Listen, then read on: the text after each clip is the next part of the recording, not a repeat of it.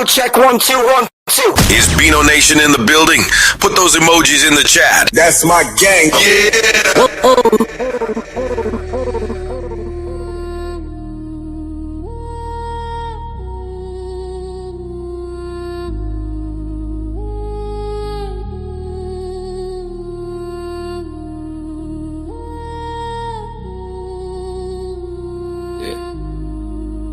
Woke up still grinding, dreams don't drift away. Blueprints on the table, paint the path my way. Stacks on my desk, starting out the day. Ideas lifting off, I'm the engine in play. Caffeine in my bloodstream, rhythm in my chest. I move with intention, never settling for less. Life is a chessboard, I'm 3 steps ahead. While they fade in dreams, I'm making that bread. Overload, but I still ride slow. Pressure on me, but it helped me grow. Overload, feel it head to toe. Still I hold the line when the storms all blow. Overload, but my heart won't break. Turning all the way in the moves I make. Overload, yeah, the climb I take. Building up a world only real ones make. They talk 9 to 5, but I'm breathing the grind. Turning losses into lessons, polishing on mine. Phone buzzing, daily opportunity speaks. While they chase distraction, I'm reaching my peaks. Call me Alice, world weight on my spine. Every scar earned, made the blueprint refine. While they binge on noise, I'm ready for the climb. Turn a single spark to a fire divine. Numbers in my sight, dreams in my hands. Building every day with deliberate plans. I'm the pulse of the hustle, the strength in the night. Turning every shadow into sun with light. Overload, but I still ride slow. Pressure on me, but it helped me grow. Overload, feel it head to toe. Still I hold the line when the storms all blow. Overload, but my heart won't break. Turning all the way in the moves I make. Overload, yeah, the climb I take. Building up a world only real ones make. Weight on my shoulders, but I walk with grace. Turning every try to a milestone place. Late night stack, but it sharpen my aim. Every sacrifice fuels a fire in my veins. Overload, but I shine through rain. Turning all the pressure into gold from pain. Overload, but I still remain. Standing on the grind that became my lane. Overload, man, I won't let go. Every setback, just another push to grow. Overload, watch the empire glow. I was built for the heights, now I rise, now I know. Overload, but I move with soul. Holding every dream like it's made of gold. Overload, but the truth I hold. I was built for the climb, now I rise and unfold.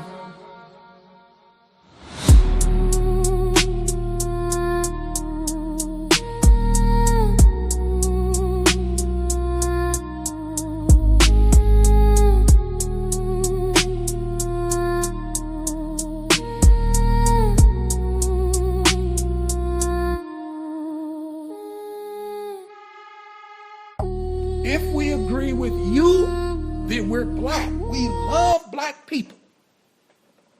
If we find ourselves in opposition to what you say, all of a sudden we hate ourselves and we hate black people. Who died and left you that kind of authority with your opinion? Ooh, tell me.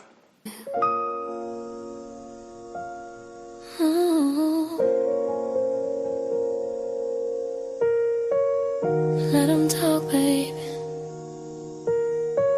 They don't know what we got. I see them running in the streets, chasing after crowns, trying to be the loudest voice in every single town. They say I'm moving backward cause I like to serve my king, but they don't know the peace and the power that you bring. I keep your plate hot, I keep the house still. I love to be the soft place where you can heal. They call it slavery, I call it devotion. While they drowning in a sea of mixed emotion. If loving you right makes me a pygmy, then baby pick me. I'm exactly where I wanna be. I don't want the headache, I don't want the fight. I just wanna be the one holding you at night. I follow your lead, I let you take control. You got the vision, baby, you got my soul. Call me a pick-me, call me a fool, but I'm the one winning while I'm lying next to you. They brag about being boss, they brag about the grind, but look inside their eyes, tell me what you find. Microwave dinners and a pillow pillow full of tears, trading a family for a couple lonely years. I respect your frame, I respect your mind. Yeah. A masculine love is so hard to find. I ain't competing, I ain't keeping score. You handle the world, I handle the door to your peace. Let the new age girls argue on the net. Let them argue. They haven't found a man that they can trust yet. I'm catering to you, body and soul, playing my position, playing my role. You protect, you provide, I submit, I reside in your kingdom.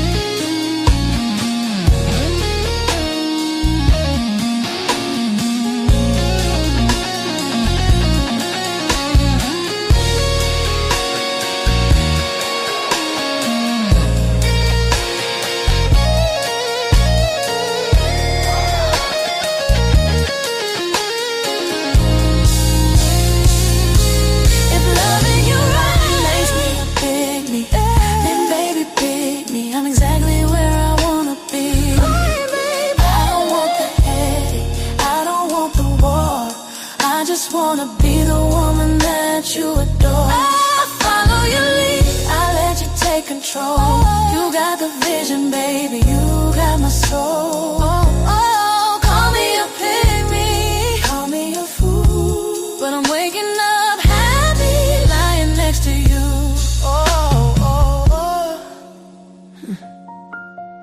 Let them stay mad, we'll stay in love. I'm your pygmy forever.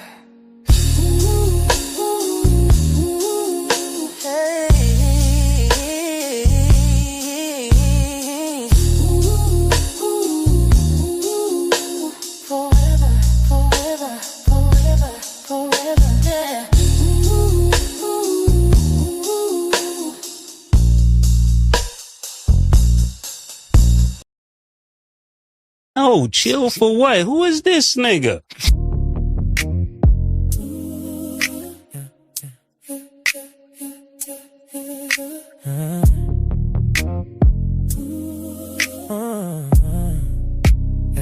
You said the mask don't fit me, but it's glued to my name. Every headline paints me wicked, 'cause I won't think the same. You see trouble when I walk in, like I set this place on fire. But I just talk like my granddaddy, and it cuts through all your choir. You want me to be the villain, so I'll be there, I'll be there. Not a shadow that you're killing, I'm the storm that's fighting back. I'm not a villain, I'm a super villain, that's a fact.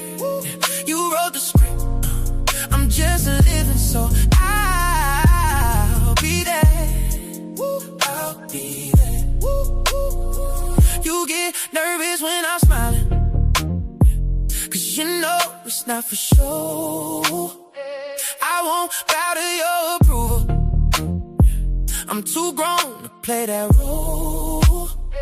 You throw labels like they shackles, try to change what I believe, but your story got a plot hole when I'm the one that's free. You want me to be the villain, so I'll be that, I'll be that. Not a shadow that you're killing, I'm the storm that's fighting back. I'm not a villain, I'm a super villain, that's a fact. You wrote the script, I'm just living, so I'll be that, I'll be that. Call me heartless, call me crazy, call me every name you know. All that talk just turns to power, watch my true colors glow. You want me to be the villain, so I'll be that. Not a shadow that you're killing, I'm the star. Fighting back. I'm not a villain, I'm a super villain. That's a fact. You drew the line, I crossed it grinning, so I'll be that. I'll be that. I said, let him cook!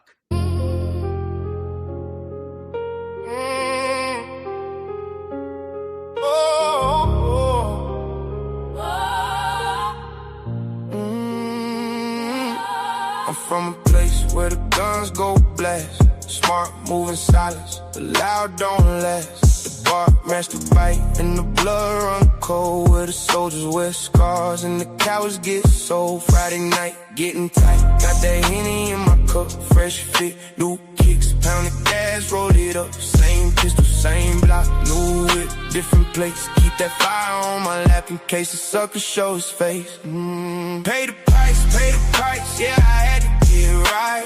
Moving through the mud, now the vision looking bright. If you really from the life, then you know about the life. Seeing ghosts in the dark, but I'm stepping in the light. Pay the price, yeah, I had to get right.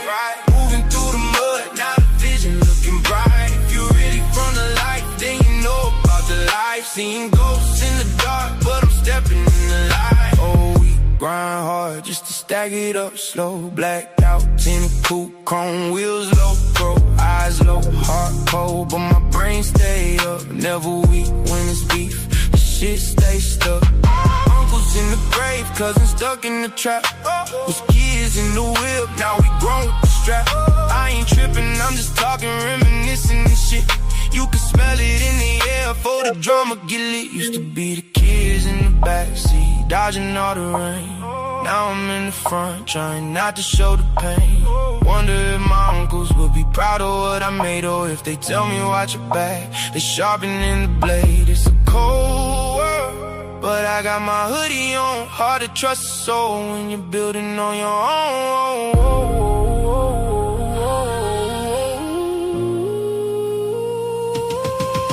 Pay the price, yeah, I had to get right. Moving through the mud, now the vision looking bright. If you really from the life, then you know about the life. Seeing ghosts in the dark, but I'm stepping in the light. Pay the price, still pain, yeah. Moving through the mud, now the vision looking bright. If you really from the life, then you know about the life. Seeing ghosts in the dark, but I'm stepping in the light.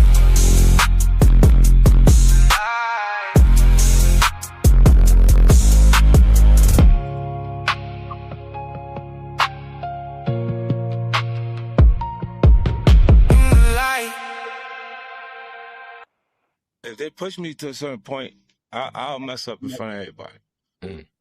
Yeah, I have the capability to just go there because it's just the way I'm brought up. Like, I never, ever, I never ran from anything because I didn't have nobody to go to. I've always had that, where I'm going. Home to get me. Ain't nobody there. Yeah. They know my name, they know my word.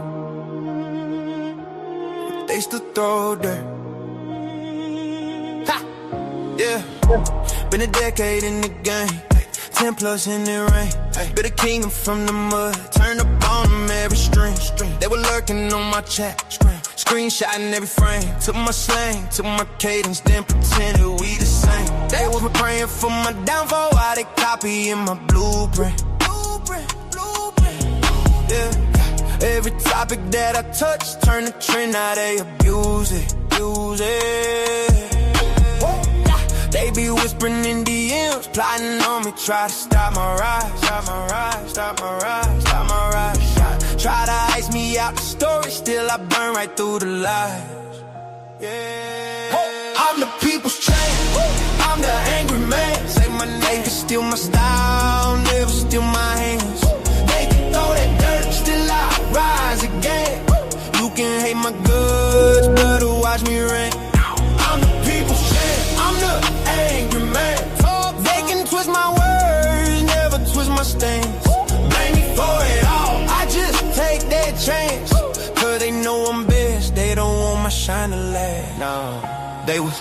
tagging every upload, sending shots behind the scenes, posting pictures of my family, trying to crack me at the scene. Drop my name up in the phone, type my address on the site. Thought the fear would make me vanish, told them pussies catch a flight. Every time they build a boycott, I just build another brand. Turn a smear into a slogan, made a movement out to slander. Understand, they be calling me the villain, why they quoting every line? I'm the mirror that they scared of, so they cover up my life. I'm the people's champ. I'm the angry man. Say my name. They can steal my style, never steal my hands. They can throw that dirt, still I rise again. You can hate my goods, love to watch me rain. I'm the people's champ. I'm the angry man. They can twist my words, never twist my stance. Blame me for it all, I just take that chance. Cause they know I'm best, they don't want my shine to last. They gon' blame me for the storm, blame me for the rain, blame me cause I said it. Just remember we ain't the same. They gon' cry by my tone, but they study every take. You can hate on every move, you can cancel what I made. I'm the people's champ. I'm the angry man. Say my name. They can steal my style, never steal my hands. They can throw that dirt, still I rise again. You can hate my goods, love to watch me rain. I'm the people's champ. I'm the angry man. They can twist my words, never twist my stance. Blame me for it all, I just take that chance. Cause they know I'm best, they don't want my shine to last. Cause they know I'm best, they don't want my shine to last. Yeah, they know I'm best, and that's why they hate the man.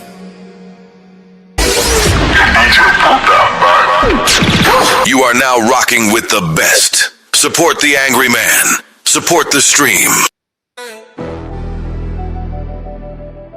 Son of heart racing, no delay. This life don't wait, so I'm on my way.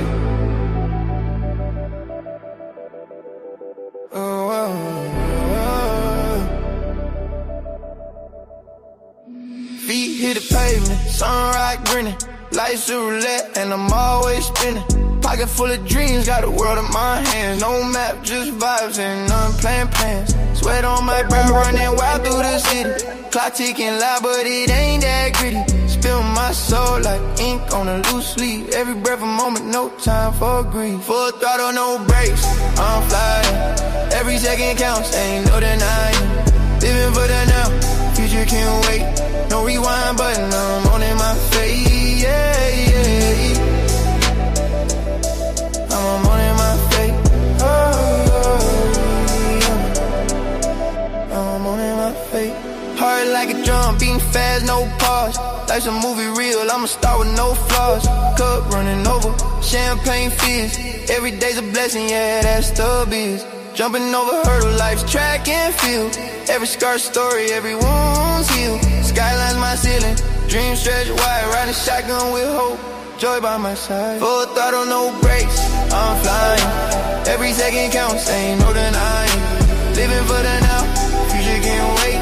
No rewind button, I'm on in my face, yeah, yeah.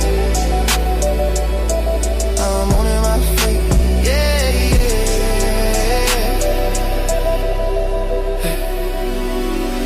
Roll the dice, let it ride. Moonlit nights, ocean tide. Every heartbeat, a melody. Life's a stage, I'm the symphony. Slow it down, feel the sound. Breathing deep, feet on the ground. Then a spark, hit a call. One more run, give it all. Full throttle, no brakes, I'm flying. Every second counts, ain't no denying. Living for the now, future can't wait. No rewind button, I'm on in my face, yeah, yeah. No rewind, no regret. Sunset phase, but I ain't done yet, yeah. I'm on in my face, yeah.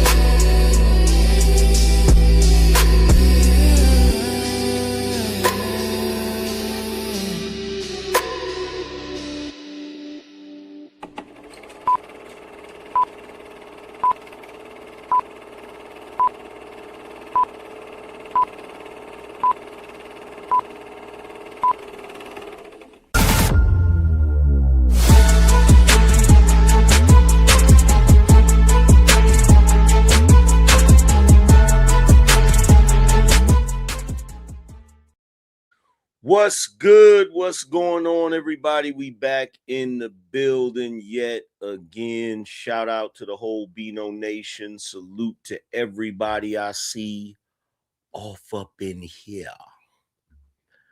I see we got, matter of fact, before we even shout anybody out, we got to shout out this 50 spot real quick.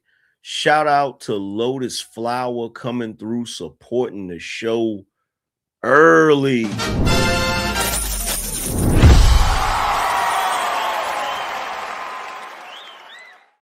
Lotus Flower said love and support. That's that Bino energy. Shout out to Lotus Flower in the building. That's how you set it off before anybody even say anything. Before anybody say anything, she come through blessing us with the bread. But shout out to everybody in the building. We got a lot to talk about. I decided to take yesterday off. And even though I took yesterday off, I slid through and hung out on a couple of panels. I went over to Jeff St. James. He was hosting a panel. It was him. So it was Ask a Brother podcast, Dave Anderson, Obsidian, who else? Darwin, BGS Ibmore, and there's one other brother that I'm forgetting, so y'all got to forgive me. But yeah, we went over there. I went over there and I noticed they were live and they invited me up and, had a great conversation over there. And then later on, I went over to, Fantastic. Yeah, Mr. Fantastic was there as well. My bad. How I forget Mr. Fantastic. Shout out to Mr. Fantastic. But I went over to Trey's panel and oh my God.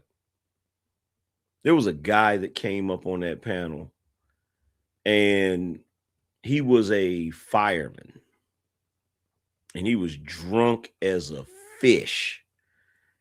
And he just went on this freaking, I don't even know what to call it. It was like a drunk venting session. Like he just kept talking about women and emotions and men have instincts. And bro, I told everybody that night, I said, bro, it wasn't until this moment.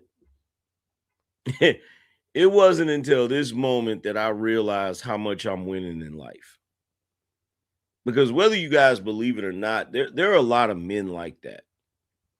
The highlight of their day, these are men who work all the time, and the highlight of their day is getting off of work and stopping by, the local store or the grocery store and grabbing a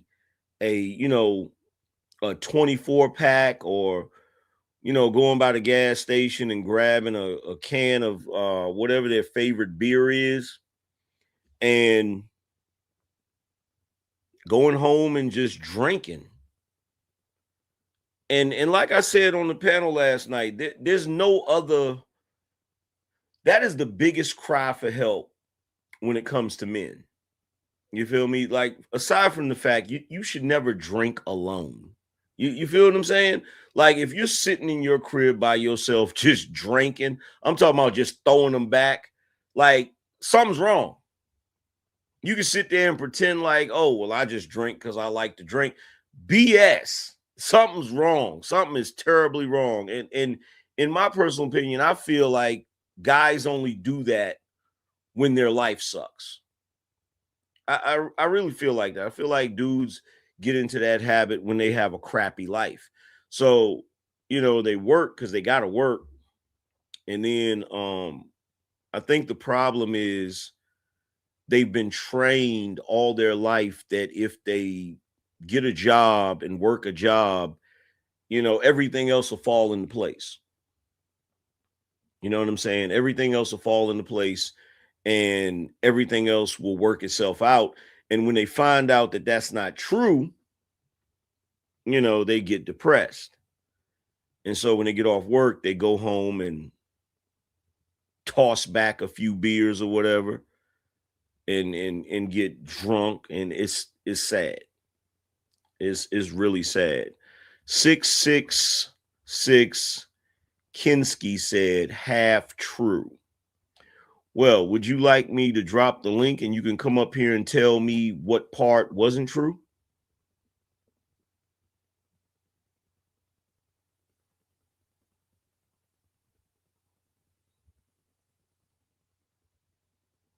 Would you like me to drop the link and you can come up here and tell me what part wasn't true? What's the half that isn't true?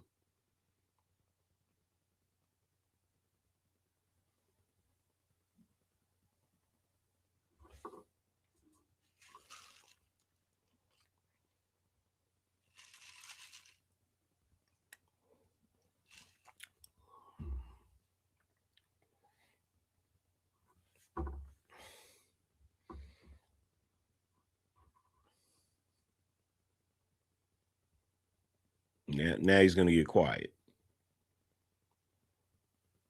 Hey, aren't y'all tired of that? Like seriously. He said, you like white people. Yeah, there's white people that I like. What's the problem with that? What's the problem with that?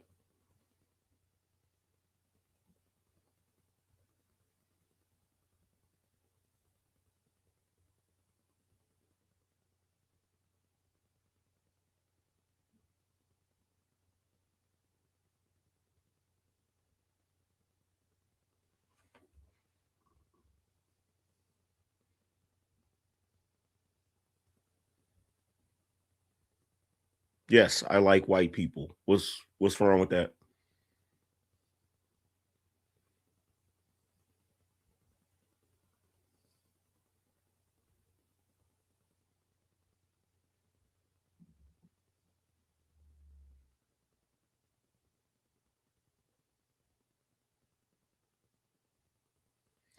I have been subbed for a while. Oh, okay. I'm gonna need you. I'm gonna need you to get to your point because you're all over the place. On the one hand, you said half true. Then on the other hand, then the next thing you said was you like white people. Yeah, okay. The guy that I was just talking about is actually white. The guy that I'm talking about that was drunk last night is a white guy. Then you're like, oh, I subbed for a while. Okay, cool. You subbed for a while. What point are you trying to make?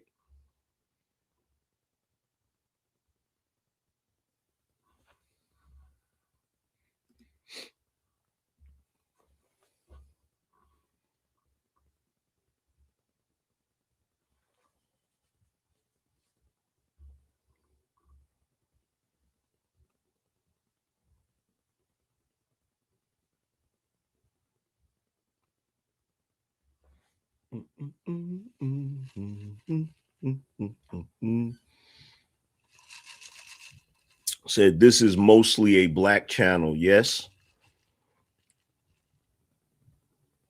Well, if you're asking me, is this channel designed to be a black channel in the sense of only wanting black people here? No, not at all.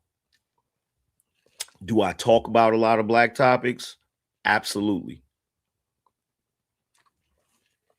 Do I have a problem with people that are not black watching my show? Absolutely not.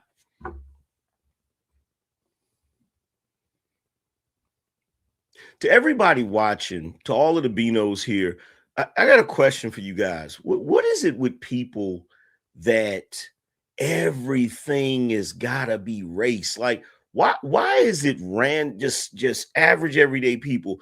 They have to look at everything through the lens of race. Like, why was that even a question? Is this mostly a black channel? Like, what? Why is that even a question? I got a better idea. 666 Kinski. Why don't you hit the super chat and support the show instead of wasting my motherfucking time? Why don't you do that? Why don't you do that?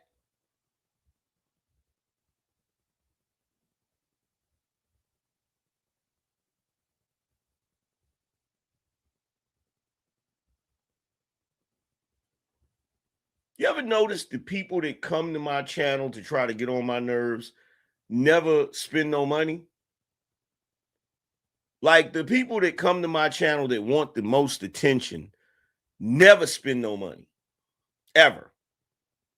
Like, they want the most attention, but they don't even support the damn show.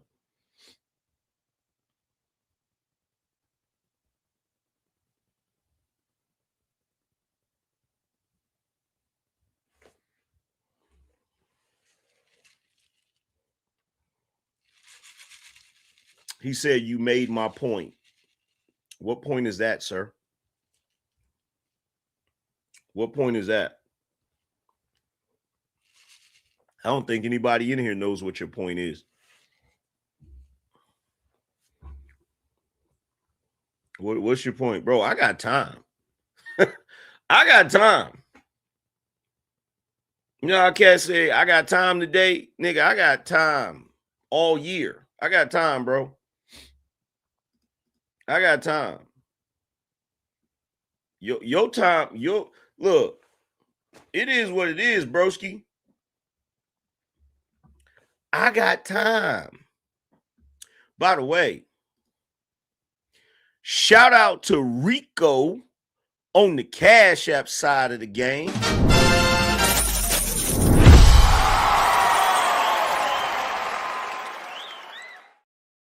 Rico said, salute Bino till we die. Knowledge is power. That's that Bino energy.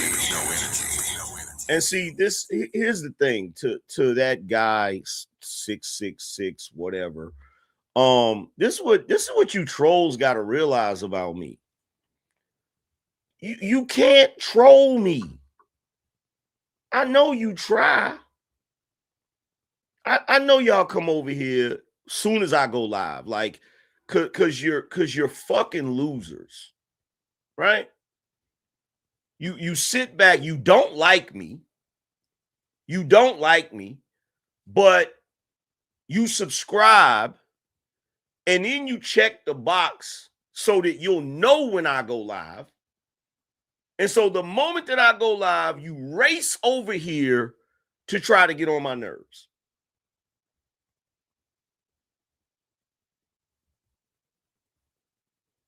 But there's only one problem.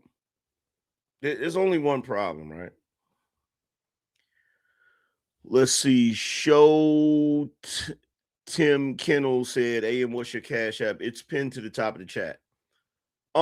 There's only one problem. How can you troll me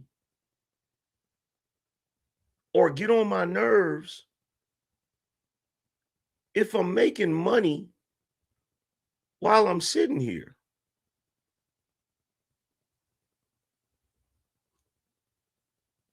How are you, like, because see, here's the funny thing. This is what's so hilarious about it. And you probably don't get this, but let me break it down for you. What you're doing right now in the chat, Kinski, whatever your name is, you're not getting paid to do it. What I'm doing right now, I'm getting paid to do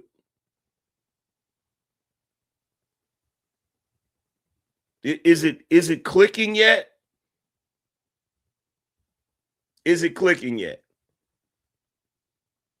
You're not getting paid to come over here and try to get on my nerves. So that then begs the question, what are you getting out of this?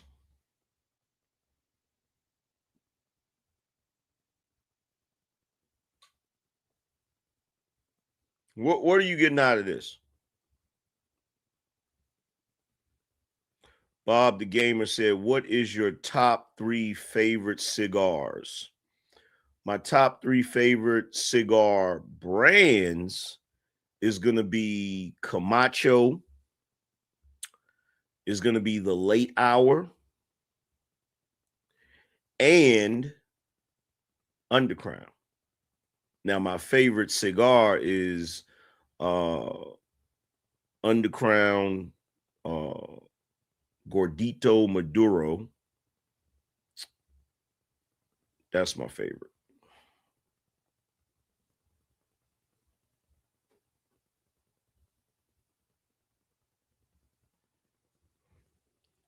What happened, Kinski? I'm waiting for you. Like, we were having a conversation. We were having a great conversation, right? So answer that question for me, broski. Answer that question for me. Like, what do you get out of this? I want to know. I would like to know. I would love to know. What do you get out of this?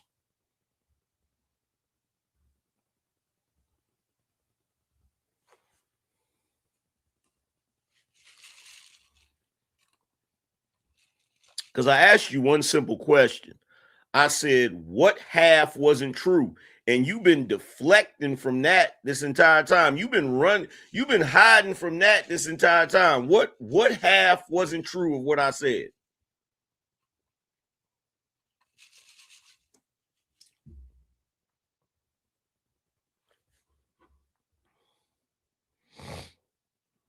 He said, I have learned a lot from you, Anton Sell you and Dan. What? Bro, you sounding drunk right now, fam. You're not even typing properly. What in the heezy? You're not even typing properly, broski. I don't know what you got going on.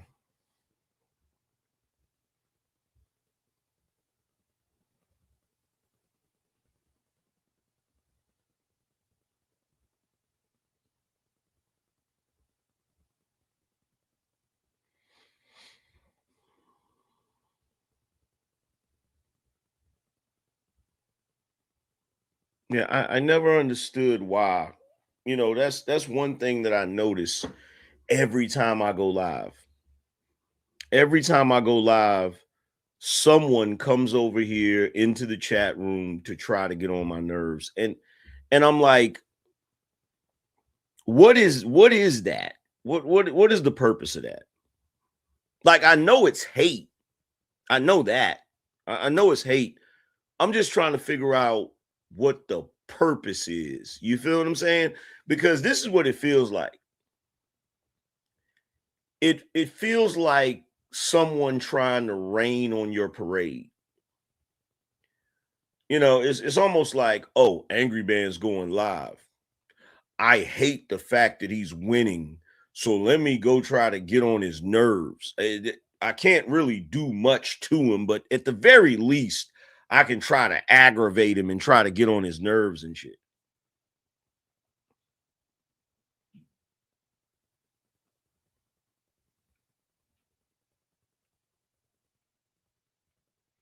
Said people drink for a lot of reasons, joy and happiness, except, okay, that's a crock of shit. That's a crock of shit. I've never seen in my entire life, I've never seen a happy guy I've never seen a guy that worked 12-hour days and soon as they get home, they drink until they get pissy drunk and they're happy. I've never seen that. I've never seen that. I've never seen a guy that works all of the time and the moment he gets off work, he doesn't even go home first to wash his ass. He immediately goes to the grocery store, gets a big ass case of freaking beer. And a lot of times it ain't even good beer, it's cheap beer. And then goes home and just drinks until he's pissy drunk. I've never seen anybody do that was happy.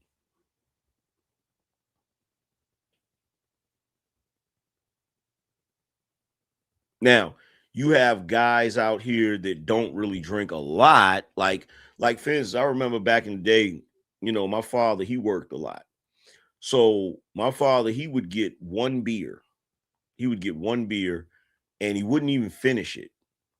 And one day I just asked him, I was like, why do you get that one beer that you don't finish? He said, because it helps him fall asleep.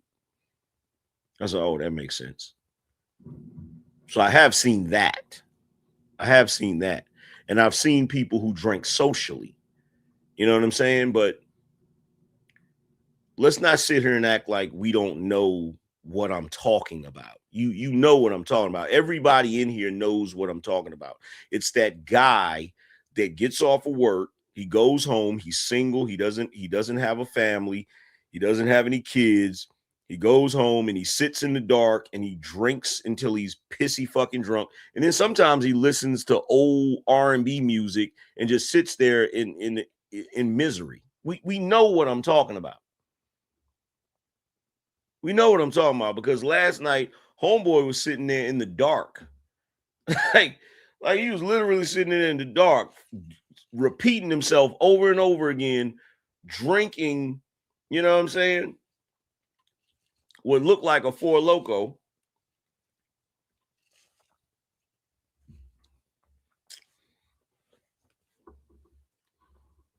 And see, that's the thing. That's the other thing, bro. Every single time I say something, somebody gotta be like, no, that ain't true, Angry Man. You don't know what you're talking about, Angry Man.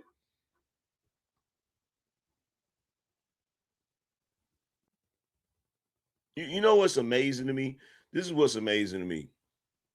What is amazing to me is the amount of people in the world that truly believe they're smarter than me, but they're actually dumber than me. Like it's amazing. It's amazing because you don't know how many times in my life people have told me flat out, you don't know what you're talking about. You wrong. Like for instance, I'll give you a prime example. Back during the pandemic, when it first happened, right? There were countless people asking me, did you get the jab? You got to get the jab. Did you get the jab? I said, no. Hell no, I'm not. Absolutely not. My freaking wife had a freaking job that paid well over 6 figures. And they told her that she had to do it in order to keep her job. And she was like, she didn't know what she was going to do because she didn't want to do it. I said, quit. You ain't got to go there. And guess what? All of those people that kept telling me, the whole, you got to social distance and you got to wear your mask and you got to. Guess what? To every last one of you individuals that thought you were right, have you been paying attention to those congressional hearings? Have you been paying attention to what they've been saying in those congressional hearings? Because if you have, I got only one thing to say to you. I told you so, dumbasses.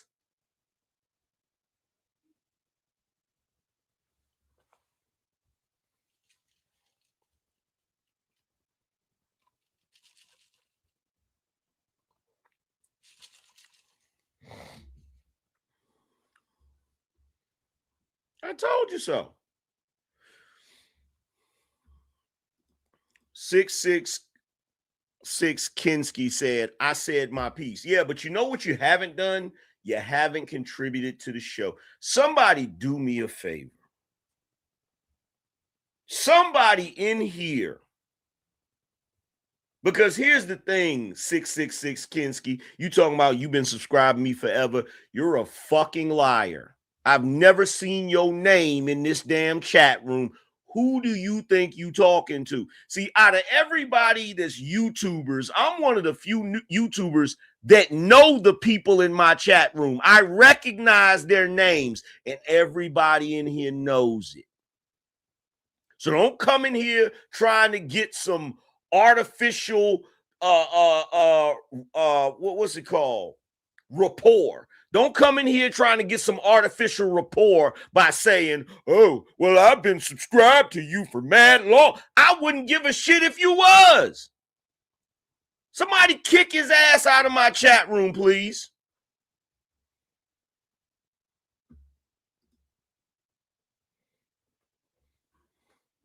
Wouldn't care if you was the first subscriber the first day that I actually created the channel.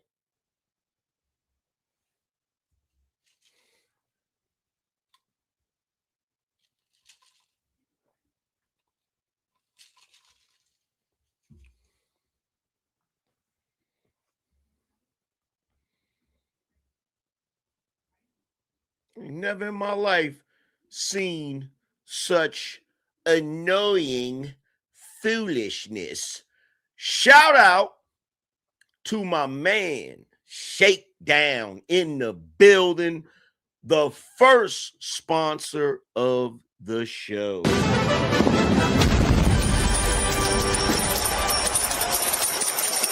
That boy is good. Shakedown said, Bino. That's that Bino energy. Shout out to Shakedown. Appreciate you, broski. So, to everybody in here, like I said, we got a whole lot to talk about. We got a fun-filled, jam-packed, awesome show for you guys. We got a lot to talk about.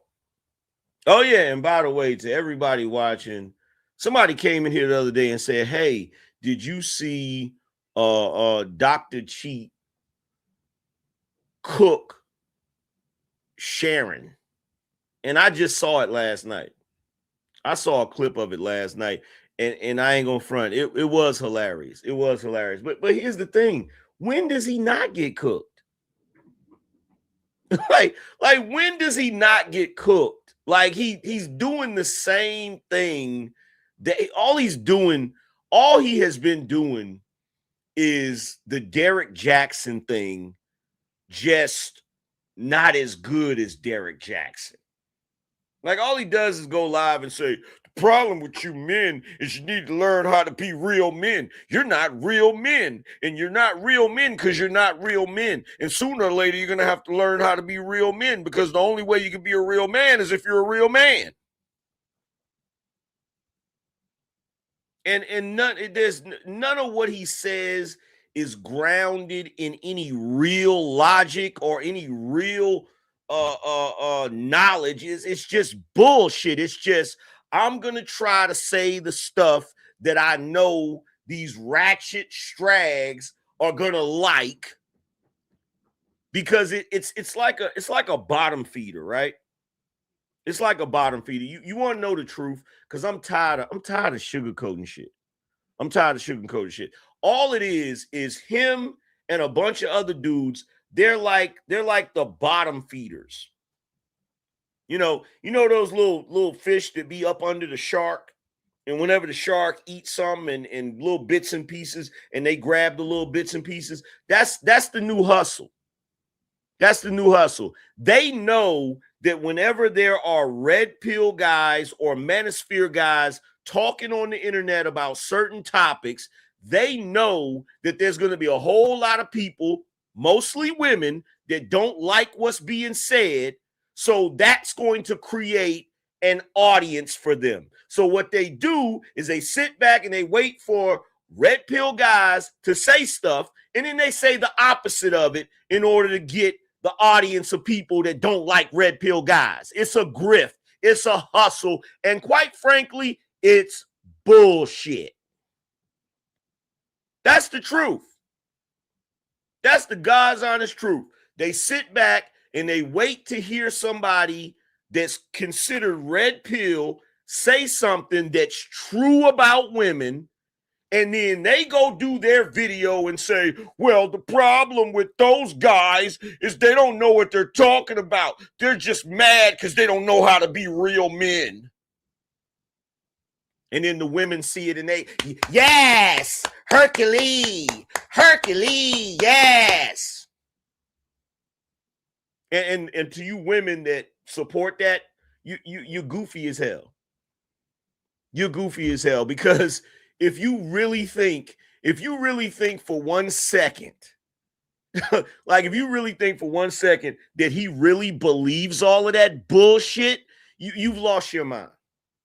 You've lost your mind if you think that he really believes that, because he doesn't believe it. He doesn't believe it. It's a hustle. It's a hustle. It's a hustle. You know how you know a hustle?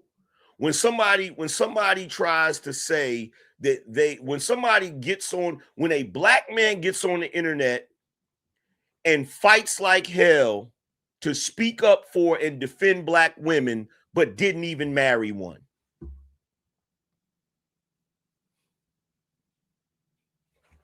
Hello? No, chill for what? Who is this nigga? Hello? Like, for real. And shout out to Antonio in the building.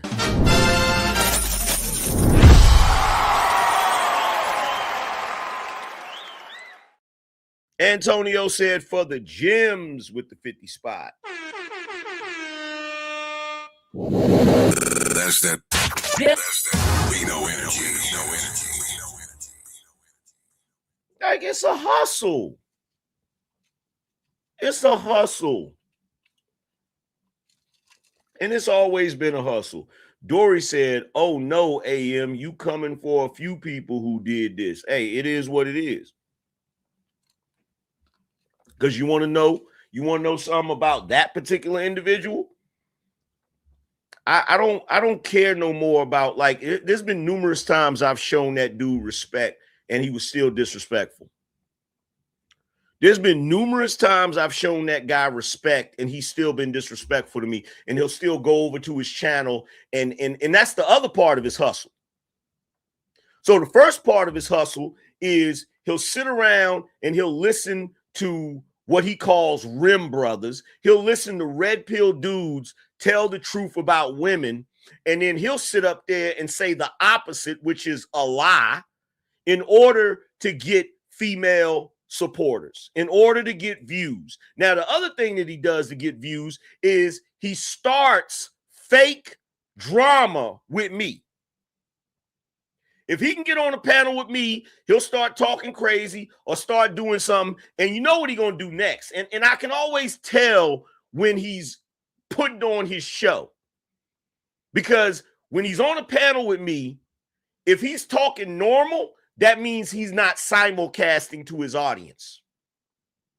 Now, if he's doing all of that pandering and all of that performing, it's because he's simulcasting to his audience. And so then, once he gets finished with that, the next day, he'll put me on the thumbnail and then talk shit about me. And I'm going to tell you the God's honest truth. For all of you dudes that love to run around here and say that the Angry Man is irrelevant and don't nobody care about the Angry Man, why the hell do you try to use me for views? Why are you trying to use me for views? Why is my name in your title? Why is my face on your thumbnail? See, we need to just call it out for what it is.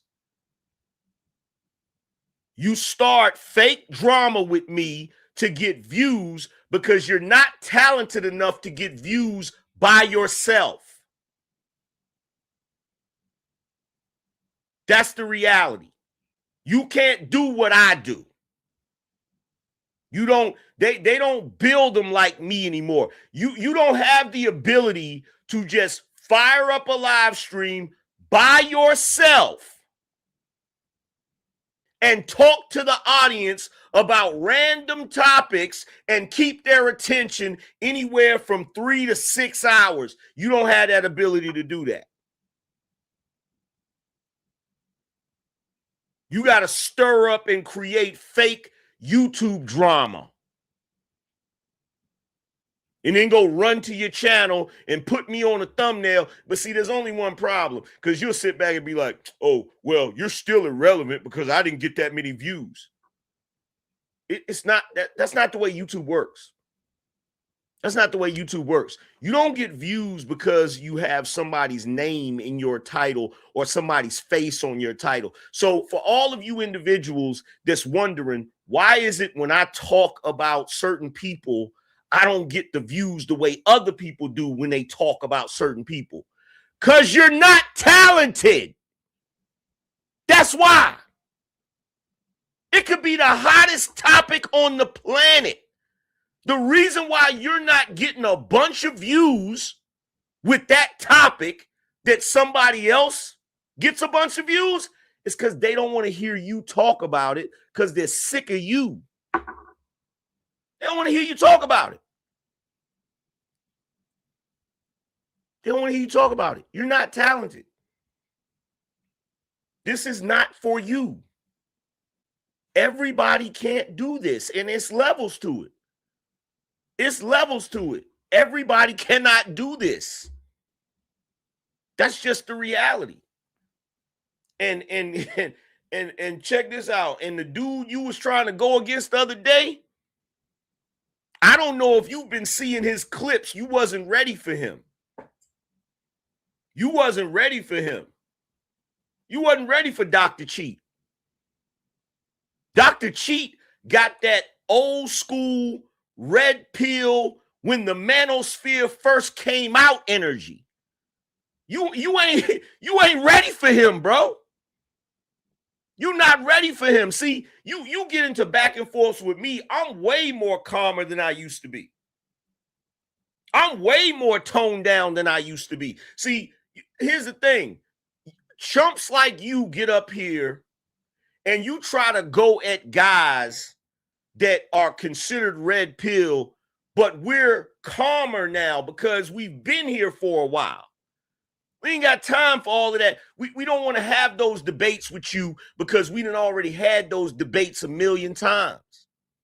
So you mistake us trying to be more laid back with, oh, I must got him on the ropes. I must be. No, the reason why I don't go hard at you, bro, is because I don't feel like going back and forth with you. But homeboy, he got the energy for you. He got the energy for you. And he cooked your ass with fresh grease. With fresh grease. He pulled your entire card. And you tried to act like he wasn't pulling your card, but you was looking crazy up there, bro.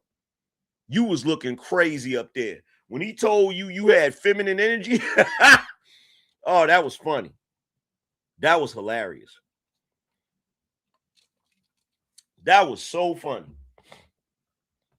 But you keep doing it to yourself. You keep doing it to yourself. You keep trying to go at dudes. See, here's the problem. As much as y'all don't like red pill guys, right? The problem is, and let's be real about this. You want to know the reason why? You want to know the reason why a lot of these guys don't like red pill guys? Press 1 if y'all want to know the reason. I can tell you the reason.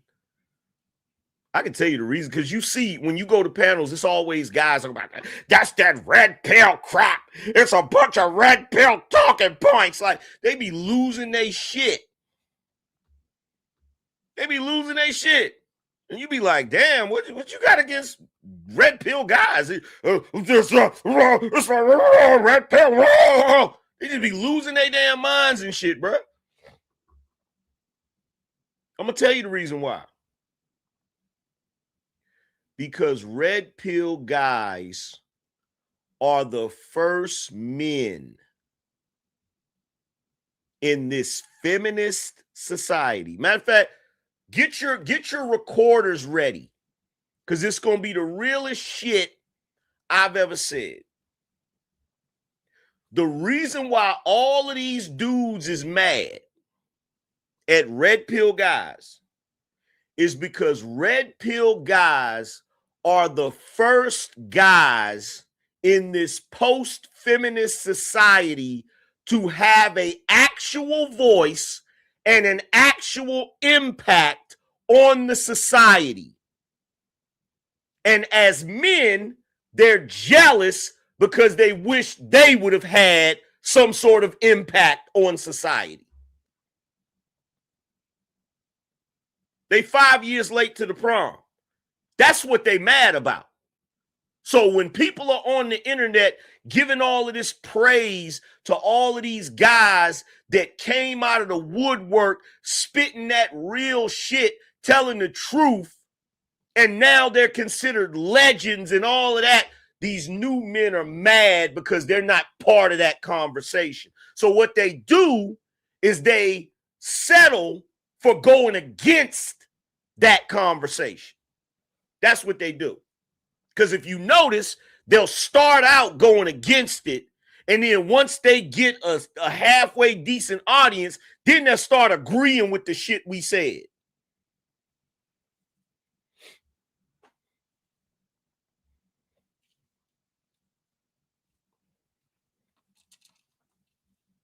Y'all think I don't know. I've been peeped y'all's game. I've been peeped y'all's game. I've been peeped it. That's why I be laughing whenever y'all be on these panels trying your best to pander to women. There's only one problem that you didn't realize. What you didn't realize is that women lost the gender war. That's what you didn't realize. That's what you didn't realize. All of these talking points that you have so much of a problem with, these talking points are now embedded in the culture. It's embedded in Western society.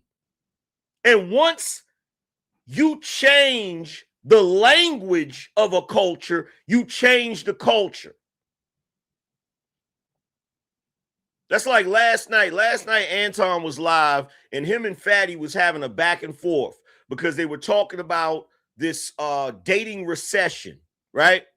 Now, I didn't get to join the panel because if I had got to join the panel, I would have pointed something out. Yes, there is a dating recession. You know why there's a dating recession? Because of the impact that manosphere and red pill men have had on the society. That's the reason why. You can try to chalk it up to something else or whatever. That ain't what it is. Men are moving differently because of the sheer amount of guys like me that came to the internet 10 years ago and told them, hey, you ain't got to put up with this crap. You don't got to put up with it. That's what changed everything. That's what changed everything. That's the reason why there's a dating recession right now. That's the reason why these women are on the internet in full force complaining, because they cannot run the same game that they used to run on the men, and they're frustrated about it. That's what happened. That's what happened. Yes, there was a gender war. The women lost.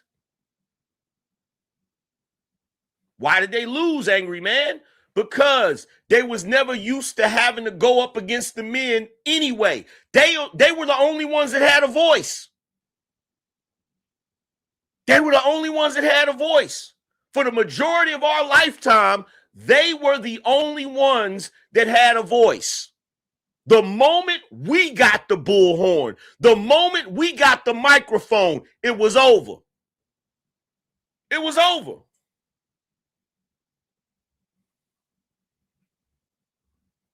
So when you look at somebody like Sharon and he's like looking at me like, why I'm not going, I don't have to. I don't have to battle against no Derek Jackson types no more. And the reason why is because we already won. You Johnny come lately ass niggas that's trying to be like Derek Jackson, you're trying to fight a battle that's already been fought and won. And your side didn't win.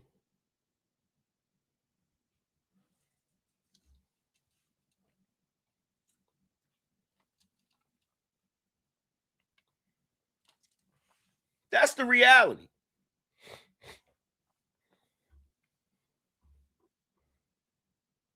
That's the reality. That's what it is.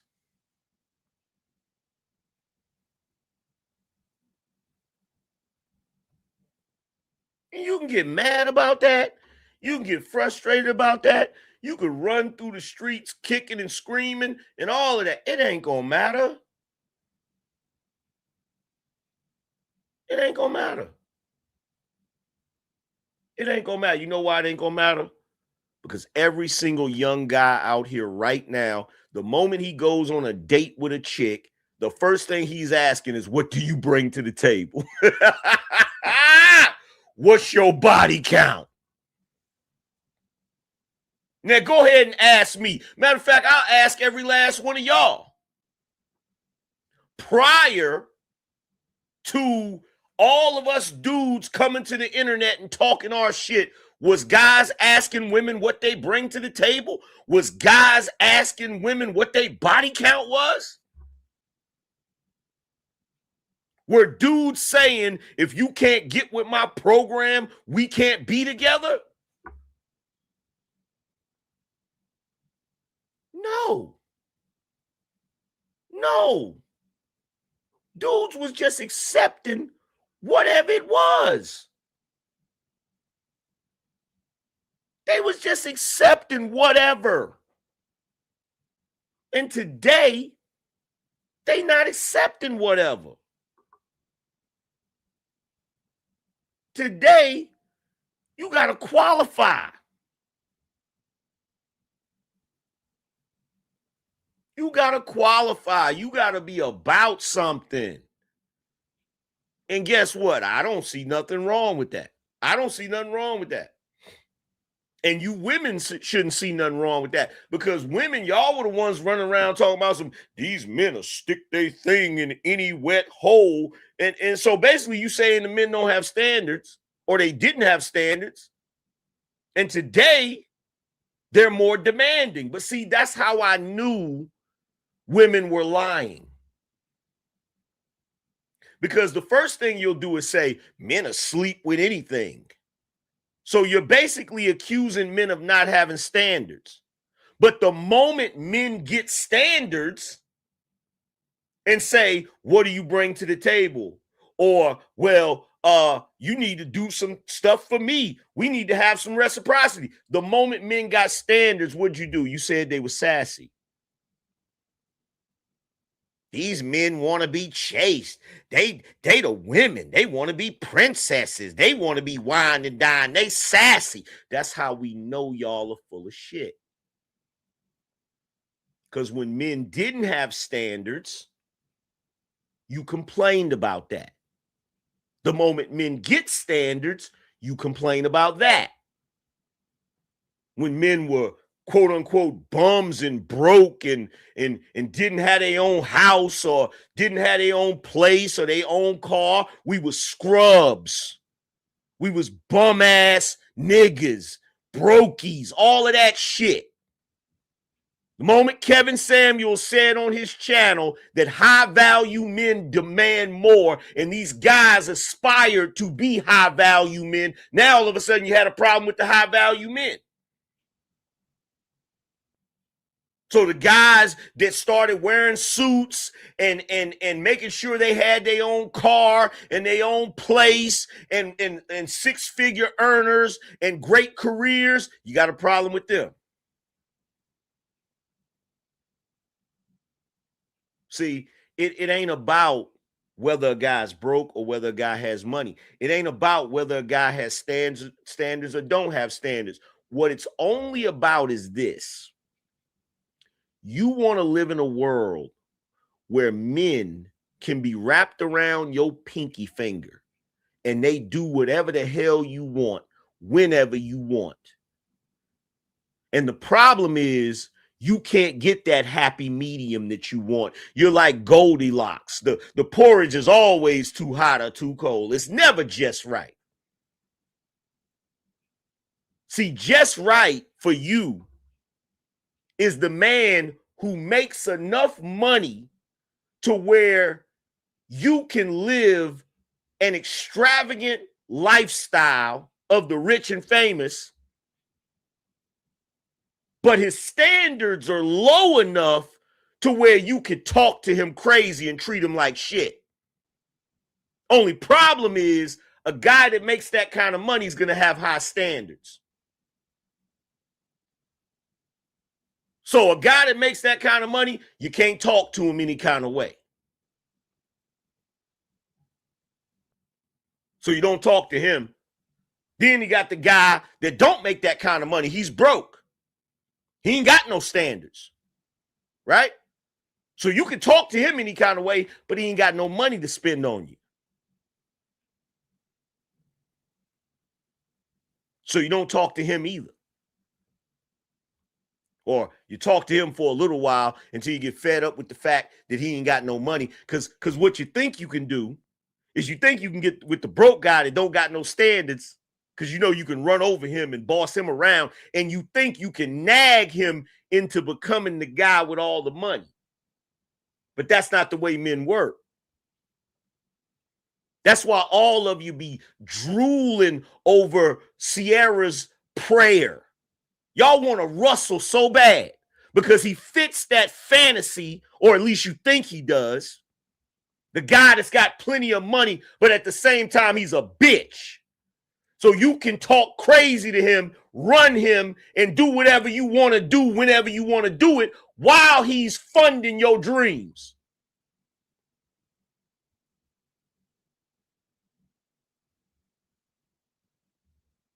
Right? See, to the Sharons of the world, you can't combat this type of logic, brother. You could talk all of that, be a real man shit all day long. You can't combat this type of knowledge, brother, because it hits home. It's too real.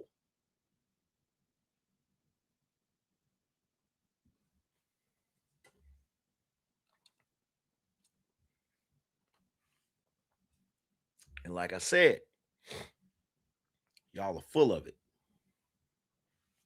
Y'all are full of it. And the only reason why you're full of it is because you have ulterior motives when it comes to getting with a guy. You're not coming into the situation pure.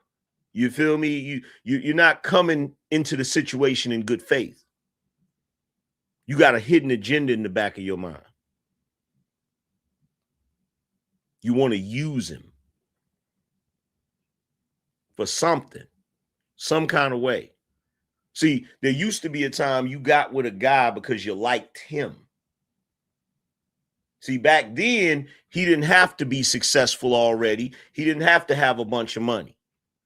See, that's back then when he could come scoop you up and y'all go hang out or whatever, and you could go to Wendy's and she was happy.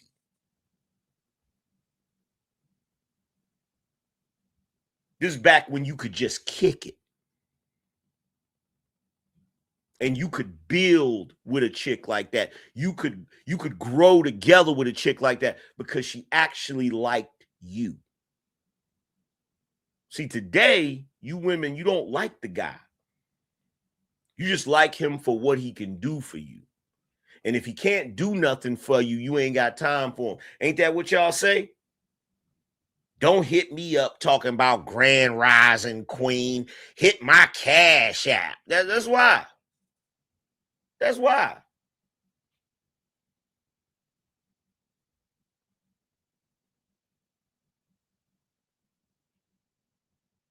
You want to use him. And the men are not stupid today. They know you want to use them. They know this. They know this. And look, I can't be mad at them. I can't be mad at them. The same way, look, the same way if a dude is out here dating a woman and he takes her on a date, and let's say in the back of his mind, he want to have sex. He want to have sex on the first night. And she tells him, I'm not that type of girl. You can't be mad at her for how her mama raised her. You can't be. You can't be mad at that. You got to accept that. If you like her, you'll keep dealing with her.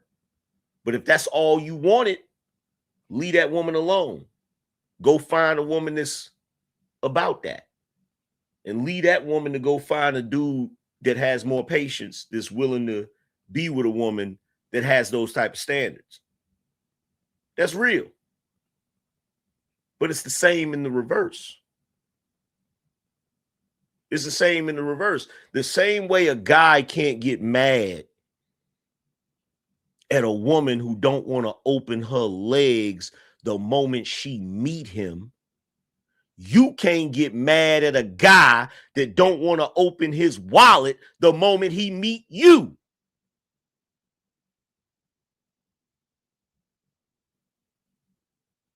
That's the reality. You can't be mad at how his mama and daddy raised him. Just like on House Party, when old girl came in there talking about some, you ain't got no refreshments. Place said, this ain't no soup kitchen. Your mama should have fed you before you got here. To all the women that are out here in the dating and mating world, it is not the responsibility of random men that you just met to fund your dreams. It's not. It's not. And you want to know the reason why we got so many YNs out here? You want to know the reason why we got so many unruly children, teenagers that's out here like on demon time all the time? Because a bunch of them were not wanted children. They weren't wanted pregnancies. A bunch of them are children that you only gave birth to because you were trying to use them to get money out of some dude.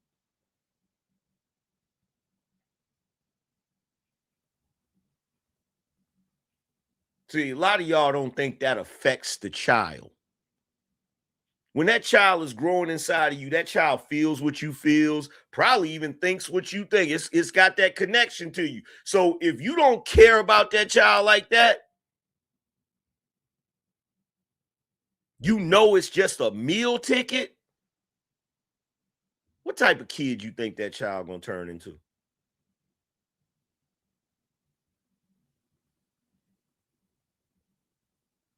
See, I bet you don't even think about that. You don't even think about that, do you?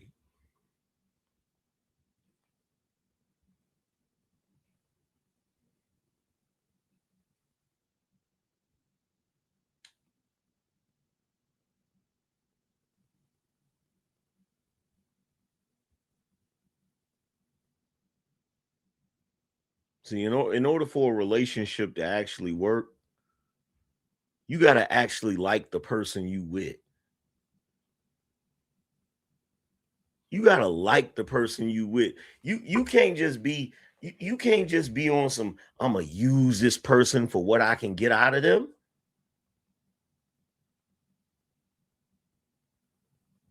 That's trifling. That's trifling.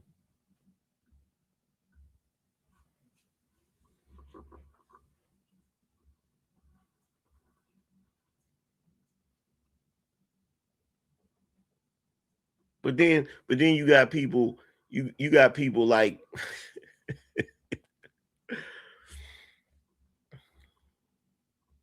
I seen Little Buddy, and y'all know who I'm talking about.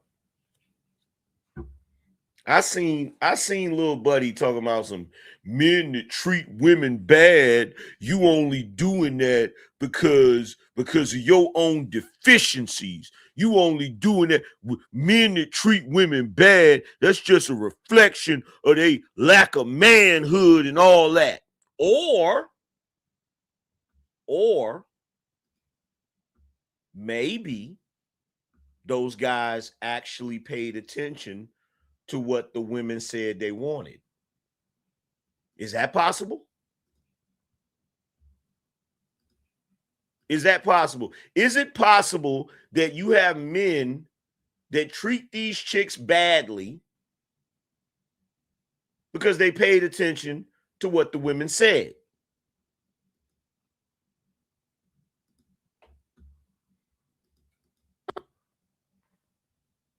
Sometimes I feel like I will cut off a nice guy just because I don't think that we're going to mesh because I have too much trauma. We cut off 2 really nice guys. Yes, and let's talk about it. Sis, I'm going to be honest with you. This man had no issues. No. That man had no issues. Yours had no issues. Mine had no issues. But they were great. One thing about it, one thing for sure, baby, I need you with a little trauma. Yeah. I need you to come. They were too perfect. I need you to come with a little trauma. You seem too perfect. I don't want you. Yeah, and honestly, it was too nice. It was that, and I wasn't attracted to him. I didn't want to rip his. Y'all, hers was actually so sweet. Meanwhile, Where the good men at? Corey. Bro, being a single mom is literally the Corey kid, right? ever. Like, you Where the good men at? Corey. Fire dog. Corey kid, right? Misogyny. How dare you? Misogyny. Misogyny. At this point, my standards are so high, I think I'm looking for Jesus Christ himself. Misogyny. Misogyny. You gonna learn today.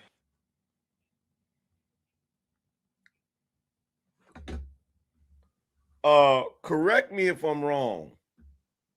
Was that or was that not 2 women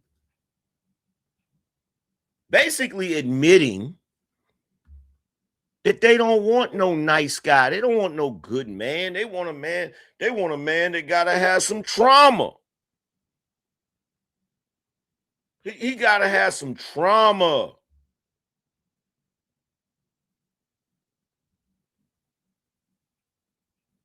He can't be no good man.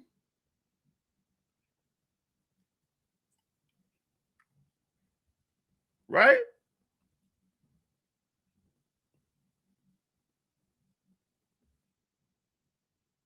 But we gonna sit here and we gonna keep on acting like like we don't know what time it is. Like, why are we pretending at this point? Why are we pretending at this point? I'm so tired of chicks coming to the internet talking about, oh my God, I can't believe he was treating me the way he treated me. You only talk about how bad he treated you once he dumps you. You never hear this while you're with him.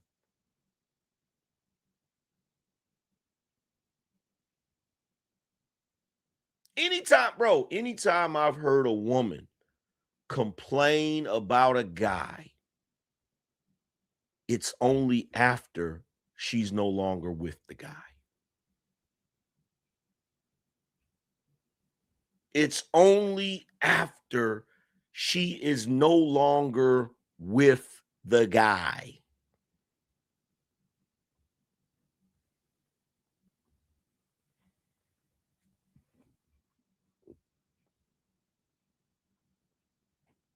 Am I lying? Somebody tell me that I'm lying. Somebody tell me that I'm full of it. Please.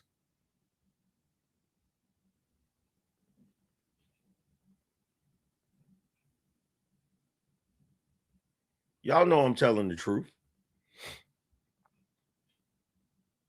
Y'all know I'm telling the truth. In fact, go over there and look at Brittany Renner crashing out, bro. Go over there and look at Brittany Renner crashing out over PJ Washington.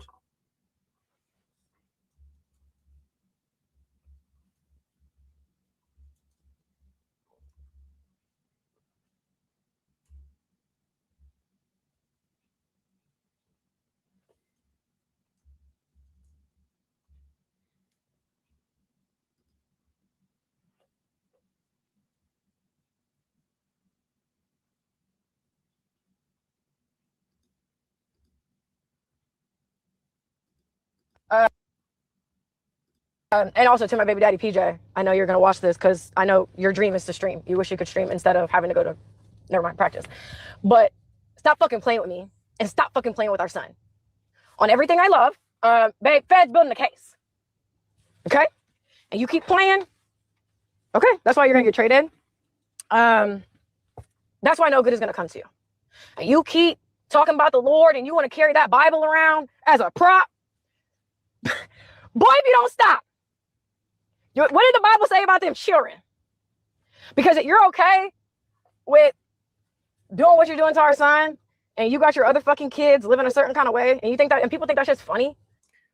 So check this out. If his kids, if his other kids, if the kids that are with him are living better than your son, because your son is with him, because your son is with you, like, bro, how long are we going to listen to this stupid shit? How many years are we going to listen to chicks complain about how their kid is not doing well because they're with them? If you can't take care of your kid, you shouldn't have him.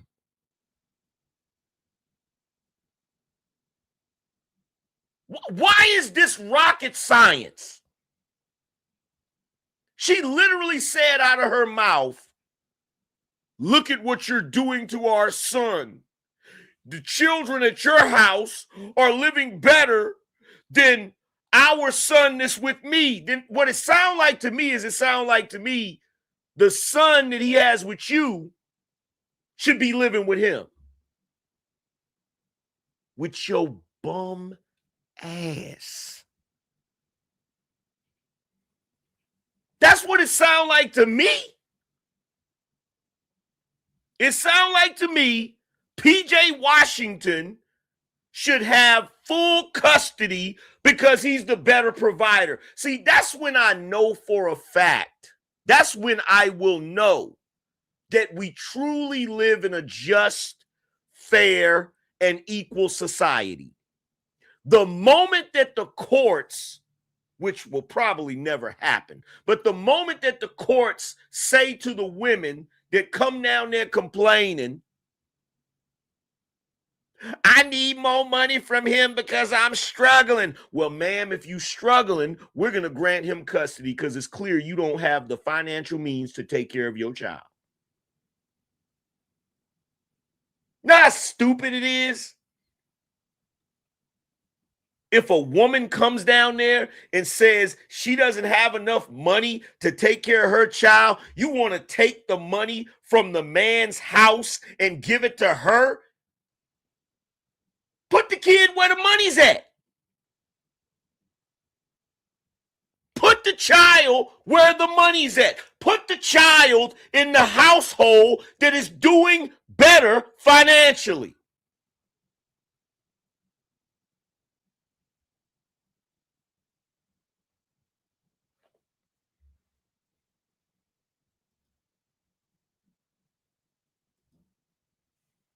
You think that nigga got over? You think that shit's cool? That's fucking deadbeat behavior. You're a fucking deadbeat. And I'm always going to have, my issue is always going to fucking be with you. And for everybody that's looking at this photo of her without her makeup, talking about. Now, if you let people. Everybody looking at her without her makeup, talking about some, is that Britney? What happened to her? Ain't nothing happened to her. Ain't nothing happened to her. How long I've been telling y'all this chick ain't bad?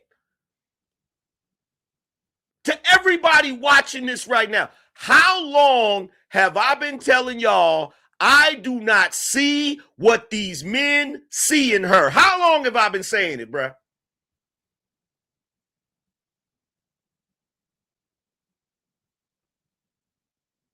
How long have I been saying it? She looks like she's married to the mayor of Whoville. That's what she looked like. She looked like a who.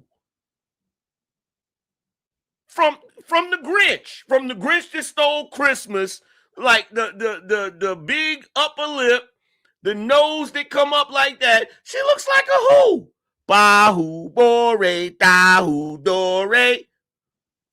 Straight Whoville action, bruh. And you dudes is on the internet having a fit over her. And now that she finally decided to show you her true face, now y'all talking about what happened? What happened to her? She used to be bad, was she? Was she really?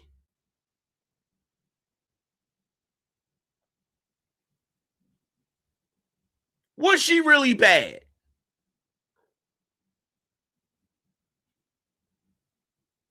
Look, I'm gonna hit y'all with a bombshell. And I'm pretty sure, I don't think anybody has ever said this before. I don't think anybody's ever said this before, but I'm gonna hit y'all with a bombshell. Press a 1 in the chat if y'all ready for this earth-shattering bombshell that I'm about to drop.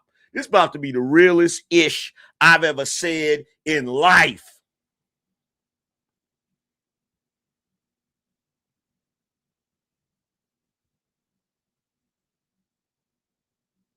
A lot of these chicks were never beautiful. They were just young. That's the painful reality. A lot of them were never beautiful. They were just young.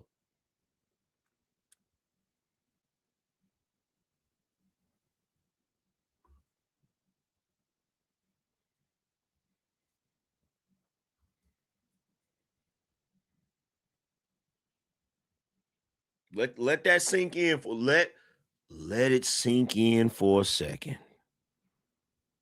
Just let it sink in for a second.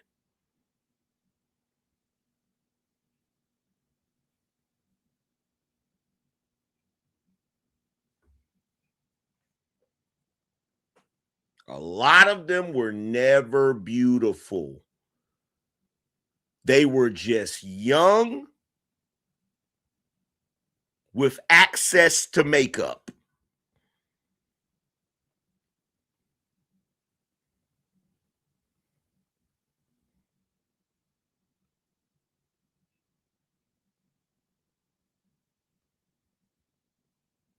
And now you see them out here looking and they can't accept it. See, the problem is this. Whenever women are young, there's a bunch of factors that play into their ego. Okay? The first factor is that they're young, which means the guys that are talking to them are also young in most cases, which means novelty. What is novelty? Let me pull up. I'm gonna pull these definitions up. We're gonna teach today. Y'all want me to teach? Y'all want me to teach?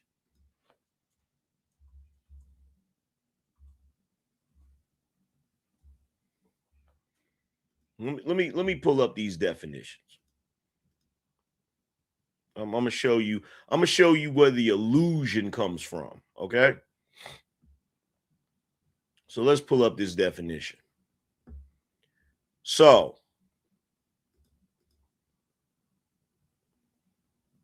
newness. Novelty is newness, right? Let's go back.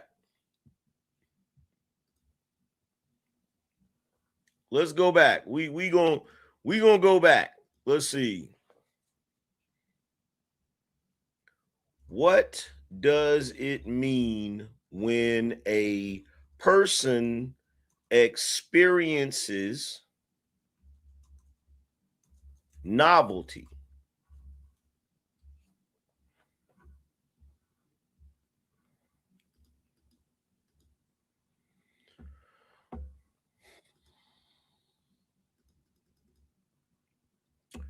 When a person experiences novelty, they encounter something new, unusual, or unexpected, which triggers specific chemical, mental, and behavioral responses. Now, what does this mean? You ever get a feeling when you're like at your age right now, you ever get a feeling like wow, I remember when I first started talking to girls, or even for, for all you guys, when you were a teenager and you went to the school dance, or you got your first girlfriend, or you freaking kissed a girl for the first time, or a girl hugged you for the first time, and you're asking yourself, why did it feel so good back then? Why? Like, you'll even say to yourself, man, relationships ain't like they used to be. Love ain't like they used to be. The relationships you had with chicks when you was in your 20s felt way more intense. It's because of novelty. It was new. This is what Sade meant when she said it's never as good as the first time. It's novelty. This is what human beings experience. Human beings experience novelty. When a person experiences novelty, they encounter something new, unusual, unexpected, which triggers specific chemical, mental, and behavioral responses. Right?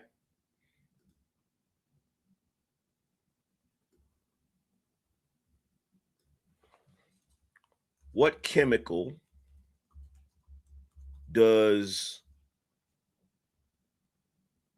novelty trigger in a person? Novelty primarily triggers a release of dopamine, the brain's key reward and anticipation chemical, alongside other neurotransmitters like norepinephrine, I guess, serotonin, and whatever that is, right? So,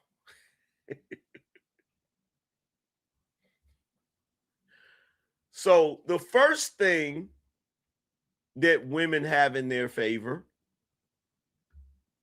is that when they're young, guys have not been around them a lot. Guys have not experienced them a lot. So guess what? When guys get around women for the first time and they get to experience affection from a woman that's not a relative, so they're hugging a girl that's not a relative, right? It's a different experience. It triggers novelty, which triggers dopamine, right?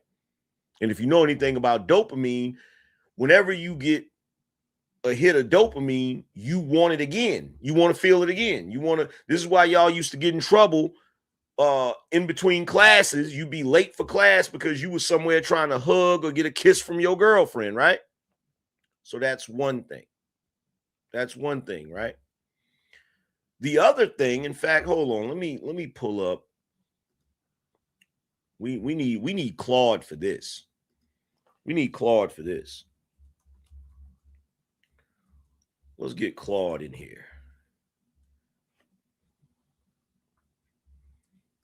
Let's get Claude in here.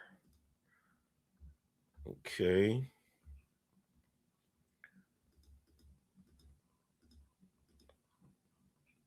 We need Claude for this.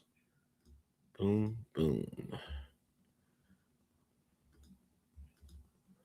Okay. So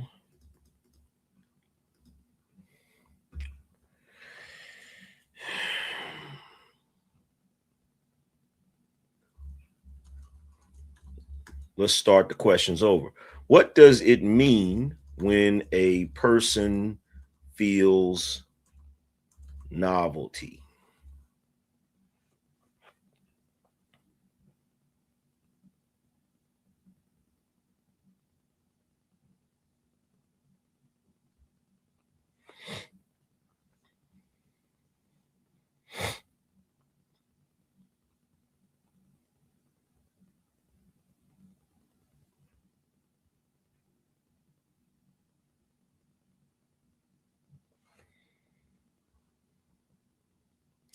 Feeling novelty is basically your brain flagging a mismatch between what it predicted and what it is actually getting. Your nervous system runs on prediction. Most of the time, the world matches the model, so nothing lights up. When something doesn't match, the midbrain dopamine system fires and tags the moment as worth paying attention to. Subjectively, that shows up as alertness, heightened focus, a little jolt of energy or interest, and often a sense that time is moving slower. That's why a first trip somewhere feels longer than the fifth one. Novelty makes the brain encode more detail, so more memory gets laid down. Functionally, it's a learning signal, not a value signal. The distinction matters. Novelty says there's information here you don't have yet. It doesn't say this is good for you. The pull you feel toward a new person, a new object, a new city is partly just unresolved uncertainty asking to be resolved once it's resolved. Now watch this, because this is Opus 5. This is extreme reasoning. Let's ask Opus 5. Does a teenage boy feel novelty when he gets his first girlfriend experience?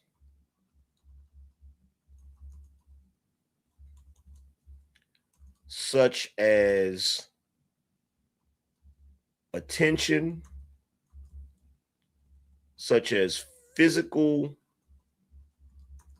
touch, hugs, or even kissing.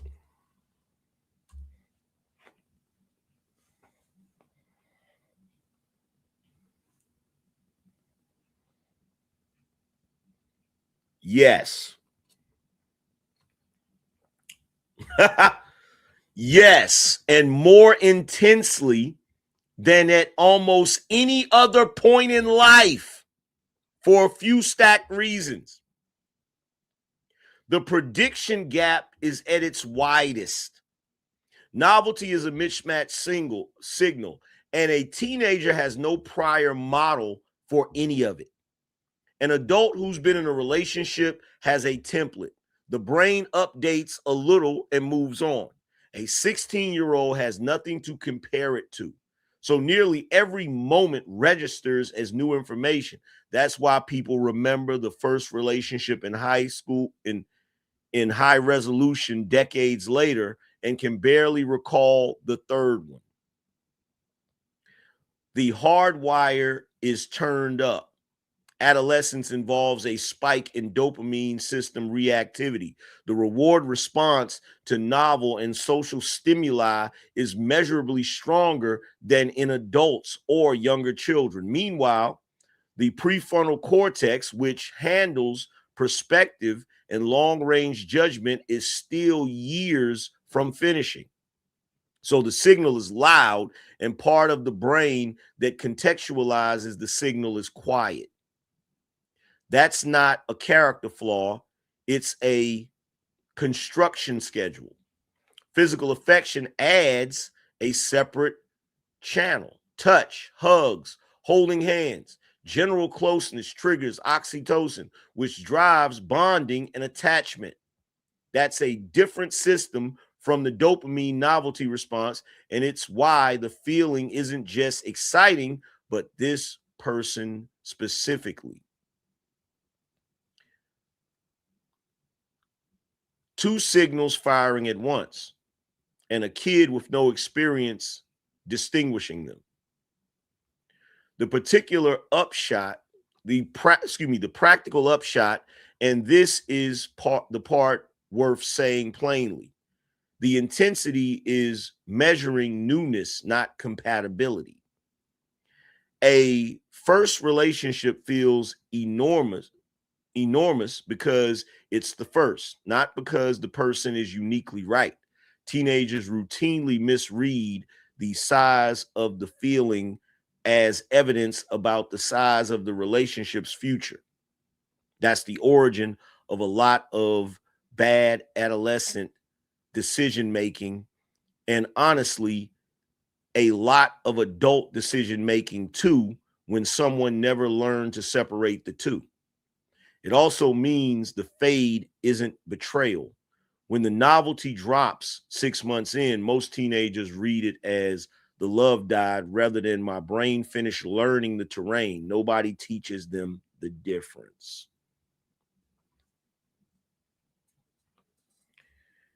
Is it possible that teenage boys and young men are more attracted to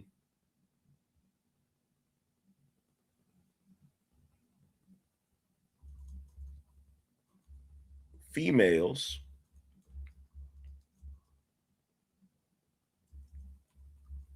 because, let me construct this right. Is it possible that teenage boys and young men are more attracted to females in their youth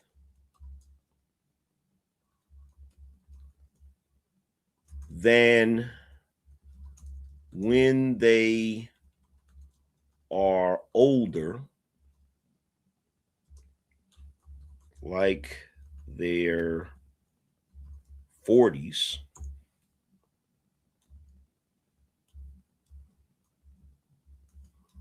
because of novelty?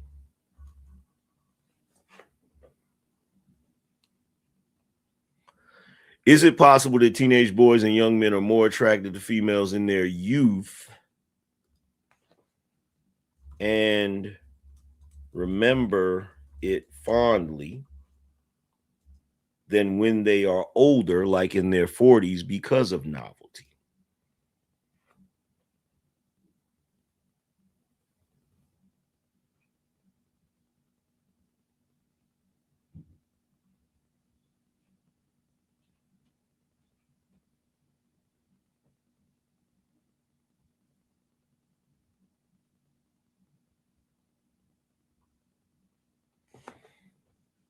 Yes. Yes, and there's well-documented memory phenomenon behind it. The reminisce bump. When you ask people of any age to recall autobiographical memories, the disruption isn't even. There's a pronounced spike in memories from roughly ages 15 to 25, not because more happened, but because more of it was first, and first getting coded in high resolution. So a lot of what feels like attraction was stronger then is actually attention was newer then, and therefore recorded in more detail. The intensity you're remembering is partly the intensity of the encoding. Memory also curates. There's a robust effect called fading effect bias. Negative emotion decays faster than positive emotion in recall. So 30 years later, a man remembers the summer, the car, the way she looked at him. What's been quietly filed away is the anxiety, the rejection, the not knowing what to say, the constant low-grade insecurity about whether any of it was real. The fondness is real, but it's a fondness for an edited cut. Now, the genuinely interesting test of your question, if it were mostly hormonal decline, a 45-year-old couldn't get that feeling back. Testosterone does drift downward after the late 20s, and that's real. But men who end a long marriage and enter a new relationship at 45 routinely report exactly the surge you're describing. The preoccupation, the electricity, the can't stop thinking about her quality. That's a natural experiment, and it points hard at novelty rather than age as the main driver. The system still works. It just isn't getting new input. The other underrated factor is bandwidth. At 17, a relationship is the largest thing in your life, by a wide margin. At 45, it competes with a mortgage, a career, kids, aging parents, and a body that starts sending status reports. Same feeling, smaller share of the available attention. That alone changes the subjective volume without anything neurological changing at all. Where this gets costly is when men treat the reminiscence bump as evidence that the best part is behind them. It isn't a report on the quality of their life, it's a report on the density of their memory encoding during a specific developmental window. Long-term relationship research actually finds satisfaction often run higher in middle age. What declines is intensity, which people mistake for the same thing. Novelty is loud, depth is quiet. They're not competing for the same prize. Now, what? Okay. With that being said, I'm making an argument for why men are more attracted to women in their youth. I believe it is because of the newness or novelty of male female interaction and relationships, but also because of neoteny. Is that how you spell that? Hold on, let me make sure I'm spelling that right.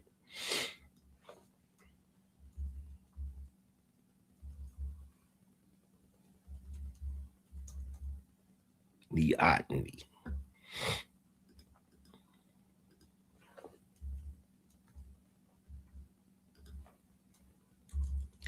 How does neoteny play a role in men being attracted to women?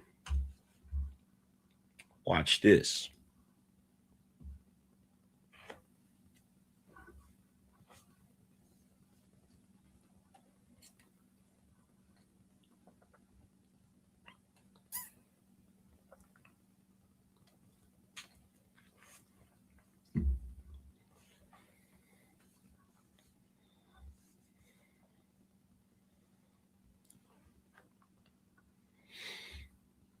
So it says neoteny is real and well supported piece of this, but the version that circulates online is sloppy enough to get your argument dismantled in the comments. Here's the actual structure of it. What is neoteny? Neoteny is the retention of juvenile traits in adulthood. Humans as species are neotenous relative to other apes. Flat faces, large heads, relative to body, extended developmental period, long life, playfulness, and learning capacity. That's the baseline. Within humans, adult female faces retain more of those juvenile proportions than adult male faces. Larger eyes relative to face size, smaller jaw and chin, smoother brow ridge, fuller lips, higher voice, less body hair. But here's the mechanism that matters. This isn't women becoming childlike. It's that testosterone at puberty masculinizes men's faces, heavier brow, longer jaw, wider chin. Men move further from their juvenile template. Women move less far. The dimorphism is created at the male end. Why that reads as attractive.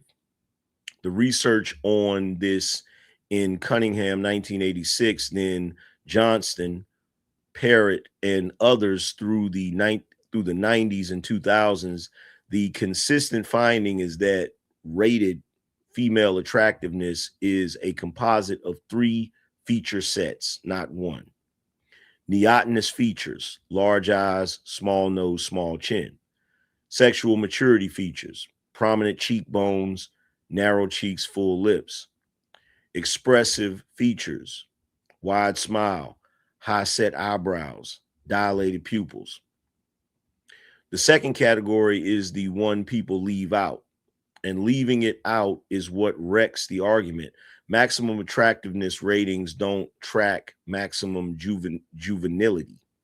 Faces rated highest combine juvenile proportions with distinctly adult markers.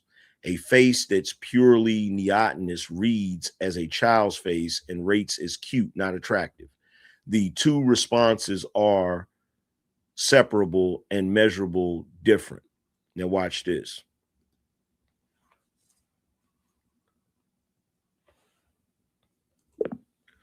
So when it comes to those 3 categories, 1, neotenous features, 2, sexual maturity features, and 3, expressive features, what age range would you say those 3 traits are most prominent?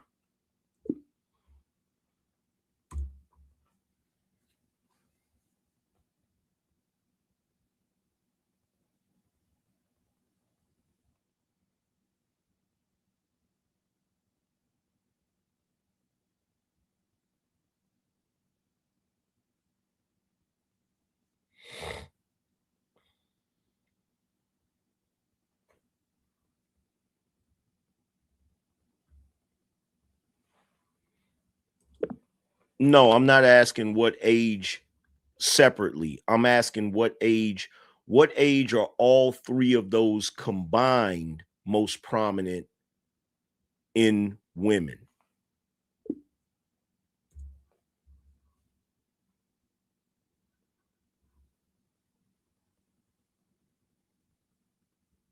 (20 to 24). Combined composite peaks at roughly 20 to 24, with most studies clustering right around 22. That's the window where all 3 are simultaneously high enough to matter. Sexual maturity features are fully expressed enough. Neotenous proportion is still present to create the contrast against male faces, and expressive features are unconstrained. So guess what this means, y'all? Guess what this means? Any of you that were keeping up with this, guess what this means? Press 1 if you want to know what this means.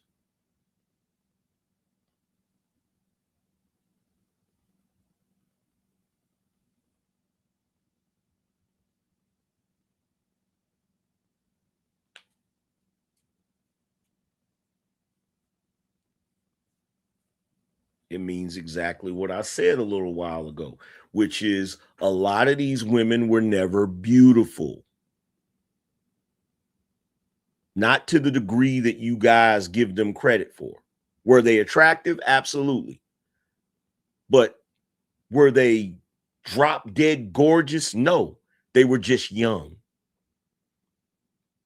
They were just young. They were in that bracket, 20 to 24. And there's a couple of things that's going on in that age bracket. There's 3 things specifically that's going on in that age bracket. 1, most guys in that age bracket, dating women in that age bracket, 20 to 22, have not had a lot of experience with women, which means they're going to feel novelty, which means they're going to get dopamine hits, which is going to make the feeling of being around women more intense. Number two, between 20 to 24 is when women still have those neotenous traits, which means they still have a youthful face, but they also have a sexually attractive face that shows enough attractiveness to where you know that it's a woman, right? And three, men are walking hard-ons in that age bracket. So you combine all of those things, that is what boosts the female ego to make her think that she is a goddess walking the earth. It has absolutely nothing to do with her actual beauty. It has to do with a bunch of different factors that make men go crazy over them. And only one of the factors is their beauty or their attractiveness. Only one of the factors is their attractiveness.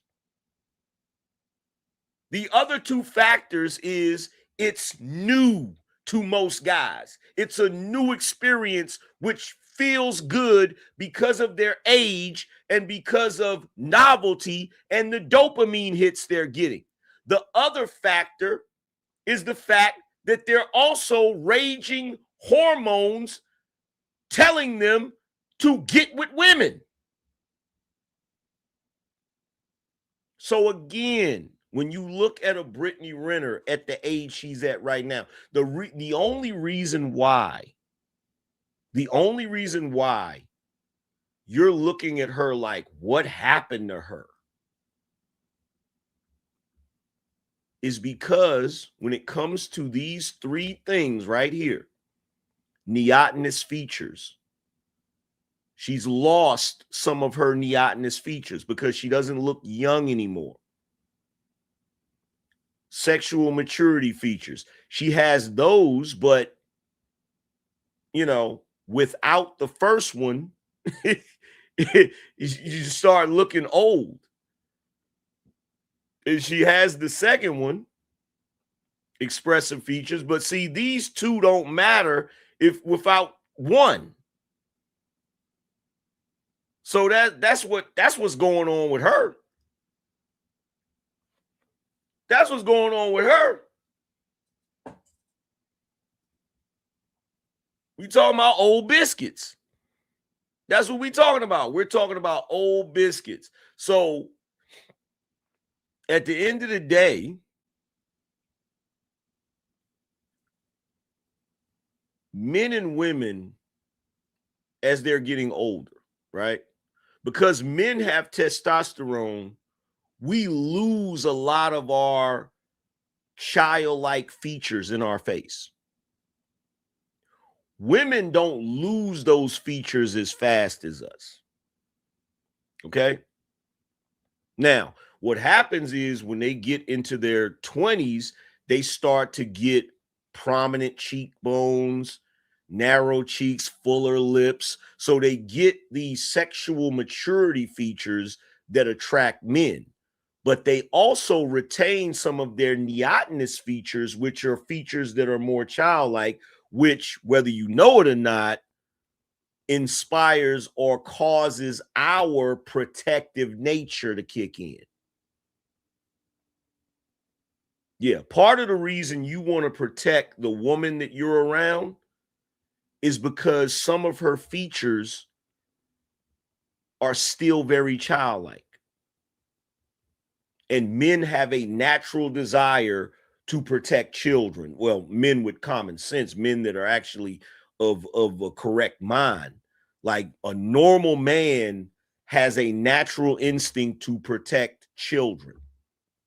So when you look at your woman's face, even though she has a sexually mature face because she's a grown woman, she still has some childlike features. She still has large eyes, small nose, small chin. You feel me? So, and that's the reason why I had to bring up neoteny, right? But I didn't even know the peak years was between 20 and 24. I didn't even know that. But I had a inkling. You feel me? I had an inkling about it, right? But let me read this last part, then we gonna move on. It says combine the composite peaks at roughly 20 to 24, with most studies clustering right around 22. That's the window where all three are simultaneously high enough to matter.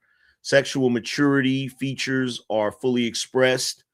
Enough neotenous proportion is still present to create the contrast against male faces, and expressive features are unconstrained.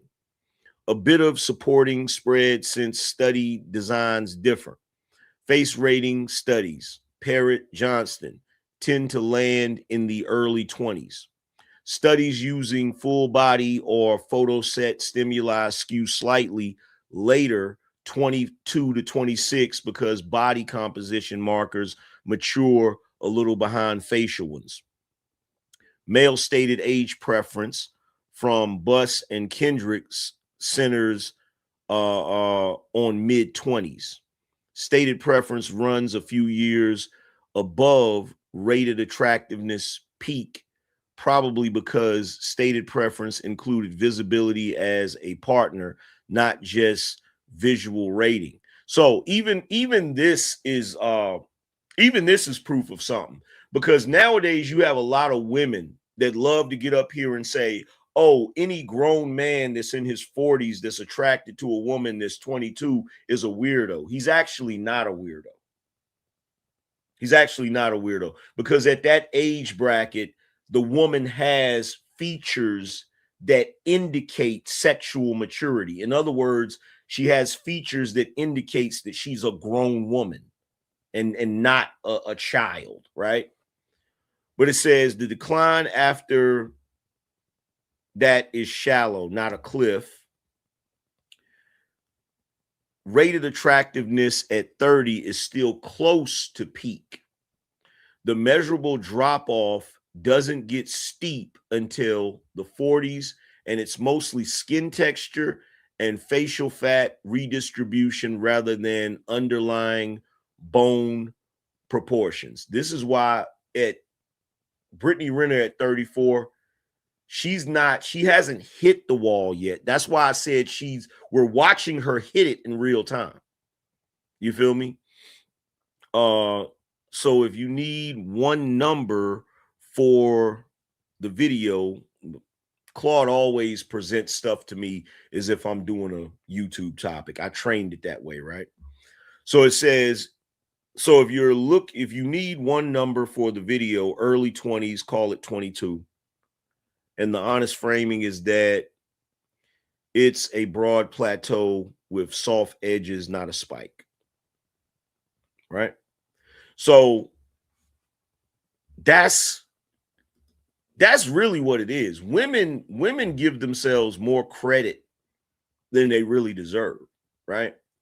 And that's why guys like me always tell women, like, the best time for y'all to get a husband is in those years, in those, in the 20s, because that's when dudes are going to be the most crazy about you, not just because of your looks.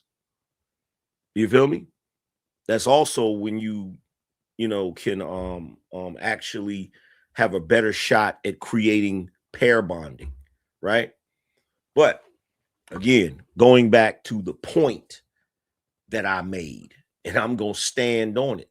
A lot of these chicks that y'all are looking at now that they're older, talking about what happened, they were never beautiful. They were never beautiful. They were just young. And because they were young, you were more attracted to them for numerous reasons. You feel me? And that's just what it is.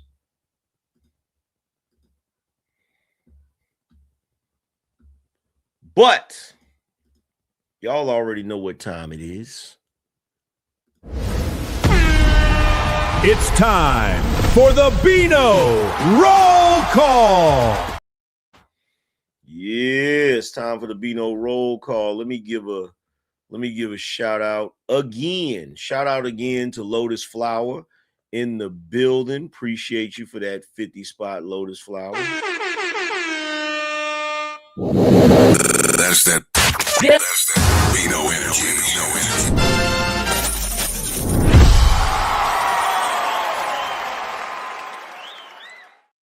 Who else did we have? We had another, let's see. Shout out to Shakedown again for the 100 spot. Shakedown said Bino. That's that Bino energy.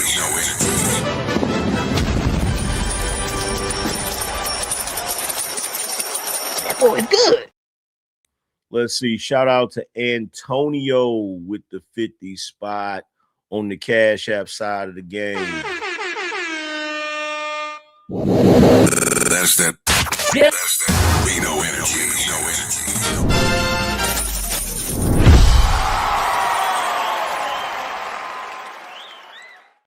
Let's see, do we have any more 50 spots? No, we did not. Let's see. Shout out to a Burn King in the building. That's that Bino energy. He said, gotta filter through the mess between those just noise to be ignored and those with substance. A critical skill youth must know. Example, critical thinking is AM, opposite Al Sharpton. Appreciate you, fam. Let's see. Shout out to Adam Jam.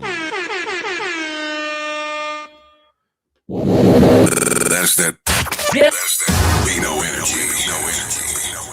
Adam said, come on, people, let's be men and discuss the issues. Don't hide behind the keyboard.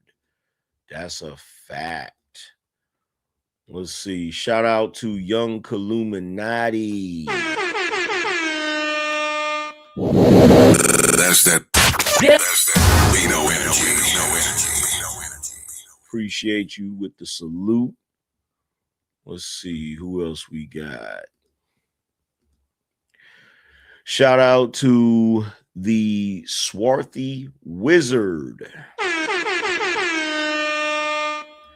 He said, Mr. Angryman, I heard from the Himalaya mountains that you are going to help redefine all the Keisha's mindset to help the community. Yeah, right.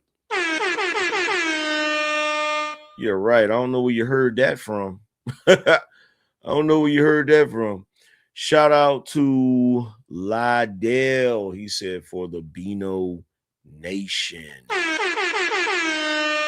Appreciate you. Let's see who else we got. Shout out to Bob in the building. Bob said, financially, it doesn't make sense to have only Black audiences. Look at Dave Chappelle and other comedians and rappers. That's a fact. That is a fact. Shout out to Jay Jermaine. He said, peace, Bino Nation. Appreciate you, bruh. Let's see. Shout out to K Snope for the membership. He said, AM, keep cooking these ignorant fools. Stay safe, fam.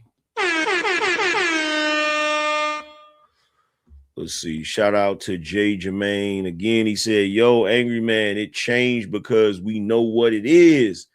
Red pill. Let's see. Oh, we did have another 50 spot. Shout out to Rico on the Cash App.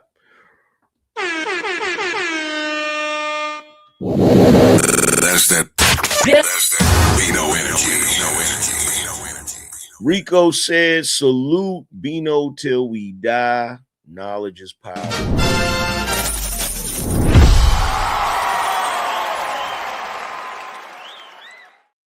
sir. Shout out to the famous Davis. My bad, y'all. I don't be. Shout out to Michael. He said, roll, angry man, roll. Appreciate you, fam. Let's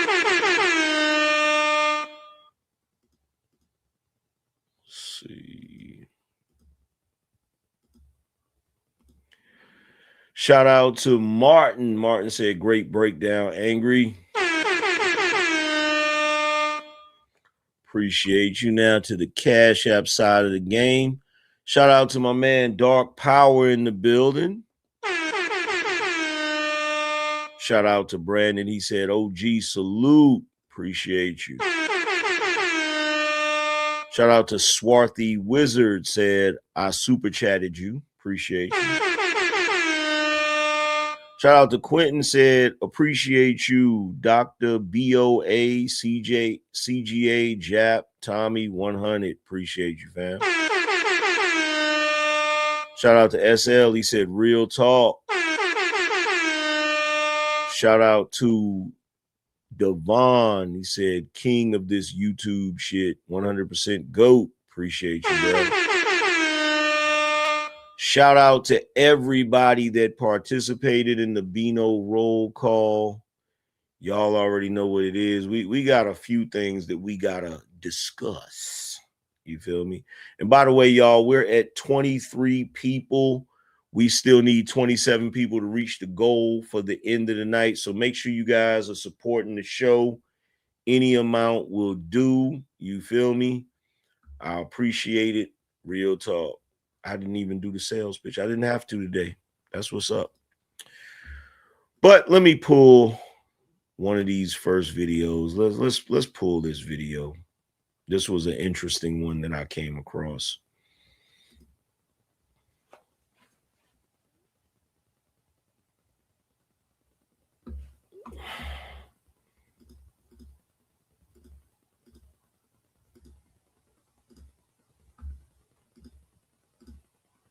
I'm telling you right now, the worst thing that ever happened to black people is social media. Hey, man, let me say this because this needs to be said, man. Bro, don't nobody give a fuck about you niggas having money, bro.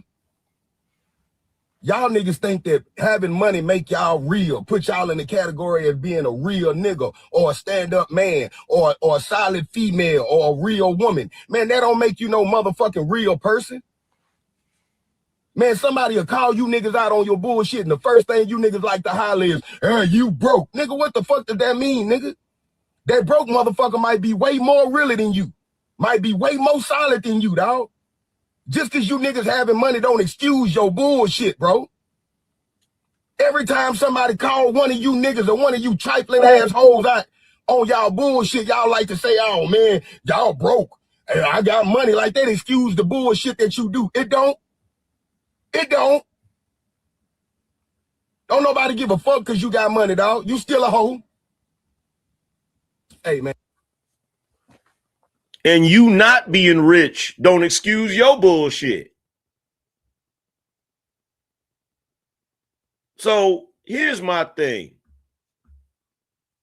I'm so sick and tired of you raggedy, low expectation, ass ignorant individuals. Y'all get on the internet all the time and you show everybody your level of stupidity every single time. I don't know what it is about the black community. I don't know why y'all glorify poverty and hate success. I have no idea why.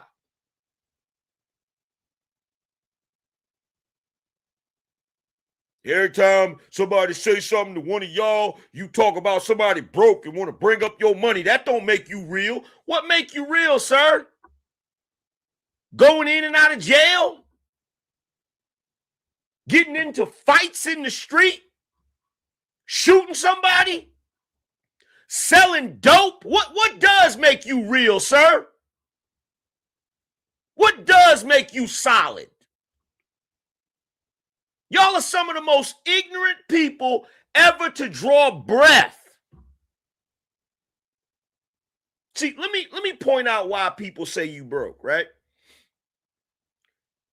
Whenever you get to talking all of that stupidity.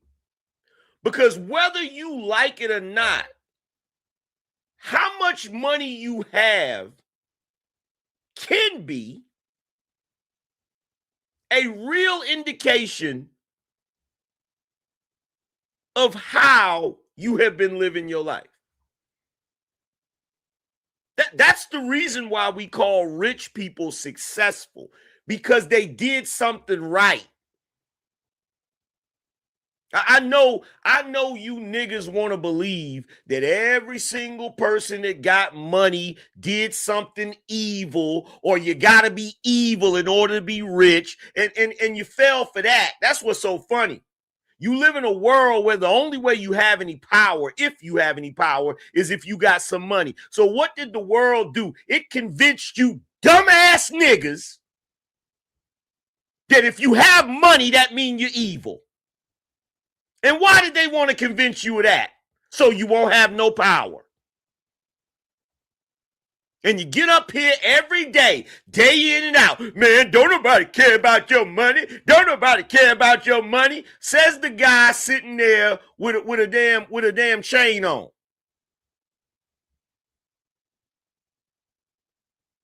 If you want to make an argument about money and materialism and all of that being wrong, why are you sitting there with that chain on? You don't need that chain. What purpose does that chain serve other than an indicator that you might have some money? Why do you have it, sir? Why do you have it, sir?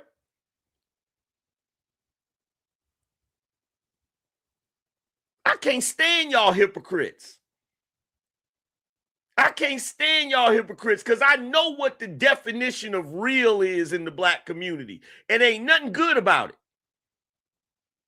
Ain't nothing good about it. Whenever y'all are in the hood talking about he real, it's always some stupid shit attached to that.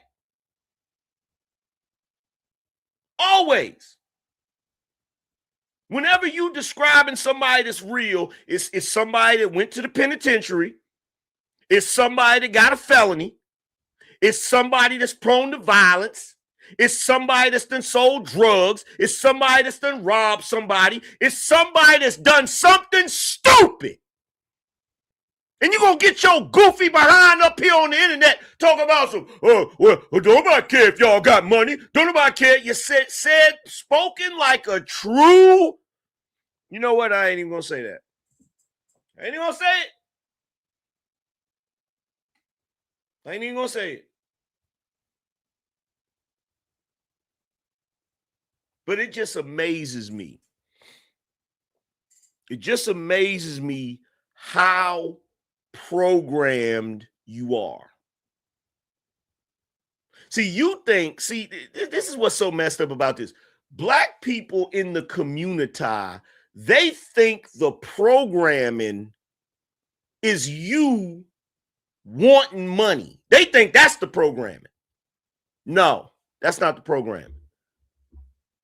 The programming is when everybody else pursues money, but they teach you to pursue morality or symbolism. See, everybody else in the world pursues substance, but they convince you niggas that symbolism is more important than substance. See, while white folk were getting rich in this country back in the day, y'all was running around telling each other, well, it don't matter that I'm not rich because I'm going to go to heaven. I'll get my reward after I die. While simultaneously complaining about the fact that the rich and wealthy get to make the rules. You're just like NBA players complaining about how the owners run the NBA. Why do you think you don't get to complain? Because you refuse to be the owners. You refuse to do what you got to do to own some shit.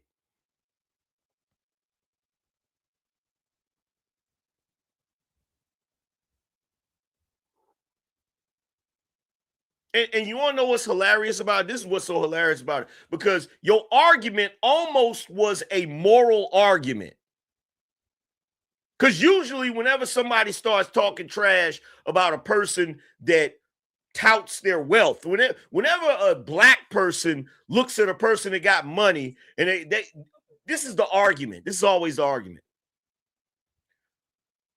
Well, so what if you rich? That don't make you a good person. So what if you rich? What about your character? Do you realize the irony? Do you realize the irony of black people talking trash about rich people, whatever color they may be, whether they be white, black, Asian, whatever? Do you realize the irony of black people condemning rich people for being amoral as if you niggas are the moral standard? Does anybody realize the irony in that? How are you going to make the argument that people with money ain't shit as if you without the money is actually about something? In fact, if you go look at the studies, if you look at the statistics, you know what you find out about black people? And if you think I'm lying, you can go do your research yourself. You know what you find out about black people? The more money a black person has, and I'm not talking about celebrities, I'm talking about regular people. I'm talking about regular, average, everyday people out here in the world, regular black people out in the world. What you find is when black people live at the lower class level, they are more prone to getting in trouble. They are more prone to criminal activity. They're more prone to all of that. And the higher black people go, middle class, upper middle class, the less likely they are to get into any of that. Do you realize that the higher up the socioeconomic ladder black people go, the less dysfunctional they are? Did y'all know that? So the funniest thing about this entire conversation that this guy is trying to have is when he says that you people be acting like because you got some money, you about something. Well, guess what? When you're talking about black people, 9 times out of 10, if they have some money, it is because they're about something. That may not apply to every other group, but when it comes to black people, if they got money, if they're middle to upper middle class, 9 times out of 10, they are better than you. If you're lower class in the black community, they're absolutely better than you. Absolutely. But see, this is the same old song. This is the same old song. This is the same crab in the bucket mentality. This is you lower class, ghetto, ratchet niggas jealous of black folk that actually moved on up like the Jeffersons. There's an episode about that on the Jeffersons when his homeboys from Harlem come around him and you could tell that they are clearly jealous of him. Jealous because instead of him making excuses for himself, what did George Jefferson do? He made sure that he built his stuff up. He made sure that he got multiple dry cleaners so that he could live in freaking Manhattan.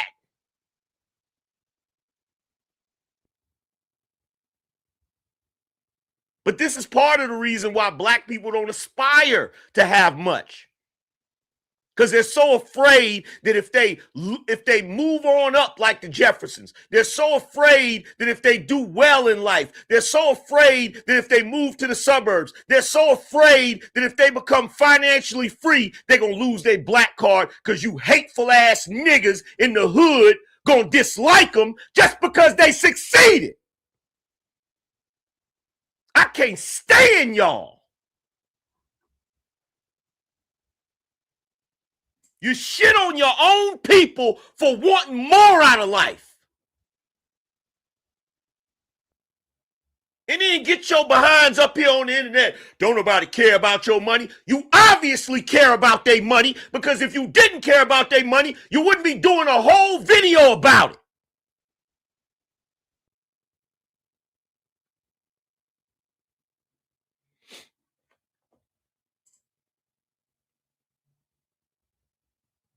Talking about your money don't make you better than.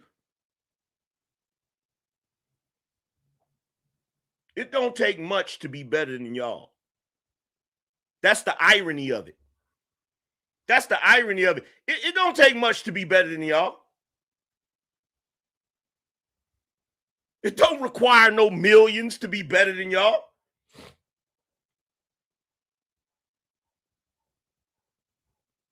Check this out. Let me point something out to you.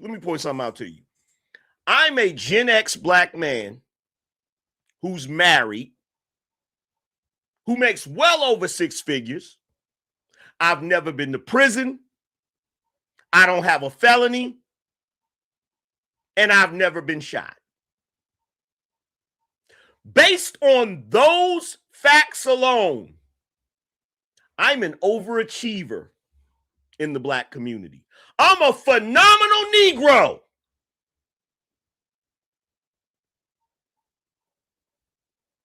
That's all it takes. So when you say, oh, y'all think you better than us because of your money, it don't take much to be better than y'all. All I got to do is not be shot. All I got to do is stay out of prison. And I'm already better than most of y'all.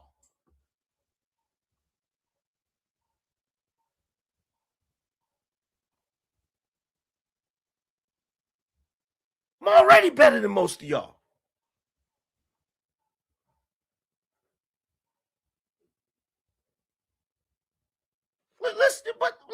I'm gonna play it one more time. Just listen to this foolishness. Let me say this because this needs to be said. Hey, man, let me say this because this needs to be said, man. Bro, don't nobody give a fuck about you niggas having money, bro. Y'all niggas think that having money make y'all real, put y'all in the category of being a real nigga or a stand-up man. Why would a black man with money want to be a real nigga? Why would a black man with wealth or riches or any significant money want to be a real nigga? You have any idea how stupid this damn statement is?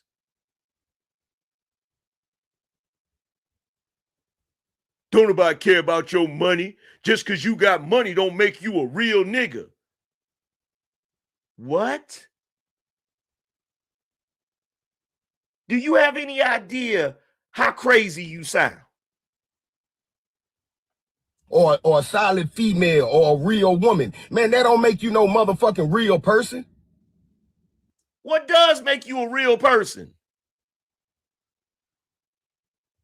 What makes you a real person? Smoking weed? Drinking liquor? Standing on the corner telling war stories about shit you did when you was a teenager? What makes you real?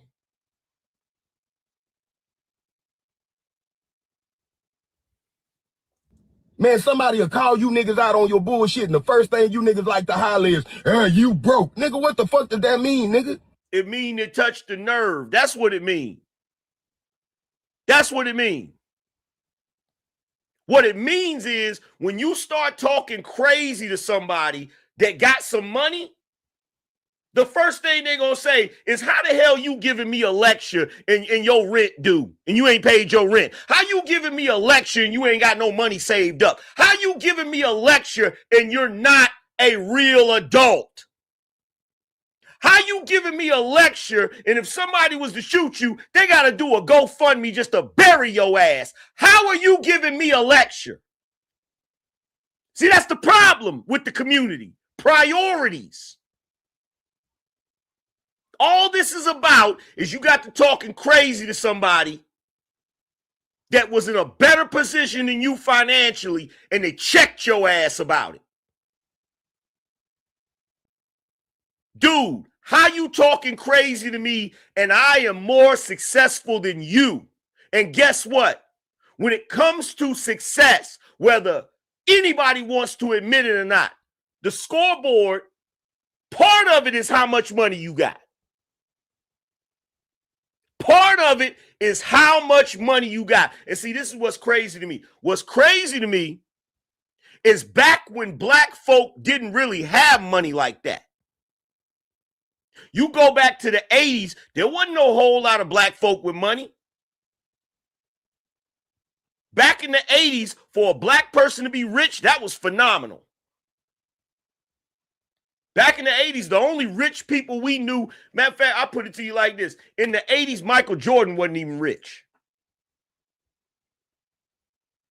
In the 80s, Michael Jordan wasn't even rich.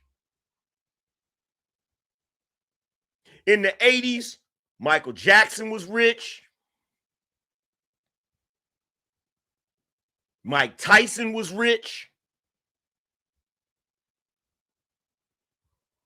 There was literally a handful of black people that we could really consider rich. And back then, guess what every black person wanted to be? Rich. Back then, black people most certainly judged who was successful by how much money you had. I find it ironic that now that we live in an age where way more black people have money, now all of a sudden you niggas want to act like that shit don't matter. Has anybody else noticed this? Has anybody else noticed this? Back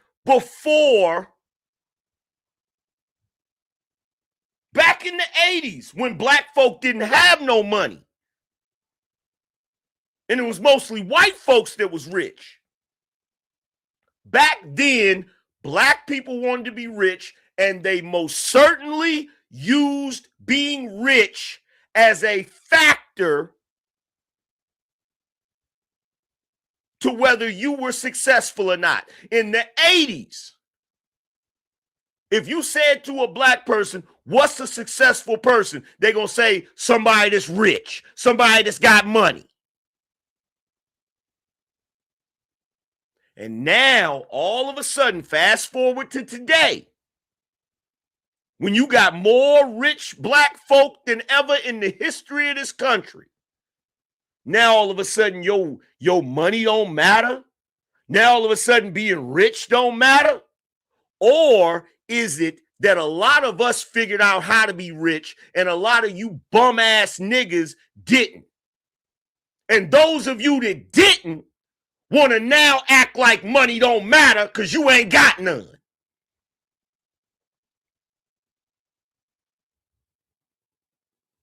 See, who y'all think y'all fooling? Because what ground are you standing on? If you want to try to say, oh, all of y'all with money, y'all corrupt, y'all evil, y'all sold your soul to the devil. Nigga, you ain't got to have money to sell your soul to the devil.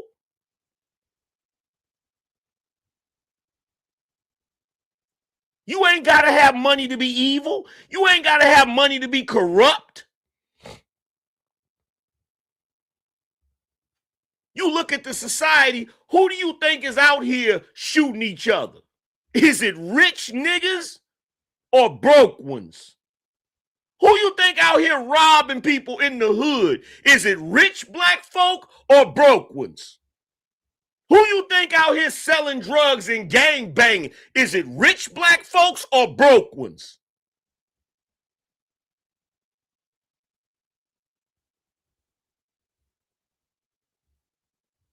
This sounds like sour grapes to me, brother. That's what it sounds like to me. It sounds like to me you mad somebody got some money and you don't. That's what it sounds like to me. See, y'all can run this game on the well-to-do, studious black folk that been in the suburbs all their life, but you can't run this game on a hood nigga like me. You can't run this game on a hood nigga like me. You mad because you broke. Or at the very least, you mad that you don't got the same amount of money as that nigga that cursed you out.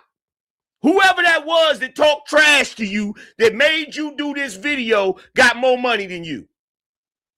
And that's what you mad about. That's what you upset about. Tell the truth and shame the devil. Don't try to make this no argument about morality, because you ain't got none. Because you ain't got none.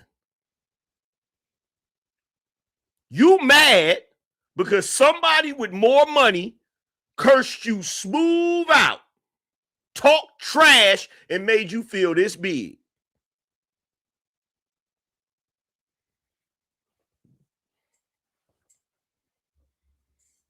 And now you all up on the internet. That don't make you real because you ain't got no money, because you ain't get this. That's all y'all ever brag about.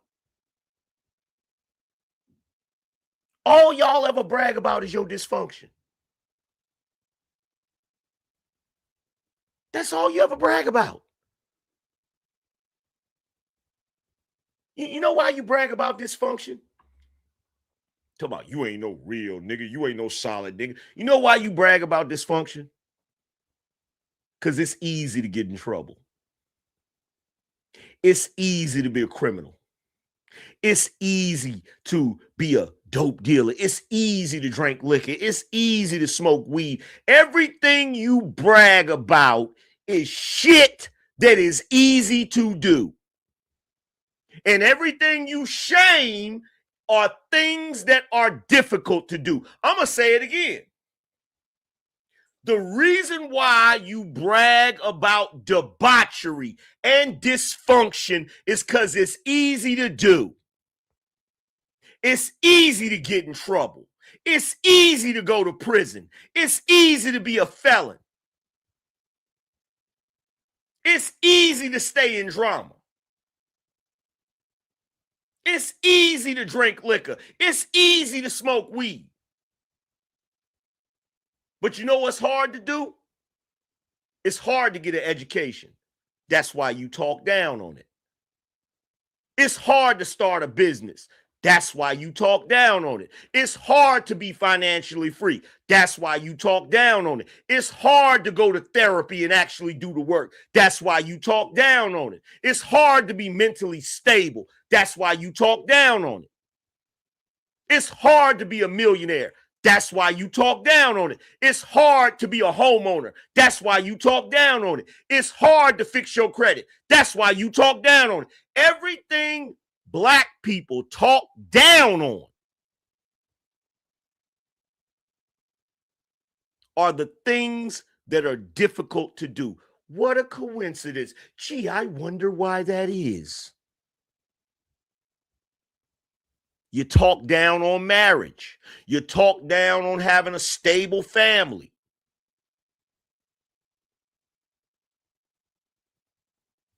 You talk down on having a flourishing business. And I know what some of y'all gonna say. No, we don't. Yeah, you do.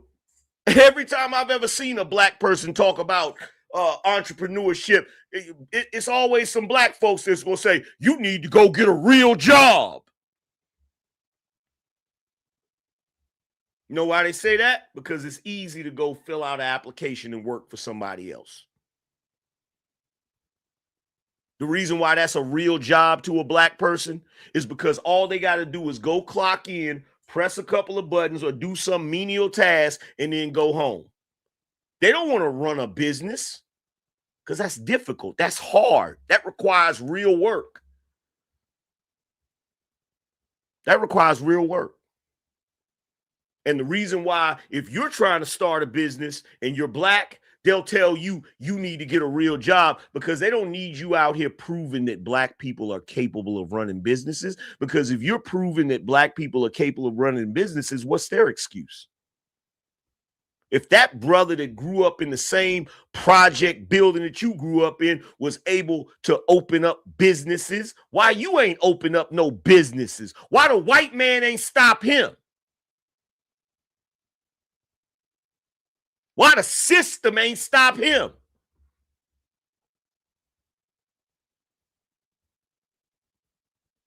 See, I got a PhD in y'all's bullshit. And I be seeing you online running your mouth.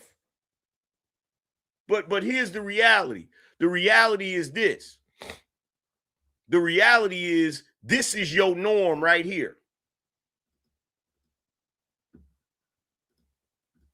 Niggas will come home from jail and fuck with everybody that didn't fuck with them. When niggas will come home from jail and fuck with everybody that didn't fuck with them when they was in jail. Like, that nigga didn't write you once. Those same people didn't even pick up the phone. This is her giving advice. Dudes will come home from jail and rock with the people that didn't rock with them while they was in jail. This is her advice. As if every black person goes to jail. This is how normal this stupidity is.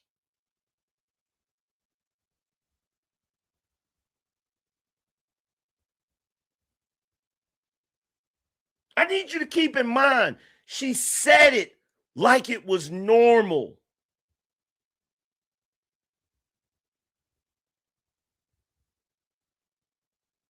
She said it like it was a normal thing.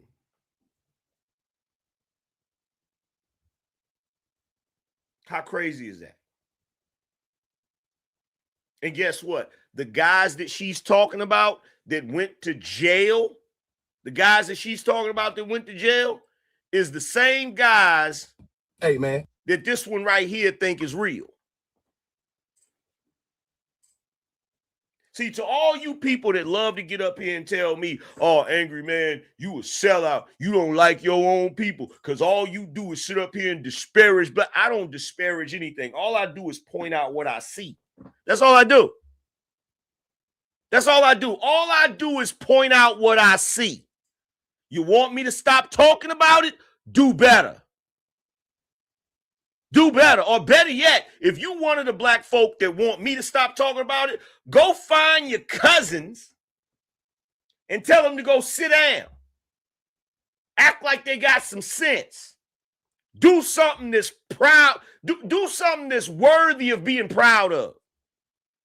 Instead of being proud of going to prison, proud of getting locked up, proud of getting a felony, proud of being a gangbanger, proud of being a drug dealer, proud of being a hood nigga. What? Do something worthy of being proud of, and then guess what? I ain't got nothing to talk about.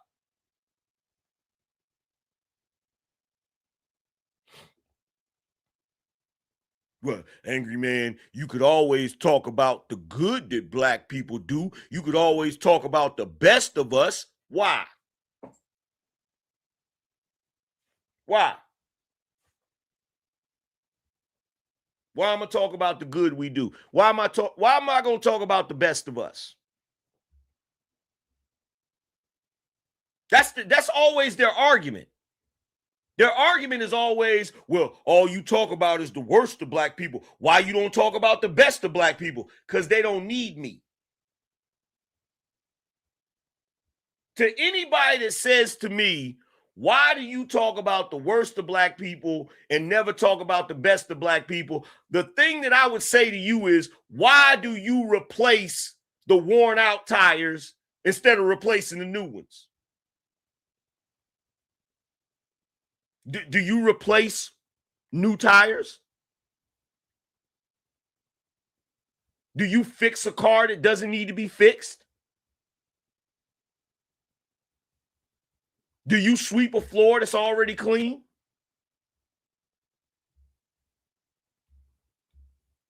Huh?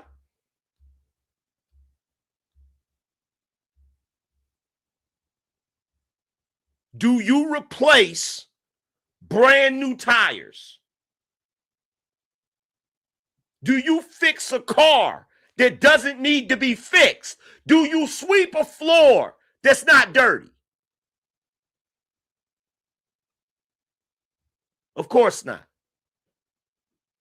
So don't tell me I need to be talking about black people that got their shit together. They don't need me to talk about them because they straight. It's the squeaky wheel that get the oil. The squeaky wheel is the loudest, and it's also the wheel that needs to be fixed. When it comes to our community, who's the loudest in our community? I'll wait. When it comes to our community, who is the loudest in our community? Is it the well-to-do black people or is it the hood niggas? Who's the loudest?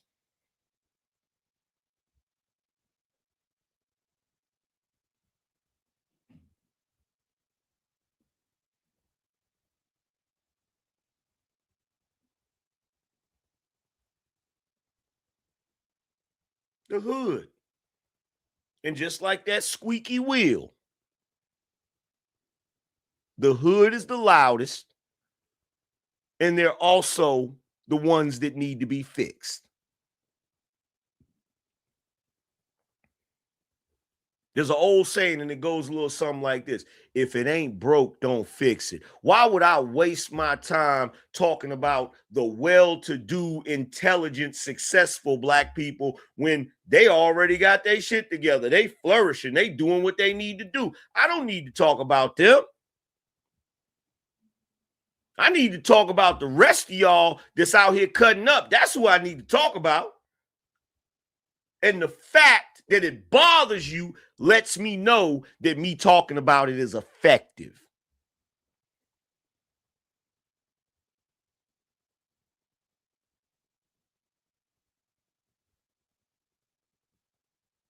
It's just like a boxer.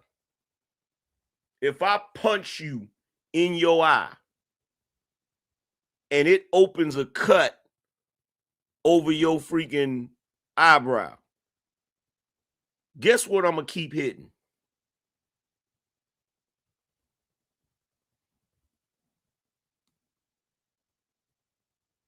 If I'm a boxer and I hit you with that jab, bow, and it cuts your eye right here, and a cut opens up, guess what I'm going to keep punching?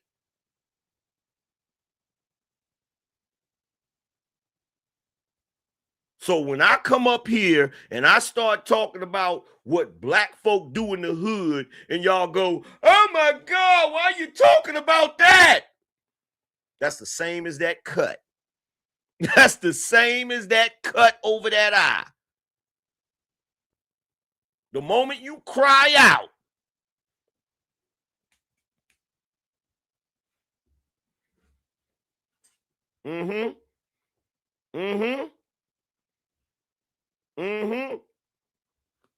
touch the nerve.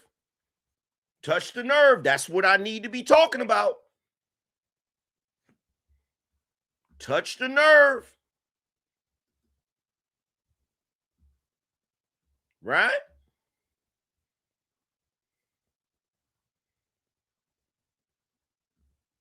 Hold on, y'all. We got a 50 spot. We got a 50 spot.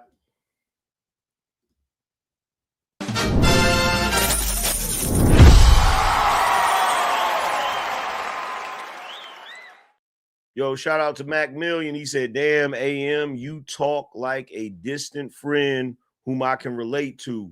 Buy that Lambo and live like the wise brother you've studied and worked to be. You're untouchable. God knows your work. Appreciate you, bro. That's that Bino energy. Yeah, I'm gonna keep talking about. I'm gonna keep talking about whatever. If it trigger you, I'm gonna keep talking about it. Because there's a reason it triggers you. There's a reason. There's a definite reason that it triggers you. So guess what I'm gonna do? I'm gonna talk about it. I'm gonna talk about it all day, every day, and twice on Sunday. And twice on Sunday. Yo, currently, we are at 28 people. We still need 22 people to reach our ultimate goal. Press a 1 in the chat if you're going to be one of the 22 people. And I need something to drink because my drink is my drink is now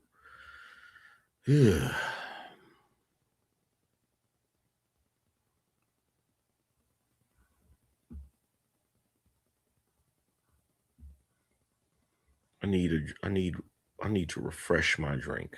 Matter of fact, let's see what we can do.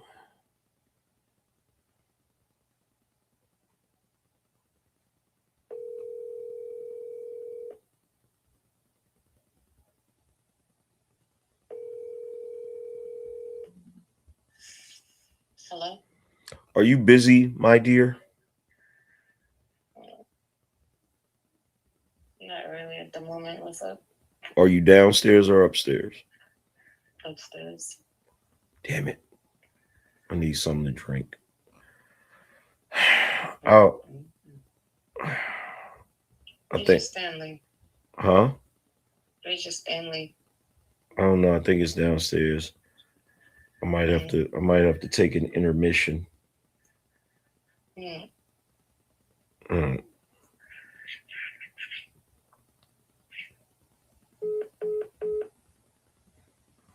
You know what I need? I don't got any room in here for it, but I need me like a little mini fridge. I need like a little mini fridge for real. For real, for real.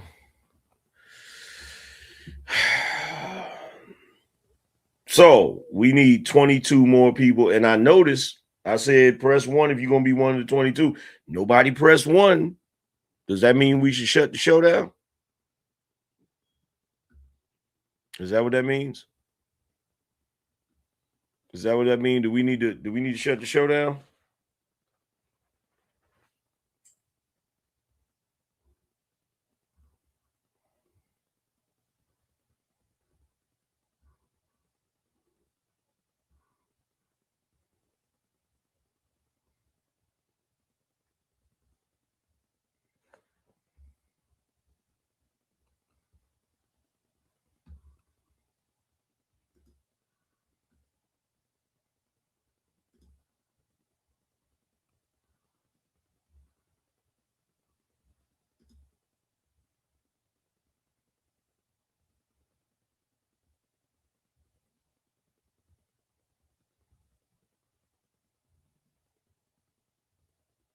I see we got a couple people. We got a couple people.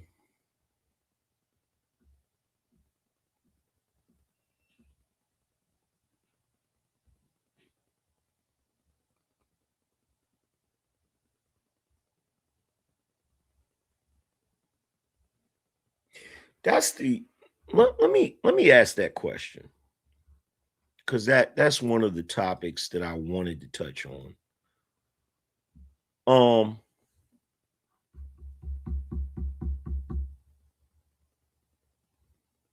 Why has jail become a normal part of our culture?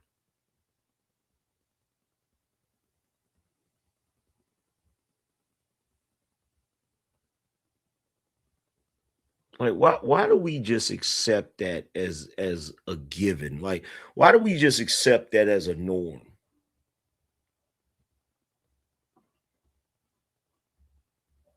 Why do we do that? Like, I've noticed that. Like, there used to be a time where Black people didn't brag about that. In fact, it was shameful. Like black folks, if they ended up going to prison or going to jail, they don't want nobody to know that.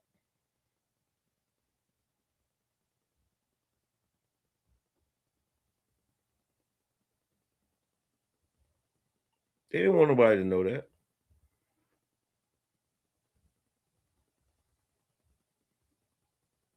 And now it's just a given. Now it's just a norm, right? And I'm gonna tell you the truth. Like I've never accepted that as being a norm. I've never accepted that. Like not in a million years. Y'all gotta forgive me. I got a little bit of the itis.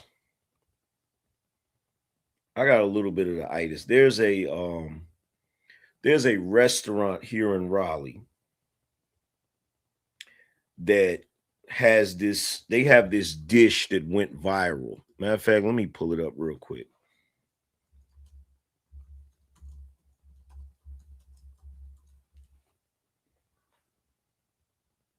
I'm gonna show y'all this, and this is crazy. Thank you very much, my dear. Thank you so much. Mm-hmm. Mm-hmm. Mm-hmm.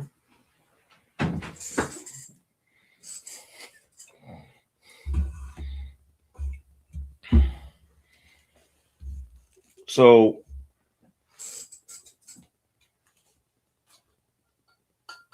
I've got a little bit of the itis, I ain't gonna front. And the reason why is because there's a place here in Raleigh, North Carolina that sells what is called a stuffed turkey leg. I'm gonna show y'all what this is. Let me pull this up real quick.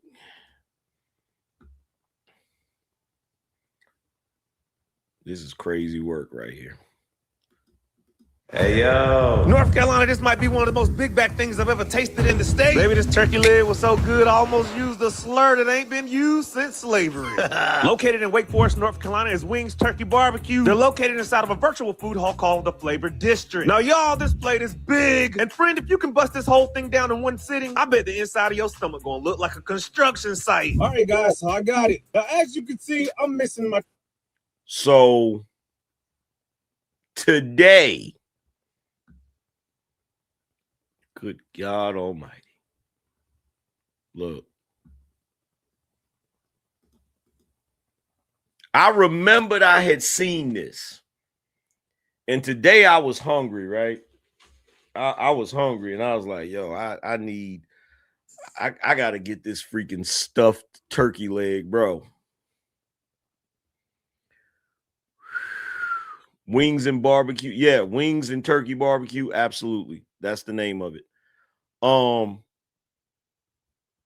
And he's right. You can't eat it in one sitting.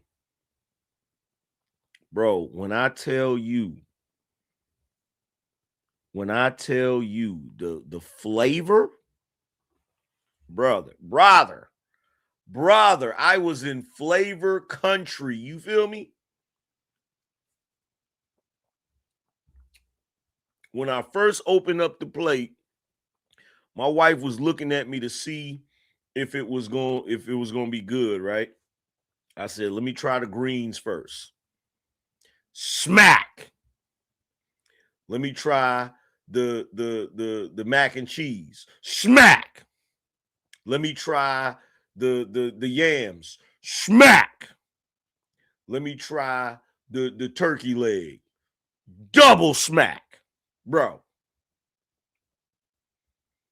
Oh my God. Oh my God. Look, and I ain't even gonna front, fam. It was big back activities. It is what it is, bruh. It is what it is, because you know, in this day and age, let's be real. You got all of these fast food places that be selling some bullshit. Let's be real, bruh. You got a lot of, like, I don't know what it is, but in this day and age, it's hard to find places that sell good food. You feel me? And bruh, you said, I bet AM heard Maxwell at the beginning of Fortunate after that. Yes, absolutely. Absolutely. Bro, when I got finished, look, because when I got finished, I'm like, okay. First of all, before I even ordered the plate, I was in here organizing some stuff, right? I was doing what you would consider spring cleaning, but it was kind of late, right? So I'm in here organizing some stuff, and I had a bunch of boxes I had to break down or whatever. So I was working. I did a bunch of stuff today, and I'm like, damn, man, I'm really hungry. And I got this food, right? And I'm sitting there eating the food, watching the Cosby Show with my wife. And bruh, when I got, well, I can't say I got finished because I'm only halfway through it, right? But when I stopped eating, I was like, oh, bro, I think I got the itis. But y'all already know turkey has was it tryptophan? I think that's what it's called. Turkey has like tryptophan in it or whatever you call it that makes you sleepy. It makes you sleepy, but bro, all I got to say is if you live in the Raleigh area, when you get a chance, grab you one of those stuffed turkey legs from Wings and Turkey Barbecue in Wake Forest. Food so good, make you want to slap your mama. Yeah, boy. You remember on Friday.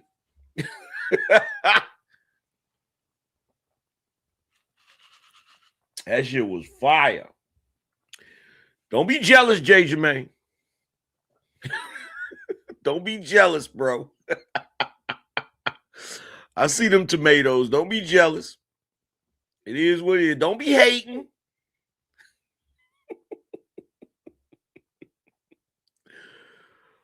Oh, my God.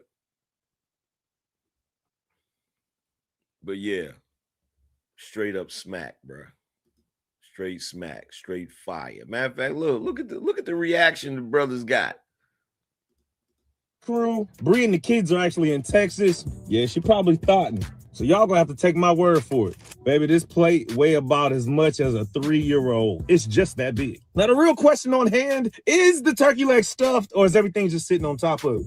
But you know what? Who cares? Because friends, the way this plate smells, you lucky I haven't licked the air. This plate was probably intended for a family of 5. All right, baby, here we go.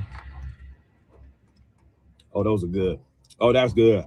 Oh, that's good. Okay. Oh, I can stop right there. If you one of them people that don't like your food touching other food, this might not be the plate for you. The greens. And look, I'm one of them people. I don't like my food touching, but this was so good, bro. I didn't even care. I ain't even care. Mac and cheese. I'm about to cuss. I'm seriously about to cuss. There's 3 or 4 cuss words that just come to my mind the immediate moment that I bit into the mac and cheese. So I was told that the turkey leg is cooked for almost 5 hours. They want to make sure that it's so tender that the meat falls off the bone. I gotta go. I gotta go. Now, the ultimate big back move is to try all 4 components together. Let's see what that's like. Gotta get you some yam, get you some collard. Gotta get you some of that mac. Woo, big back activity. I would call on the Lord right now, but he might answer my prayer. Wings, Turkey Barbecue, Wake Forest, North Carolina. I would go get in line now if I was you. It's fire. It's fire. Telling you right now. Take my word for it, brother. Take my word for it. It's fuego. Almost make me want to stop the show right now so I can go finish the plate. You feel me? But let's get to this Let's get to these. Oh, let's get to these super chats so we can go to the next topic. That's what we need to do. That's what we need to do. We're at 33 people, you guys. We only need 17 people before we get to complete the goal. You feel me? It's time for the Super Chats.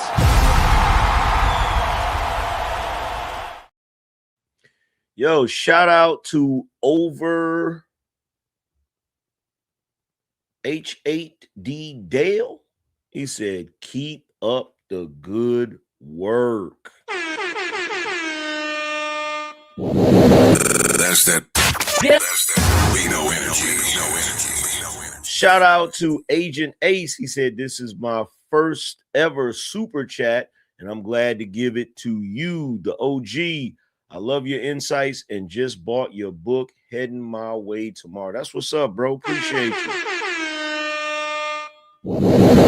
That's that Bino energy. Salute to you, fam. I appreciate it. Appreciate it.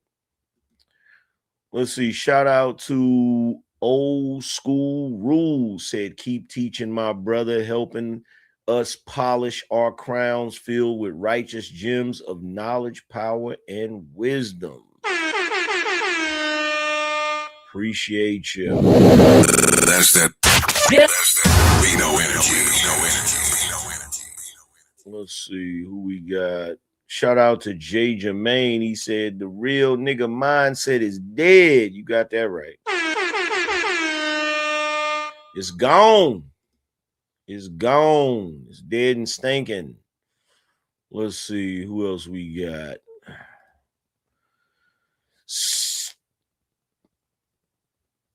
Stellatic. I think it's Stellatic with the super sticker. Appreciate you.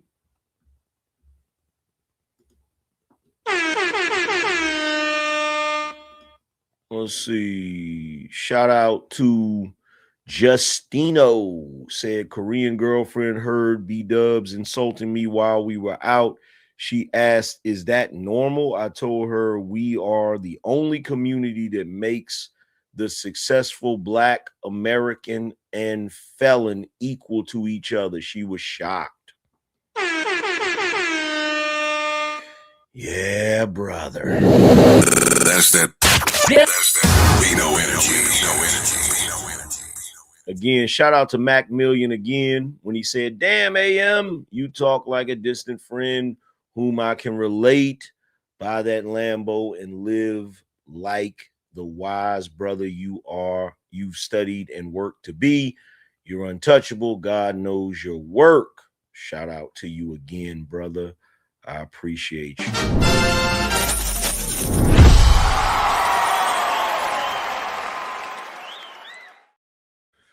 Shout out to Young Illuminati in the building. That's that Bino energy. Let's see who else we got. Shout out to Wheezy. Wheezy said, they just don't get it. Constantly calling out the worst of us makes them look in the mirror and know they need to change something. They know they represent the worst of us and it hurts. Yeah. And that's why they want us to stop calling it out. That's that Bino energy. That's why they want us to stop calling it out, because it bothers them, because they know they wrong. They know they in the wrong. And it feels so much better that if we stop talking about it, then they could just keep being wrong and not have to feel no type of consequences for it. Shout out to Scottsdale, said, me and my girl love you from Norway to Carolina. You loved. You educate me more than my own dad. Much love, OG. Keep teaching, Tracy and Kane. Shout out to Tracy and Kane. I appreciate y'all. Real talk. Appreciate y'all. Appreciate the love. Let's see who else we got in the building. Shout out to my man Martin. He said, really enjoyed the undergrounds. So I want to toss a few recs your way. New World by AJ Fernandez, My Father, The Judge, and the Hemingway short story. I've had The Judge before. Pretty decent. Pretty good. Appreciate you, fam. Let's see. And then on the Cash App side of the game, shout out to OG Sigma. He said, for the barbecue, keep cooking AM. Shout out to Malcolm. He said, keep up the hard work AM. Shout out to Jim. He said, trying to keep it going. I appreciate you, Jim. Shout out to Don. Don said, keep getting at these niggas AM. That's that Bino energy. Appreciate you. Shout out to everybody that participated in the super chats. That put us at 35. So we only need 15 more people. Appreciate you guys. Let's get on to the next topic. Let's see. Ooh-wee.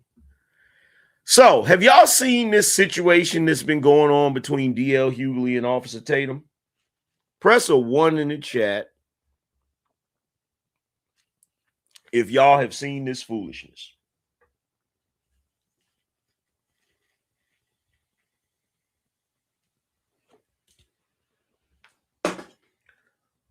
So, for those of you that haven't seen it, let's check out some of it. Let's check out a little bit of it. This is Brandon Tatum. Y'all just see what unfunny ex-comedian D.L. Hughley just said about me. Posted a picture of me and my wife. To do what? To be a racist? You are the lamest dude in all of comedy. What is more lame than calling yourself the job you used to have? You're not an officer anymore. You were a football player who failed at being a football player. You didn't make the team, so you became an officer. That wasn't working out, so you became an influencer. You talked about emotion. What is more emotional than this? The word.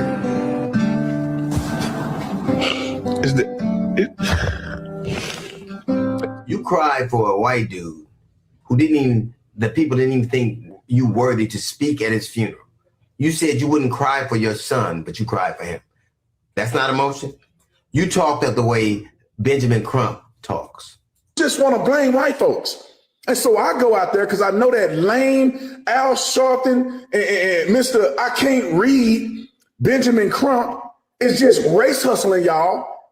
You talked about how those boys are innocent. You had proof. Now, I don't know whether they're innocent or not. I don't know what happened there. But I know one conversation with a failed football player and a social media influencer is not the predicate. You don't have any toxicology report. You don't have an autopsy report. You talked about black people acting a fool. But neither do you. Y'all realize he's defeating his own argument, right? Because you literally just said you don't know if those boys are innocent or not. So if you don't know if they're innocent or not, why are you mad at his opinion? If you don't know, you said, see, this is what happens when you try to be politically correct, right? Don't be politically correct. If you think those white boys are guilty, stand on that. But see, you trying to be politically correct, DL Hughley. So if you're going to say, I don't know if they innocent or not.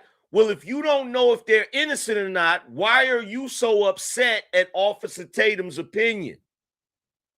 That don't make sense. Now, before any of you try to come at me with the coon shit, I don't think those white boys are innocent. I don't think they're innocent. It smells fishy to me, no pun intended. Something's not right about that situation. And if I had to guess, they hiding something, right? But Officer Tatum is entitled to his opinion the same way you're entitled to your opinion, DL Hughley. Like, that's real. If you're going to sit there and say you don't know if they innocent or not, then why are you mad at his opinion? And in addition to that, you're going to sit there and say you don't have no toxicology report. You don't have this. You don't have that. You ain't got no evidence. Neither do you. Neither do you. Black people are right to be suspicious of a state that took 31 years and 3 trials to prosecute and find guilty the murder of Medgar Evers. Black people are right to be suspicious of a state that in 2005 found 215 black people. Let me pause for a second. Hold on. Let me pause for a second. Air Cable Network said nobody killed Nolan, man. Now you sounding brainwashed, angry man. Nobody done anything to Nolan. Let me tell you something, bitch. First of all, we not gonna do that in no direction. Ain't nobody gonna come up in here and tell somebody they crazy because they think the white boys did it. And ain't nobody gonna come in here and say they crazy because they think the white boys didn't do it. I'm entitled to my fucking opinion like you're entitled to your opinion. If you don't like what I'm saying, get the fuck out. I don't play them goofy ass fucking games. Because I know how it go. Now, if I was in here saying that them white boys ain't do nothing to him, you'd be in here kissing my ass right now. But because I said I don't think they're innocent, now I got to be brainwashed. Get your goofy ass out of my chat room.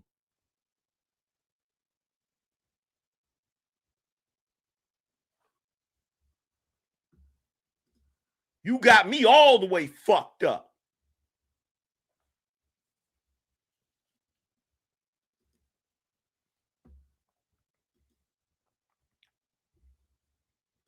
That were dead and buried in a pauper's grave and nobody knew they were there.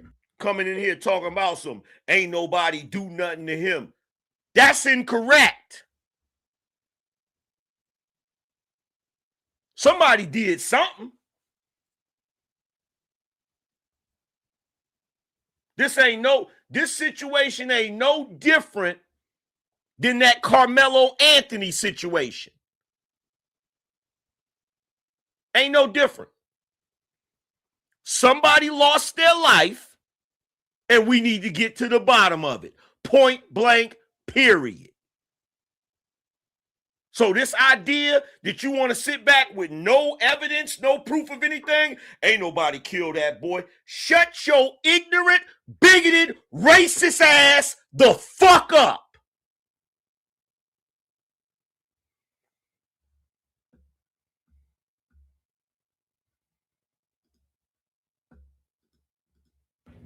Black people are right to talk or to be suspicious of a state that just killed a 1-year-old boy and nobody's being brought to account about. Black people are right to be suspicious of a state that has been poisoning black people with the water since the 1960s. Black people didn't look for this fight. They want justice. All they want is accountability. And if it's those boys, it should be that. Nobody has a predetermined notion. I don't know what happened. But if you're saying that that Al Sharpton and that Benjamin Crump are on one side, you're certainly on the other. You talk to them for 2 days and now all of a sudden you know if they're guilty. You know if they're innocent. You know that. Your name is, your moniker is Officer Tatum, not Detective Tatum. You didn't make your way to detective. You're an influencer who says what white people want you to say. And don't you find it interesting that they chose to speak to you, and they chose to speak to you for the same reason that you're a conservative, for the same reason Turning Point did, because you're safe. They know you're a black man who'll do what he's told. You're an unremarkable black man who they know they can count on to be obedient. And so are you, nigga. So are you.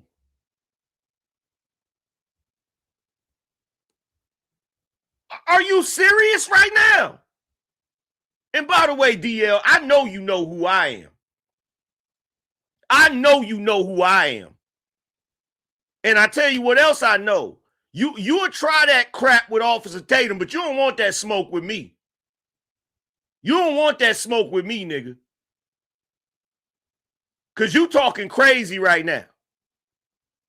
You talking like, you acting like Officer Tatum is bought and paid for, like your ass ain't bought and paid for.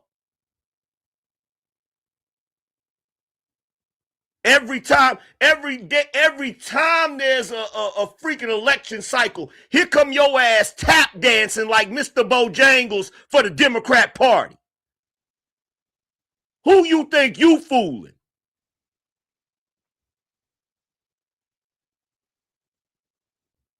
And grow a mustache or cut that bullshit off your chin looking crazy as hell.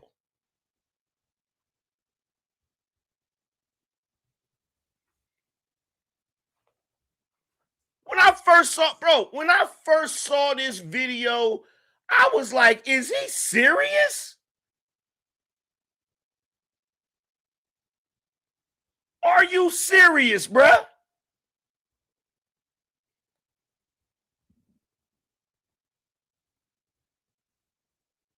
And by the way, here's another thing. If this ain't the pot calling the kettle black, you talking about, you want to know what's ridiculous? Calling yourself something that's your previous job. What?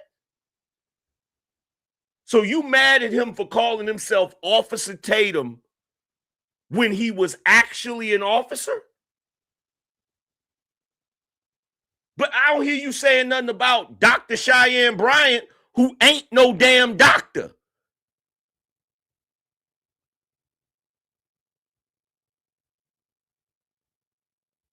And then you got the nerve to sit up there and say, oh, well, you don't nobody know who you are. Well, if you don't know who he is, why are you talking about him? Why are you talking about him? If you genuinely don't know who he is, or if he's so irrelevant, why are you talking about him? If he's so irrelevant.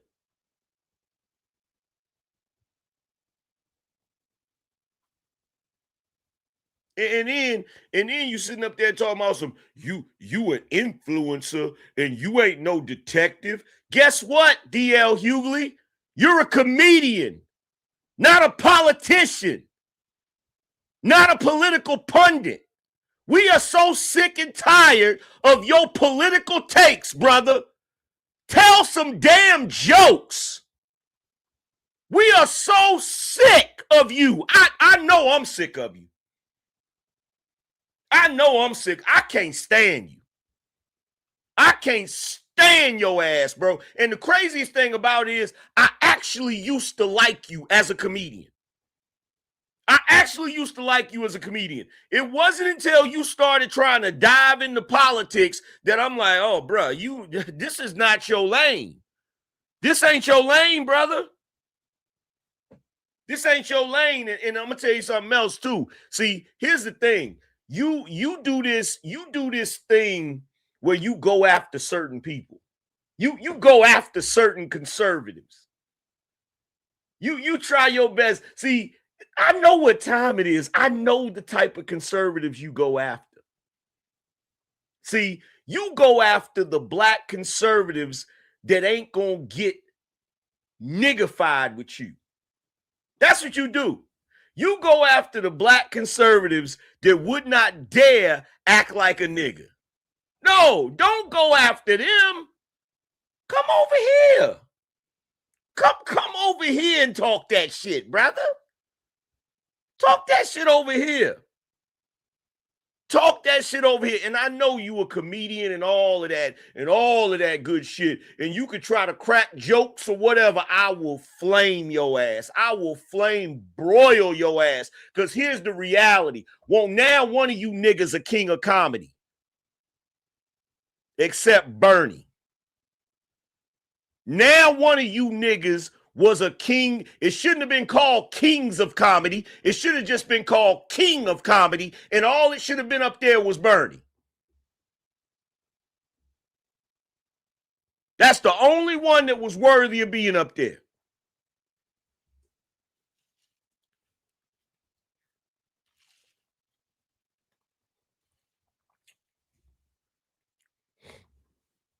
But just like the question we got about Al Sharpton and Jesse Jackson, which was, why was they still here and Brother Malcolm and Dr. King ain't?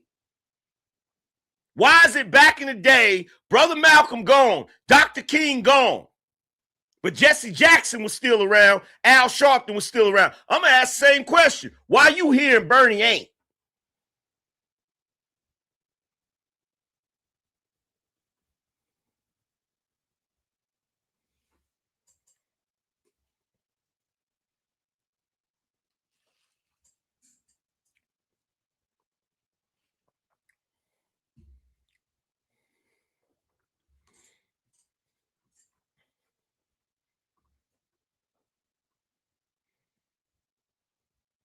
Gonna get up here. That's the funny thing. He on social media talking trash about everybody. Let me tell you something. You ain't looked right in a long time, brother. You ain't looked right in a long time. And y'all correct me if I'm wrong. Correct me if I'm wrong. Correct me if I'm wrong. Isn't there something that looked different about this brother? Go back and look at him when he first came out and look at the way he looked now. And I'm not talking about aging. Everybody ages. Everybody ages.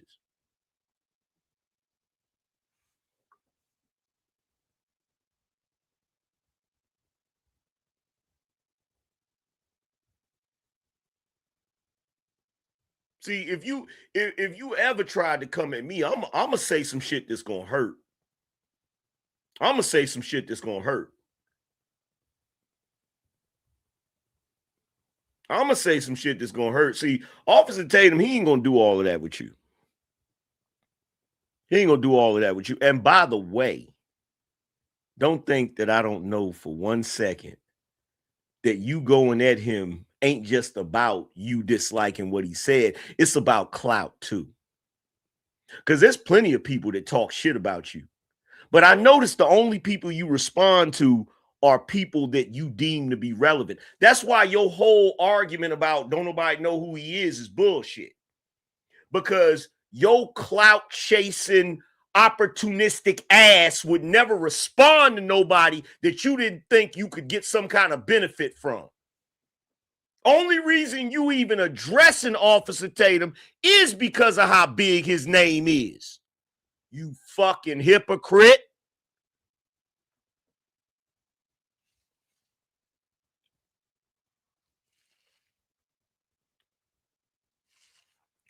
You got all that smoke for Officer Tatum. Here's my question. Why you ain't got that smoke for Kanye? Remember you was talking all that shit about Kanye and his goons ran up on your ass? And you said you was going to get Kanye arrested? Whatever happened with that?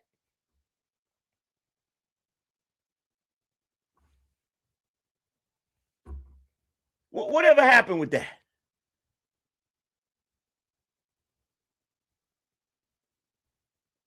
Thought you said you was going to get Kanye arrested.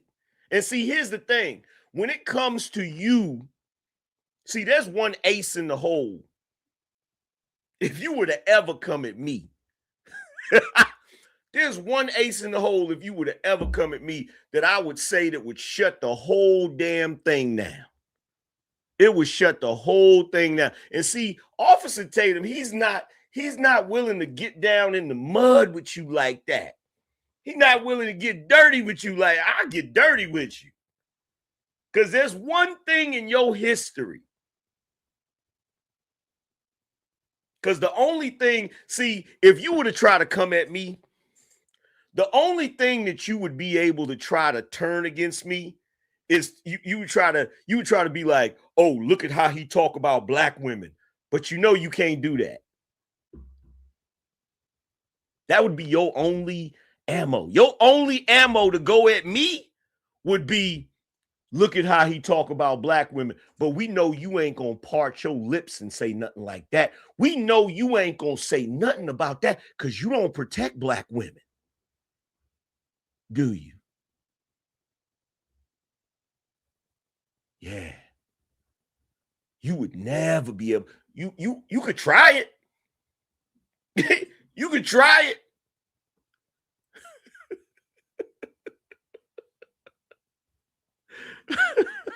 You could try it. I wouldn't suggest it though.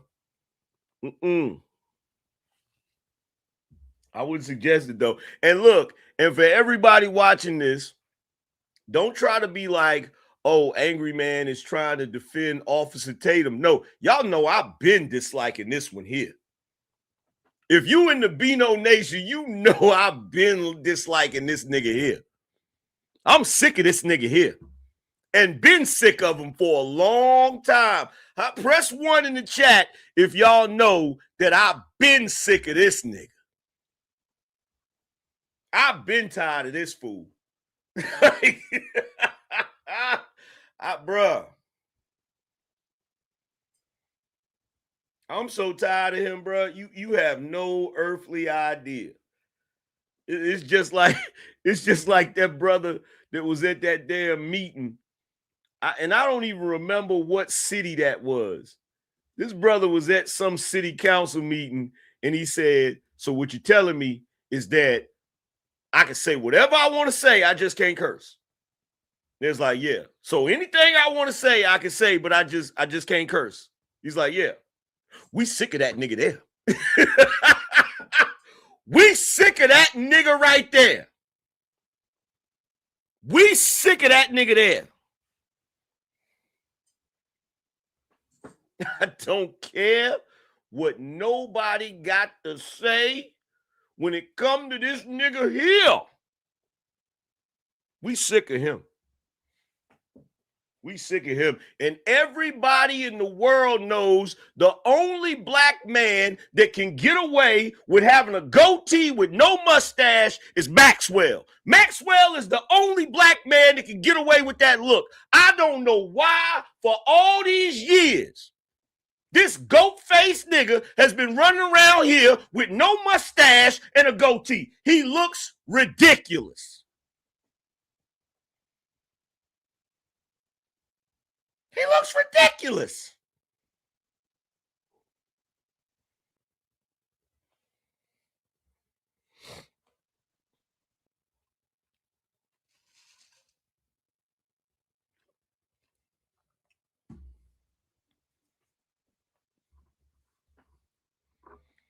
Let's see what one of the sisters had to say about him.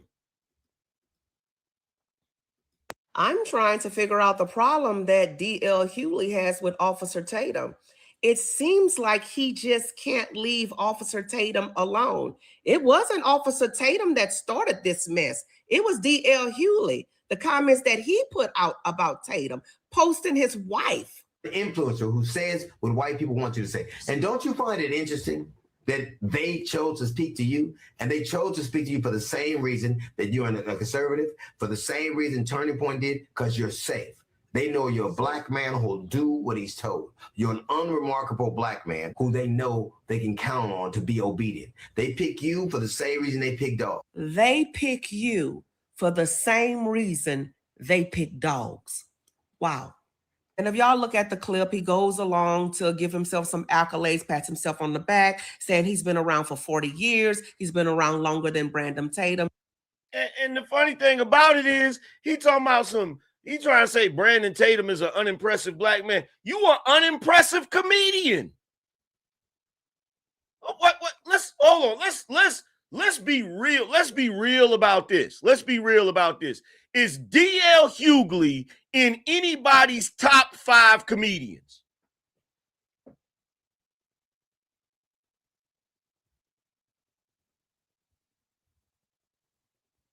Is D.L. Hughley in anybody's top 5 comedians? Is he in your top 10? Is he in your top 10?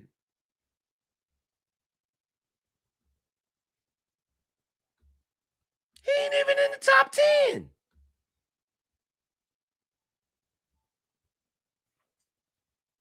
But he up there, and see, I'm gonna tell you why. I'm gonna tell you why he does that. See, he jumped out there talking about some Officer Taylor. Don't nobody know who you is. Because, see, I'm going to tell you what D.L. Hughley is. D.L. Hughley is one of them niggas that come from that era that thinks he's a somebody because his black ass is in Hollywood. See, what's funny about this is he's trying to pretend like Officer Tatum is unimpressive, and Officer Tatum is who he is because the white folk co-sign him, when his black ass is only acting the way he's acting because white folks co-signed him. See, this is why he ain't gonna have this conversation with me, because I'm gonna call him out on all of his crap. You've been in Hollywood for a while, brother. And there's a lot of y'all that act like that. That's why Corey Holcomb be over there acting like he acted. Talking shit about YouTubers and shit. He think he better than everybody because his ass been out there in Hollywood. See, whenever them black folk go out there in Hollywood and they get the cosign of the white folk out there in Hollywood, now they act like they somebody. And what they'll do is they'll come to YouTube and they'll be like, oh, you just an influencer. You just YouTube. I'm somebody. Why? Because you was in Hollywood? Why does that make you a somebody? Hollywood ain't owned by black folk, D.L. Hughley. Why does that make you a somebody? Hollywood ain't owned by black folk, D.L. Hughley.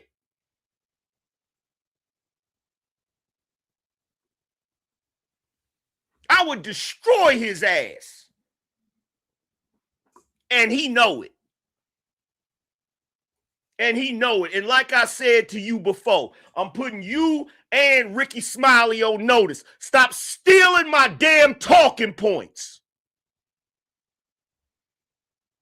Them niggas been stealing my talking points for their radio shows for years.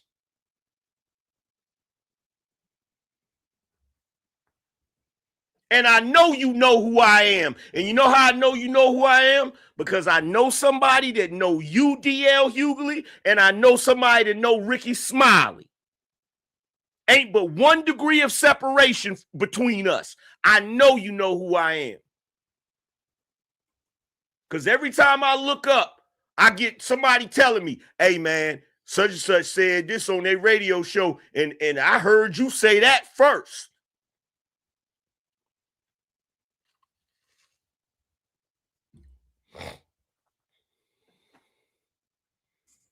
Thieving ass niggas. Make me wonder how many of your jokes was actually yours. But we know that's what comedians do. They steal material. Then got the nerve to get on social media and talk shit about people on social media. Are you serious?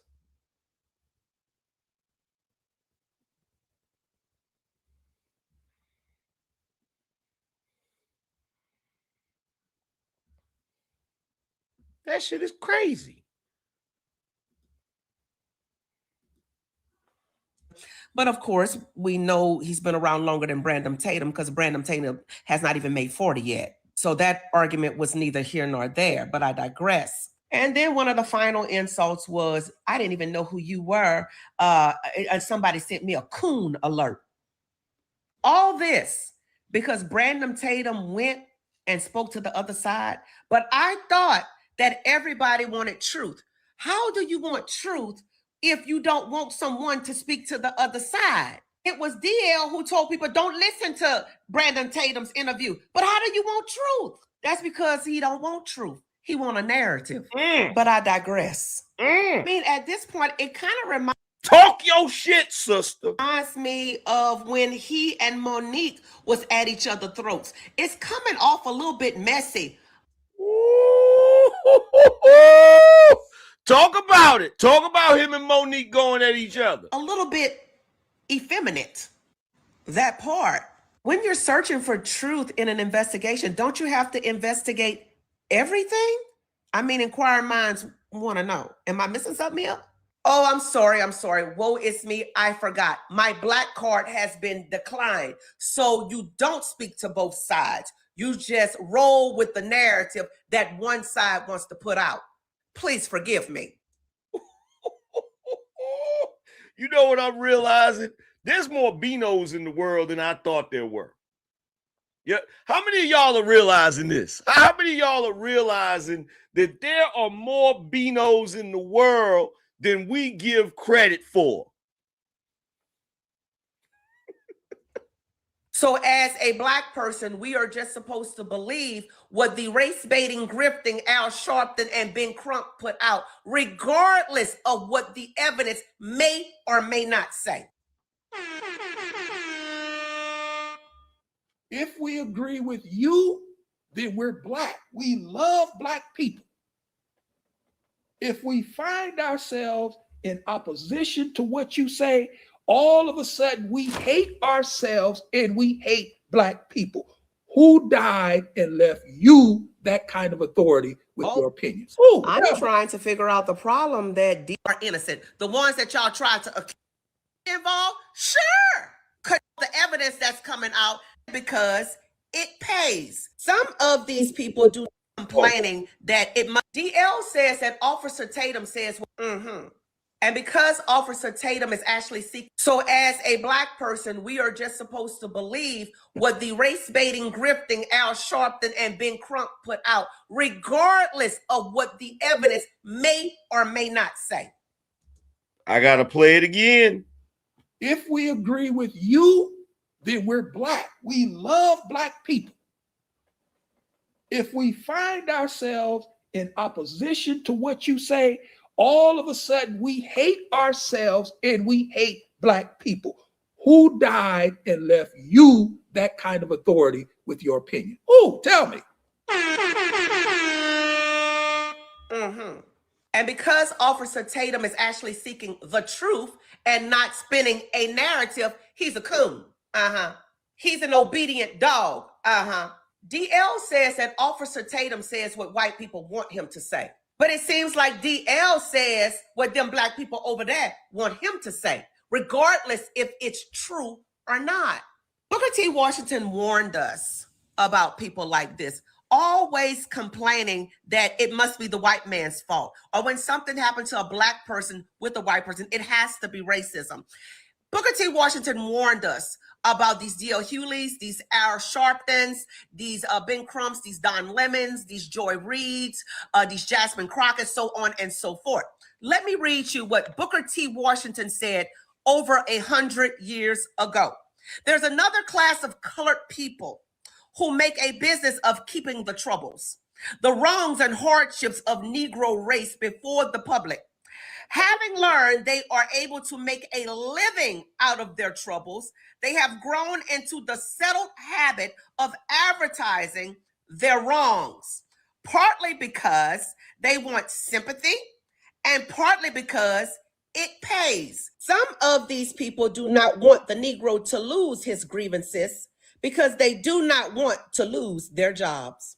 Officer Tatum never said a white person could not be involved in the loss of life of Nolan Wells. He never said that. But what he wanted to do was get both sides of the coin so we could get to the truth and we could navigate through all the lies and manipulation and grifting. But the fact remains that many people did not want Officer Tatum to speak to these boys because they knew if he spoke to these boys, it could break up that narrative that they are trying to spin.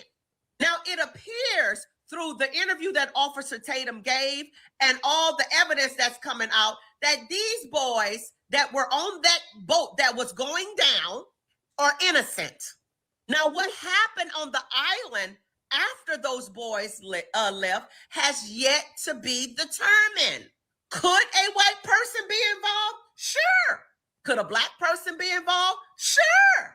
Could nobody be involved? Sure. Nobody's saying that all white people are innocent.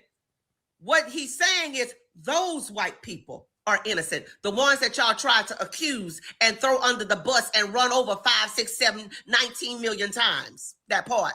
Nolan was a grown man. Yeah. He had his big boy boxers on. He chose what he wanted to do.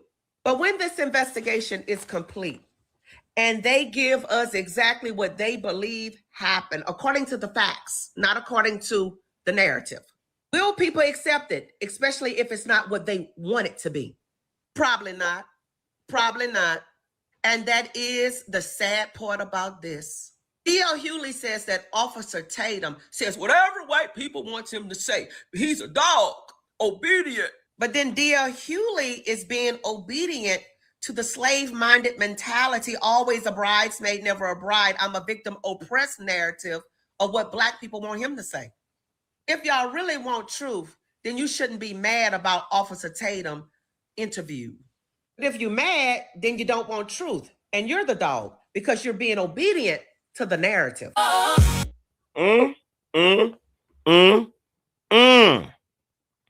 Shout out to Miss Miller. Shout out to Miss Miller. Apparently she got a YouTube channel. Said Coffee with Miss Miller. Follow me on YouTube. Speak your voice first. That's what's up. Shout out to her, man. Y'all check her out when y'all get a chance. Says, let's see, speak your voice first. That's her Instagram. Speak your voice first. So look, here's my thing, right? It's like when the guy came in here earlier and said that I'm acting like I'm programmed. No, I'm not. No, I'm not. You know the reason why you know I'm not programmed, right? When this first happened, I said something seems fishy about that situation. Something seems fishy about it. It seems like to me, if I was a betting man, if I had to guess, I would think that them boys did something to him. That's what I said, right? Now, this is how you know I'm not programmed. Am I mad about Officer Tatum interviewing those boys? Has anybody seen me go live and say, why is Officer Tatum interviewing them boys? I don't want to hear nothing they got to say. Does anybody hear me do that? Did anybody hear me do that? Yes, no, maybe so.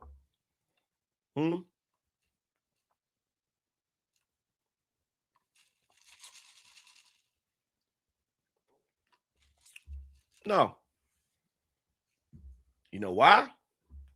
Because I don't know the facts. I don't know the facts.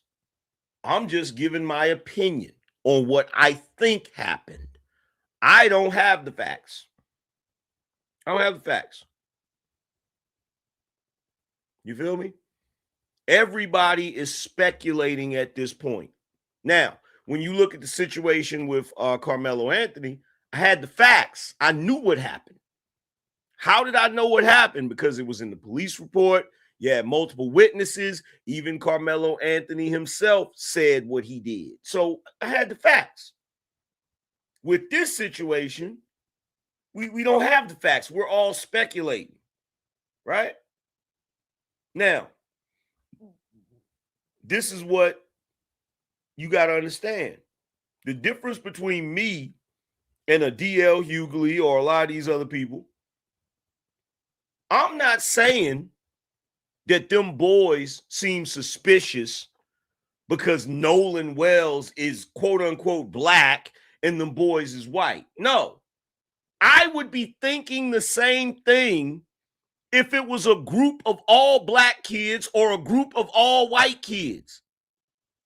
If it's five people, one of them ends up dead.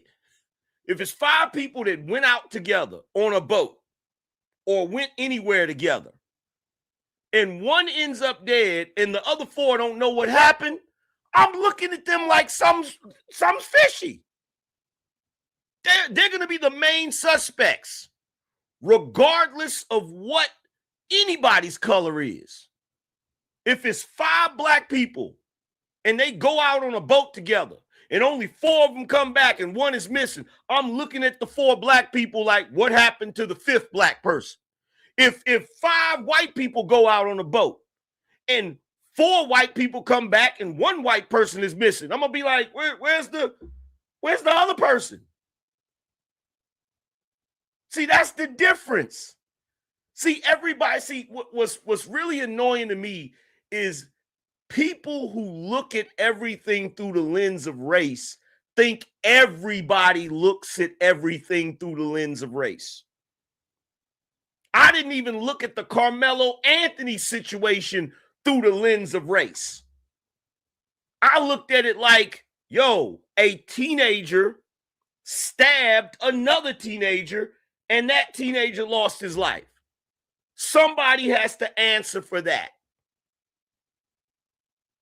Wouldn't matter what the color is. Wouldn't matter if it was 2 black people or 2 white people. Wouldn't matter. It wouldn't matter if the person that got stabbed was black and the person that did the stabbing was white. Or the person that did the stabbing is black and the person that got stabbed was white. It don't make no difference to me. It only make a difference to y'all. And that's why you view it the way you view it. And that's why you'll get mad at me when I say, because think about it like this. Niggas was mad at me because I said Carmelo Anthony was supposed to get in trouble. Now, that guy that came up here was probably a white guy. He's mad at me because I said I feel like them boys are guilty.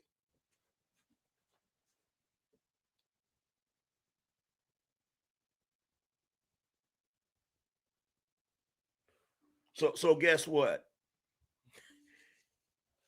On one hand, when I say Carmelo Anthony did that shit and he was supposed to get some time, I'm a coon and a sellout. Now I'm saying the white boys seem to be guilty. So now I'm a race baiter and programmed. You can't win. You can't win just giving your honest opinion and being fair and balanced. And the reason why you can't win giving an honest opinion and being fair and balanced is because there's so many people out here that are bigots. It's so many people out here that are racist. It's so many, and I'm talking about both sides. I'm talking about both black and white. That's y'all's problem. You view everything through the lens of race. Everything. Everything.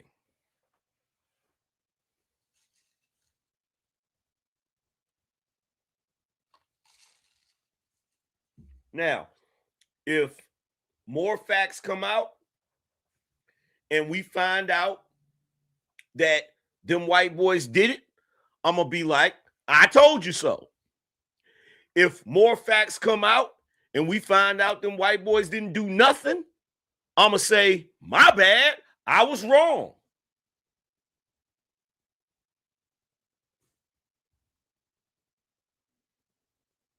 But getting mad at me because I think they guilty is bullshit. You know why it's bullshit? I'm not the district attorney down there. I'm not the judge down there. I'm not on the jury down there. I'm not a freaking detective down there. I have absolutely no power whatsoever to control the outcome of that situation. I'm just a guy on the internet giving you my opinion. And if you don't like it, guess what you can do? You can click off of this show and you can go watch somebody who has an opinion that you do like. I'm so sick of you fucking sensitive ass snowflakes. And every time somebody says some shit that doesn't align with your worldview, you want to insult them or be upset about it. Oh my God, I can't believe that's what you think. Well, that's what I think, Buttercup. That's what I think, sweetheart. You don't like it? Maybe you should go cry about it. Either way, I don't give a shit. I come from an era where We're a little bit tougher than that, sweetheart. We don't sit around crying because somebody has a different opinion than ours.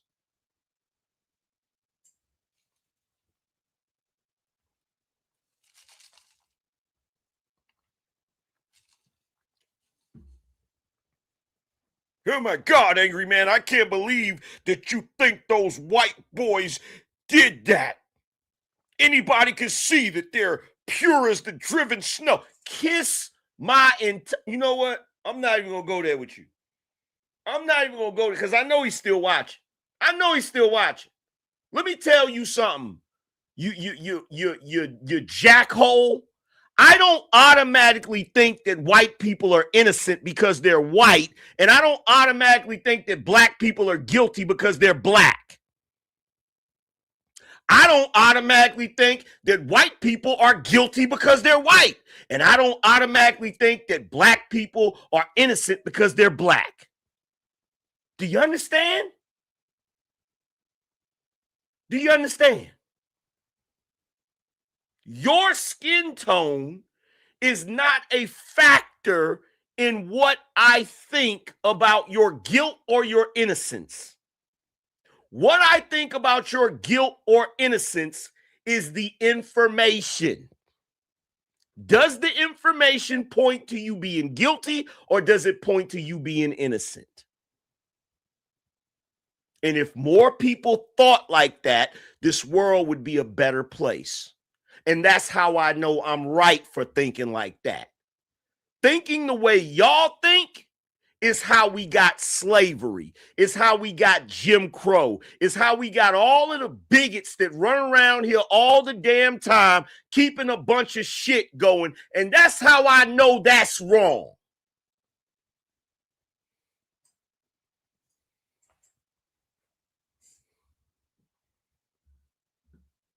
Come in here, tell me I'm programmed. I am the most least programmed nigga on planet Earth.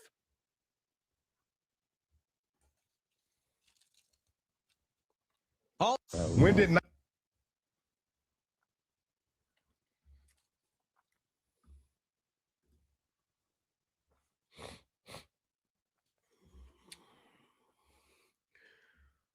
Oh, snap, we got another sponsor. Got another sponsor. Yo, shout out to Forever Studios. I appreciate you, brother.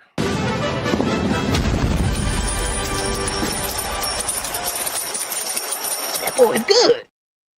Shout out to Forever Studios. He says, salute, Angry Man. That's that Bino energy. And by the way, we didn't have, so tonight we didn't announce any Bino MVPs because we didn't have a Bino MVP for the last show. So for those of you, if you want to know what qualifies you as a Bino MVP, it's very simple. Anybody that is a sponsor, meaning you donated $100 or more, if you donate $100 or more, and one of your donations is $100, and you have another donation, that's what qualifies you as an MVP, because in my opinion, that's going above and beyond. When a person donates multiple times, and one of those donations is a sponsorship. So if you donated $100, and then right after that, or later on in the stream, you donated $5 in addition to the $100. You're MVP because you donated more than once, and one of the donations was a sponsorship. That's how you become a Bino MVP. That's how you get your name up in lights, all of that good shit. You feel me? But yo, shout out to Forever Studios. I appreciate you, bro. We're currently at 40 contributors. We only need 10 more people to reach our goal. We only need 10 more people to reach our goal. And we're about to get to this main topic. We got to talk about LisaRaye. We got to talk about LisaRaye McCoy. But before we talk about LisaRaye McCoy, let's do the super chats again. It's time for the Super Chats.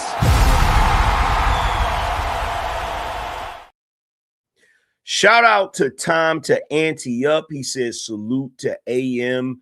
You ate during the great work. Appreciate you.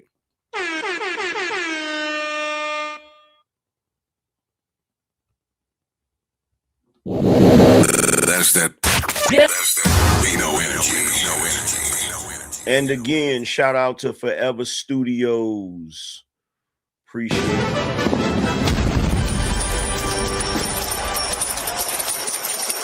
That boy good. That's that. That's that Bino energy. Let's see. Wait a minute. Did I skip one? Let me make sure I didn't skip one.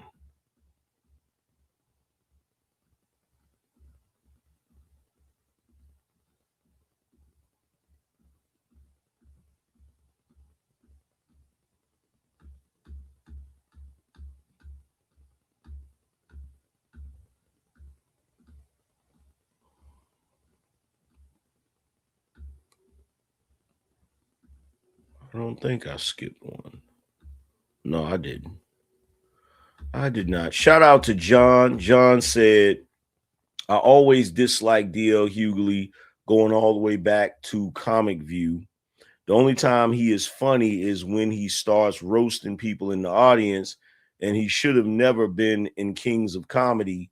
The only king is Bernie Mac. That's a fact. That's that. That's that Bino energy. That is a fact. Let's see. Shout out to D Prez in the building. And shout out to Quentin. Quentin said, DL definitely looking like Stink Meaner. He does. He does look like Stink Meaner. That is hilarious. Let's see. Shout out to John. John said, paying more dues, sir. Salute to you and other show on fire. Appreciate you. So to everybody in the building, we only need 9 more people to reach our goal of the night. So let's get to this.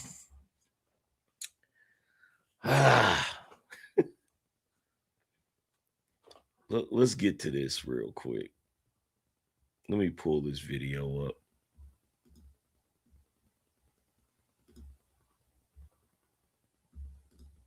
To a Chris Brown and an Usher concert. We have seen it enough to know that when it comes to that part, that you know what the women has done and what is expected. So if you go up there and do something different and other than what's expected, people are going to look at you like you're the dumb one, because they like, what the hell you been under a rock? Because this is what it is.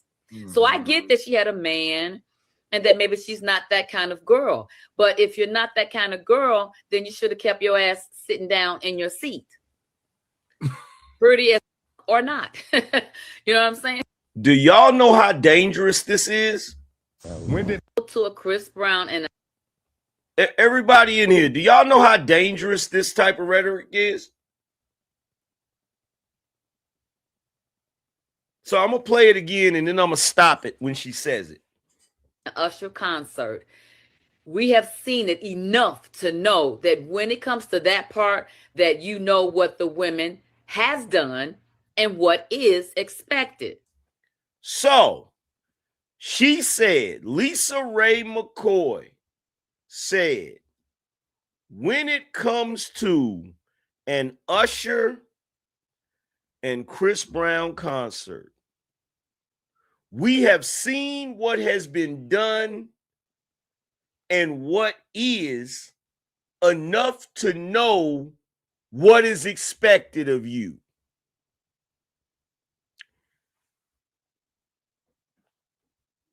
does that mean that because guys have gotten sex from women on the first night, does that mean that every guy should expect a woman to have sex with them on the first night? And should those women be shamed for that if they don't do it?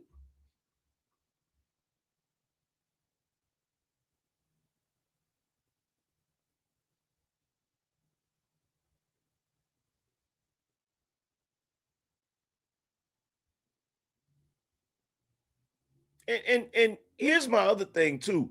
Why aren't other women calling them out for this? Who gives a damn what other women did when they went on that stage? If that young lady goes on that stage and she don't want Usher slobbering all over her, why the hell do you women who are supposed to be decent women, why do y'all have a problem with it? I really don't get it. I really don't understand this, y'all. Where is the my body, my choice crowd at? Like, am I missing something? If I'm missing something, y'all tell me what I'm missing. What am I missing? Because everything that I've grown up learning, like everything that I've ever heard throughout my entire life, throughout my 40-some years of living, is contrary to this behavior.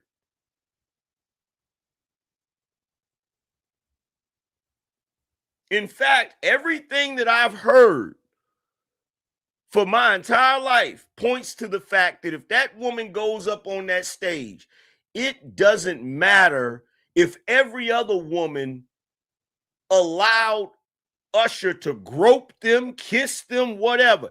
If she didn't want that, you're supposed to respect it. Am I wrong? Am I wrong? If she goes up on that stage, regardless of what that show is, if she doesn't want him to take certain liberties with her, Usher and everybody watching that show is supposed to respect it.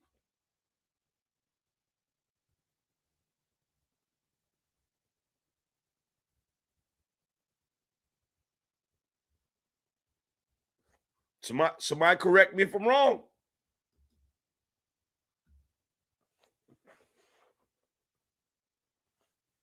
Somebody correct me if I'm wrong.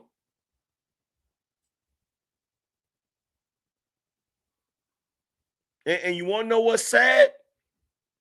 What's sad is, why do I got to be the one to point this out?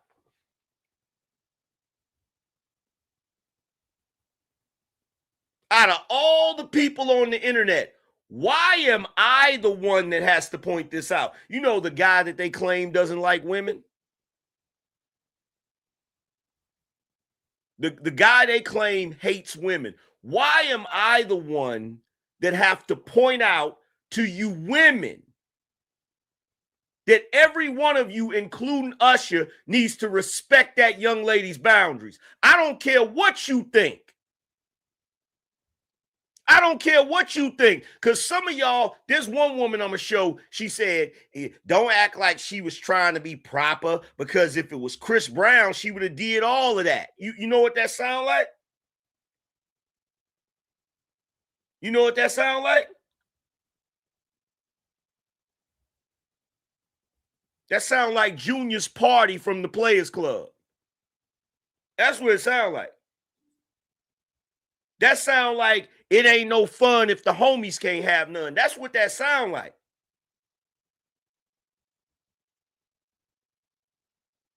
In fact, hold on. I'm going to play the video right now.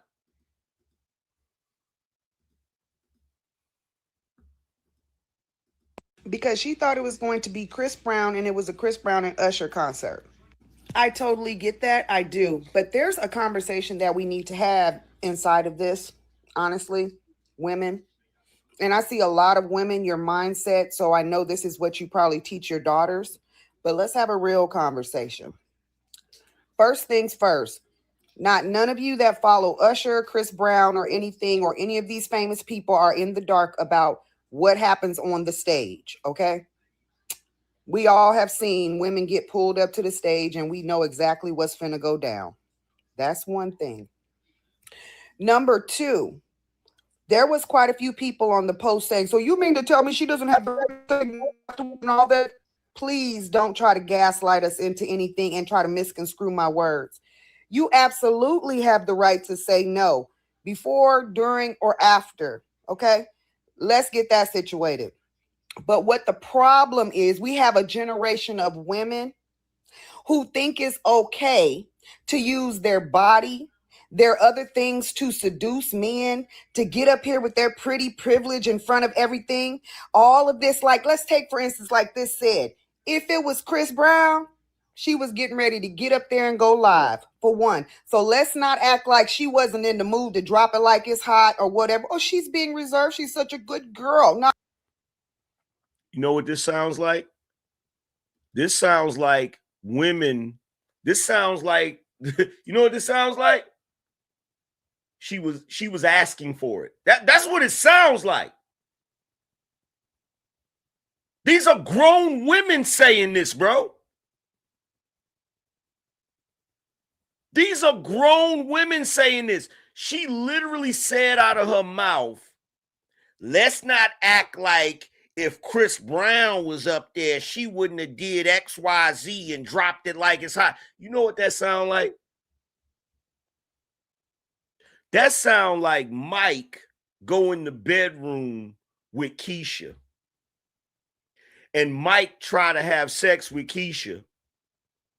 And Keisha say no. And Mike try to get on her anyway. And Keisha push him off. No, stop. And Keisha runs out of the room. And the women in that house say, oh, I don't know why you acting like that. Because if Junior had went in there, you would have did all of it.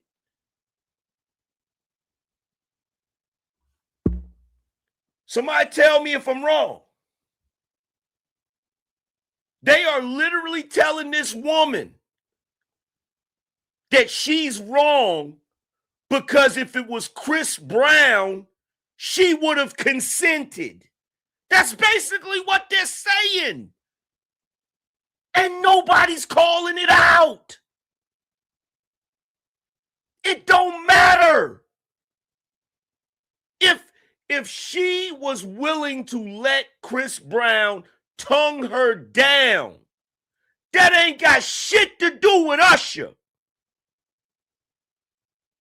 And it's sad that out of everybody on the internet, it's a red pill manosphere guy that gotta say this to y'all.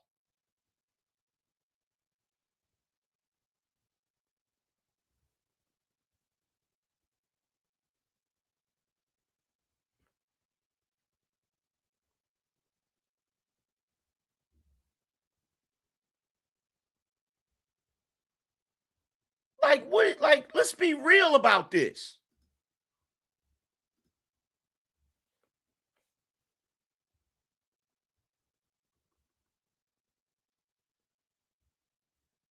This grown woman right here is wilding.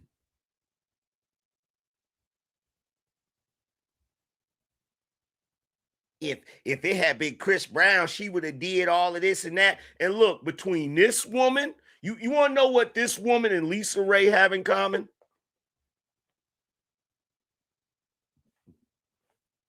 Y'all want to know what this woman and LisaRaye have in common?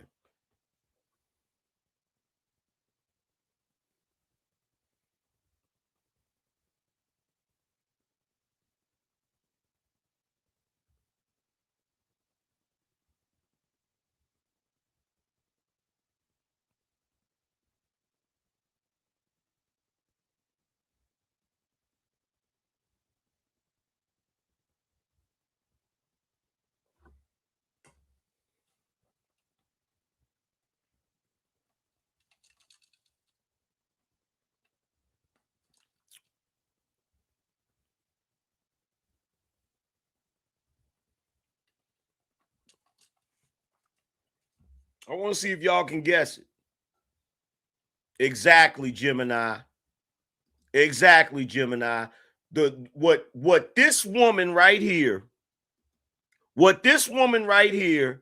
LisaRaye have in common, they're both old, light-skinned women that can't get the attention that that young girl is getting right now. They are both post-wall, light-skinned women that are mad that they don't continue to get the type of attention. They no longer can get the attention that that young girl is getting that went up on that stage. I'm going to say it again. I'm going to say it for a third time. What that woman and LisaRaye McCoy have in common, they are both post-wall, light-skinned women who can no longer get the same attention that that young girl can get that went up on that stage with Usher. I keep telling y'all women, these old women are not your friends. I keep telling y'all, these old women are not your friends. If these women were anything like Big Mama, you know what Big Mama would have said? Big Mama would have said, so what if she went up on that stage? If she didn't want him in her face, he shouldn't have been in her face. That's what Big Mama would have said. But see, the reason why these old biscuits keep complaining is because they jealous of that young girl. That's all it is. That's all it is. They wish they could even be in a position to reject Usher. They not. Because at the end of the day, right now as we speak, that chick, now one of them chicks, look, LisaRaye was a movie star. And ain't nobody asking her to come up on no damn stage. They jealous. They jealous. And that just shows you right there how far they're willing to go over jealousy. They are so willing. They are so ridiculous with it that just out of pure jealousy, they are willing to go against everything that they've believed in for the past 70 years. So just because you're jealous of this young girl, you want to take away her right to reject that man? You want to take away her right to consent? Because I don't know if y'all know this, and I know what some of y'all going to say, oh, Angry Man, you trying to be extra. It wasn't like what? Wasn't like what? I'm not saying Usher was trying to take anything, but let's be real. We live in the day and age of if a man touch a woman on her shoulder, that can be considered sexual assault. We live in that age. So when I say consent, I am talking about consent. In this day and age, if a woman does not consent to you touching her and you touch her, she can sue your ass. She can have you in jail for sexual harassment. Am I wrong? Am I wrong? Somebody correct me if I'm wrong.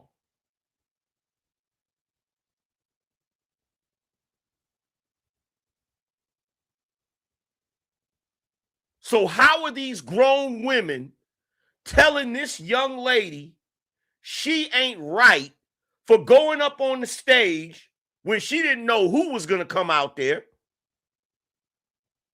They asked her to come up on stage. She went there for Chris Brown. She didn't know who was going to come out there. Usher came out there. She didn't like Usher. So what y'all are basically saying is because she went on the stage, she should have let Usher grope her and tongue her down because she went on the stage.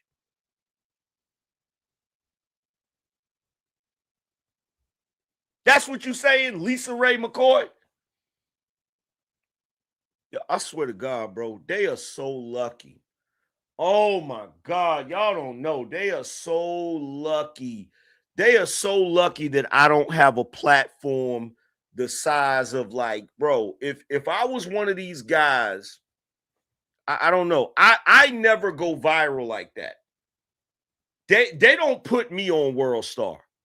Bro, if I had one of those platforms where everybody took notice of everything I was saying, man, I would cook these people into oblivion. I feel like that's why. I never get put on World Star and none of that stuff, because I would cause too many problems.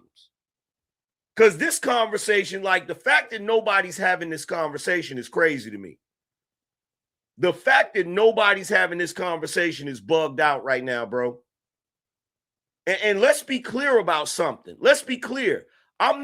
This is not me being a contrarian. This is not me just trying to go at chicks with old biscuits. This is me defending that young lady. I'm defending her right to tell Usher to get out of her damn face. Absolutely, I'm defending that right. I don't care if she was going to go up there and give it all to Chris Brown. That's her right. That's her right. It's her right as a woman to welcome the advances of the guy that she likes. If she didn't like Usher's ugly ass, she didn't like him. That's really what y'all mad about. If we really being totally honest, that's really what the community is mad about. It's this colorism crap. That's what they mad about. Y'all mad because y'all feel like that light-skinned girl rejected Usher because she probably think Usher is ugly and y'all can't handle it. That's why you keep throwing Chris Brown out there. If it was Chris Brown, she would because he light-skinned. She didn't like Usher.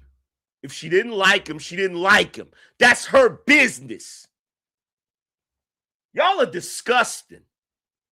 I'm going to just keep it 100. Y'all are disgusting, and you don't stand for nothing. You don't stand on no type of business whatsoever. Because in one breath, you'll be telling that girl that, and then in another breath, there'll be some black woman accusing her brother of touching her, and it'll be a complete lie, and y'all will be going hard in the paint for that situation. Lock him up.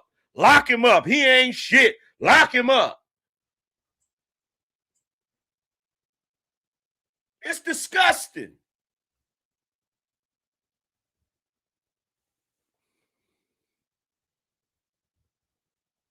Who's wrong? Who's wrong? You want me to drop the link for you so you can come up here and get cooked? You want that link?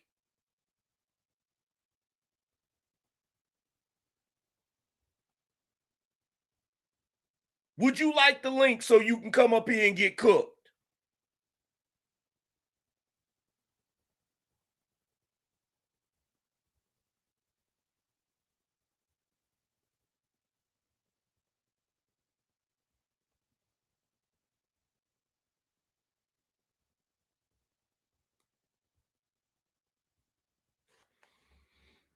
Mr. Don said, who cares? Why is this important? Well, if you don't care, get your stupid ass out of my chat room.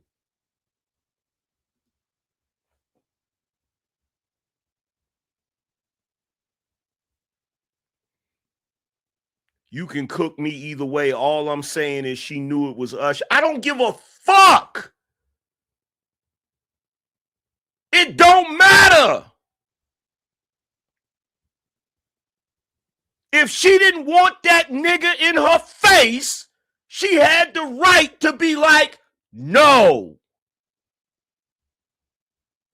I swear to God, bro, you new niggas are weird, bro. Y'all are weird, fam. There's no other way. See, it's dudes like you. That's the reason all of us men catch so much hell. It's weirdos like you that's the reason all of us men catch all kinds of hell. I bet you any amount of money, you the type of dude that'll slap a woman on her ass with just, if you was at a club or whatever, and you saw a girl that was cute, you probably the type of dude that'll slap a woman on her behind, wouldn't you? Wouldn't you?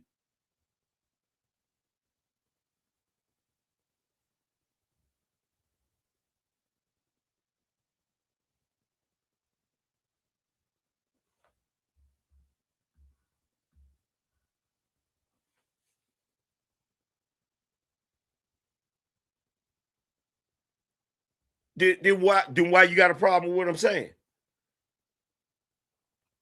Then why do you have a problem with what I'm saying?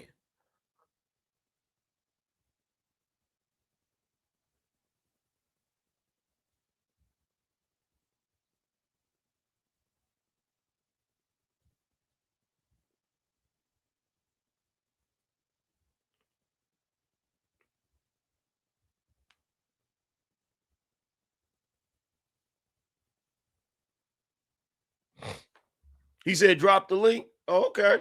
I got you. Hold on. There go the link right there. There you go. There go the link right there. By the way, y'all, we still need 9 people to reach our goal. We still need 9 people to reach our goal.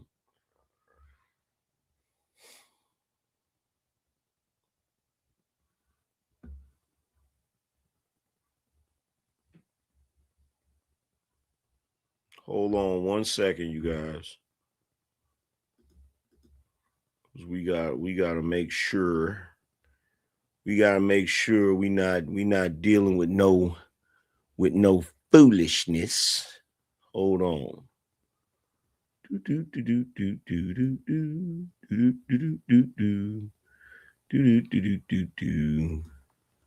Yo. Yeah. You're not dealing with no foolishness. I'm a real person.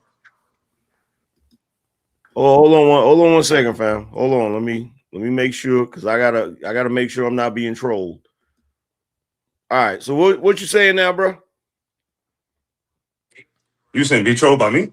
No, I'm not gonna troll you, bro. I support you. No, I said I gotta make sure you're not, because somebody could have came up here with your name to troll me. You feel what I'm saying? Yeah, that's why I had the camera turned on right quick so I could show you. And then I showed you that I got your book, bro. I'm a supporter. But yeah, I just disagree with that opinion right there. That's all. I totally disagree. And I based that off of shit that you said before. So it's not nothing personal or nothing. Like I think you're wrong. Okay, so then break it down. Tell me what part you disagree with, and we go from there. Okay. You said many times, based on her choices and her things, like you said, she a grown woman, she's smart. She knew it was Usher on the stage, and she still chose to go. So my point, if you don't fuck with Usher, well, I don't know, sorry about the cussing. If you don't think Usher is your cup of tea, you think he ugly, just don't go, because you know the assignment. You know what the shows go down. I'm not saying if it was Chris Brown, she would have won or none of that. I don't care. She has a right to go for who she want to go for. But if she don't like this dude, don't go. So I've heard you pretty much say that before in a different scenario or a different like hyper. Okay, but do you realize? So this is my understanding of it. My understanding of it is when they asked her to, like, they had her and her mom in the VIP section. When they asked her to come up on the stage, Usher wasn't up there yet. She thought Chris Brown was gonna come up there because it was there. It's both their concert. Right. That's both of them doing, like, that's them doing what it's called the R&B concert. Usher Raymond and Chris Brown. So she thought she went there for Chris Brown. She even said it on the video. So she said that when she was in the VIP, when they asked her to come to the VIP, she went to the VIP, her and her mom, and she said they asked her up on the stage, and she went up on the stage, and she said she thought that Chris Brown was going to come out there. Now, I'm not going to die on that hill because I don't know for a fact. She could be lying, right? Yeah, me neither. I don't know for sure. She could be lying through her teeth. My argument is this. She went up there for whatever reason, whether she was right or wrong, she went up there. Now, if you want to say she knew that Usher was up there, and if she was going to act like that, she shouldn't have went up there because she knew Usher was up there. If she knew Usher was up there, you might have an argument. I'm only arguing that, Angryman, because on the walkout, like, you know, you hear the music before you get to the, you know, all of the people. So I'm assuming that she knew it was Usher. Maybe she didn't, and maybe she's thinking both of them might be up there. together if she's backstage. So I'm thinking she was in the crowd, so that's my bad. And she could see what's going on. But if she's backstage and she can't see the stage, then I can give her some grace in that if that's the case. Okay, it's possible. So that's the one part we don't know for a fact, right? But let's say, for argument's sake, she did know it was Usher, right? Mm-hmm. At that point, her choice is to not go on the stage or go on the stage. Now, if she do know it's Usher and y'all are saying, well, she knew it was Usher, she shouldn't have went on stage. Let me ask you this question. This chick is in her 20s and she consider herself to be a baddie. Do you think she turning down going on that stage? That's a hard one because I'm thinking if you're a baddie and you want the attention like that and you know what the show entails, that's what I'm kind of, you know what I mean? That's why. That's my thing. You know what Usher gonna do. You know what Chris Brown gonna do. They're gonna get in your personal space, period. I ain't saying kiss you, but they definitely gonna get in your personal space. That's a given. Yeah. And so I'm saying, like, so she knew that. So you saying if she seen Usher and she wanted baddie and she wanted the attention, so that's what I'm saying. She did it for the clout anyway, either way, whether it be good or bad. I don't think she tried to embarrass him knowing that from backstage, but once she got up there and seen it was Usher. Well, we know she did it for the clout. She's a chick. We know she did it for the attention. Even if she liked Usher, she did it for the attention. She didn't do it for Usher. She did it for the attention, right? So let's just say, for argument's sake, she knew it was Usher, and she went up there because she felt like she'd be able to control the situation, right?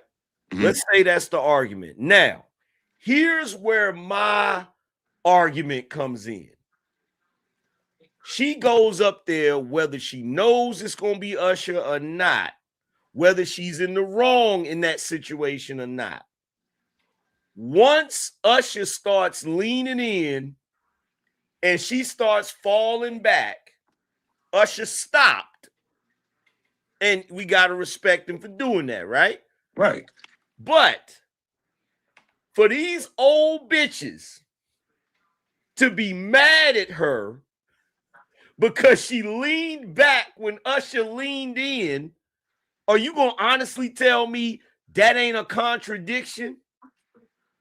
No, yeah, it is. I got my own take on them. The only reason why I hit the link, AM, is because you said basically because I disagreed that I'm the type that grope women in public. I'm like, God damn.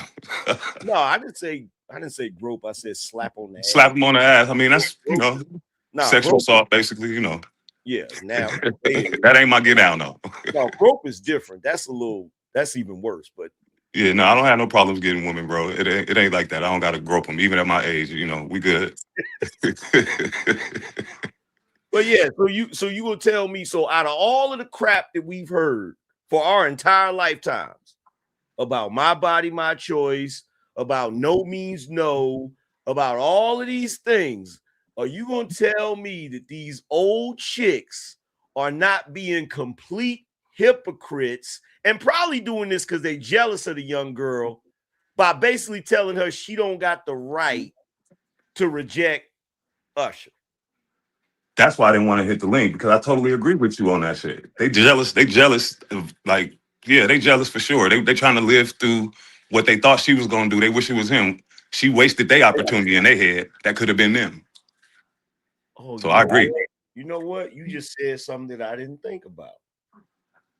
Do you think it's possible that because she did that, the rest of the chicks are upset because they think that Usher and them will stop doing those type of sets and they won't have an opportunity to go up there? She cutting off their opportunity. Oh, snap. I didn't even think about that. The gig is up. I didn't even think about that, because then if she's acting like that, they might actually stop doing it because they don't want to catch no case or get in trouble.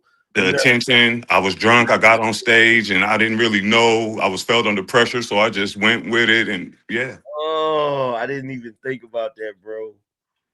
Yeah, that do make sense. The old bird's jealous because they think they're gonna miss their turn. Ah, that's so messed up. Ah. And then you're right, it's still the colorism is embedded in there, but that's a deep, like, that's, you know. Yeah, I genuinely think that that's part of it. I think that they're not just like, I think they genuinely feel like, oh, she would have did XYZ with Chris Brown, not because they know she liked Chris Brown, but just because he light skinned.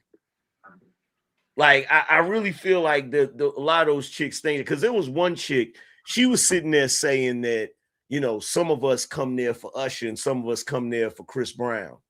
And I think she was implying that whole colorism thing. You feel me? Yeah, it's always an undertone. Yeah. It's funny too. Even the cute ones, it's always like it's in there, especially if you reject them. So yeah. Word.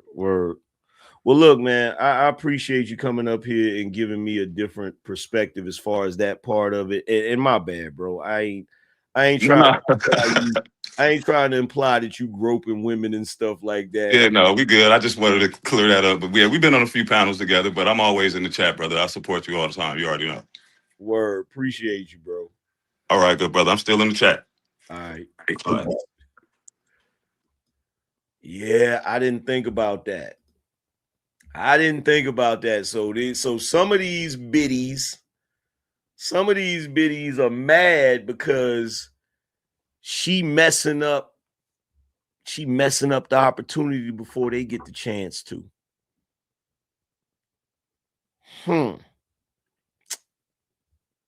That is interesting.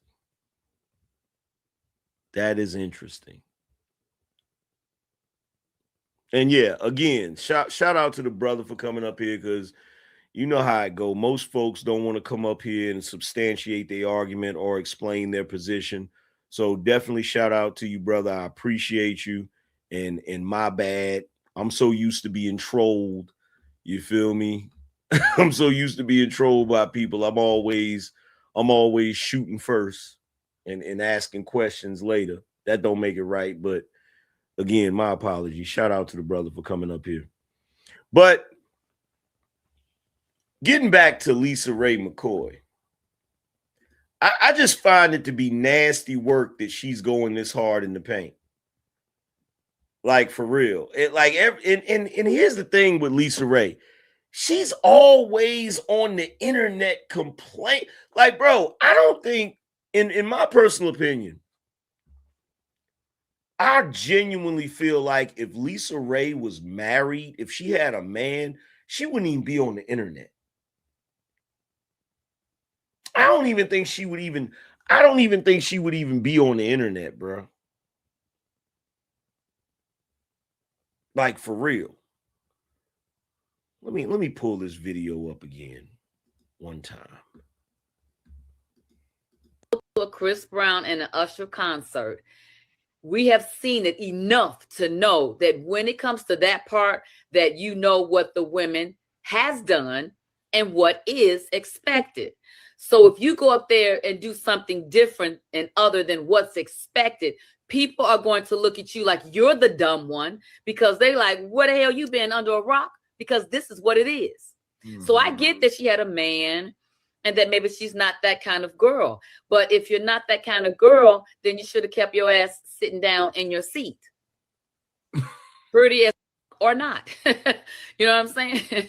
And that's just what it is. Because you can get up there and say, ain't nobody gonna. This is Brandon Tatum. Now, notice she said pretty, privilege or not. That's what she's mad about. To a Chris Brown and an Usher concert, we have seen it enough to know that when it comes to that part, that you know what the women has done and what is expected. So if you go up there and do something different and other than what's expected, people are going to look at you like you're the dumb one, because they're like, what the hell you been under a rock? Because this is what it is. So I get that she had a man and that maybe she's not that kind of girl. But if you're not that kind of girl, then you should have kept your ass sitting down in your seat. Pretty as or not. You know what I'm saying? And that's just what it is. Because you can get up there and say, ain't nobody gonna do nothing to me that I don't want to be done to me. Right. That's true. But again, when you're up there, that's a part of the show. That's a part of the show, period. They're contradicting themselves. You can't in one breath say that when you get up there, ain't nobody gonna do nothing that you don't want them to do to you. That's 100. That's correct. But then also say, but that's part of the show. Like, it's a contradiction. It's a contradiction. Either you believe in the chick's right to say no, or you don't.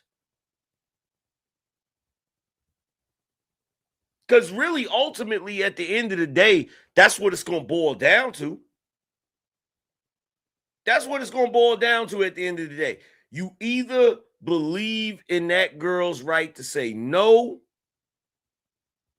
Because look, think about it like this. Think about it like this.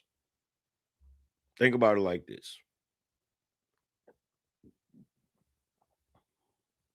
That's like a college girl going to a frat party and some dude at the frat party trying to have sex with her. And then she complained about the fact that some guy tried to have sex with her at a frat party. And then everybody saying, well, why was you at a frat party?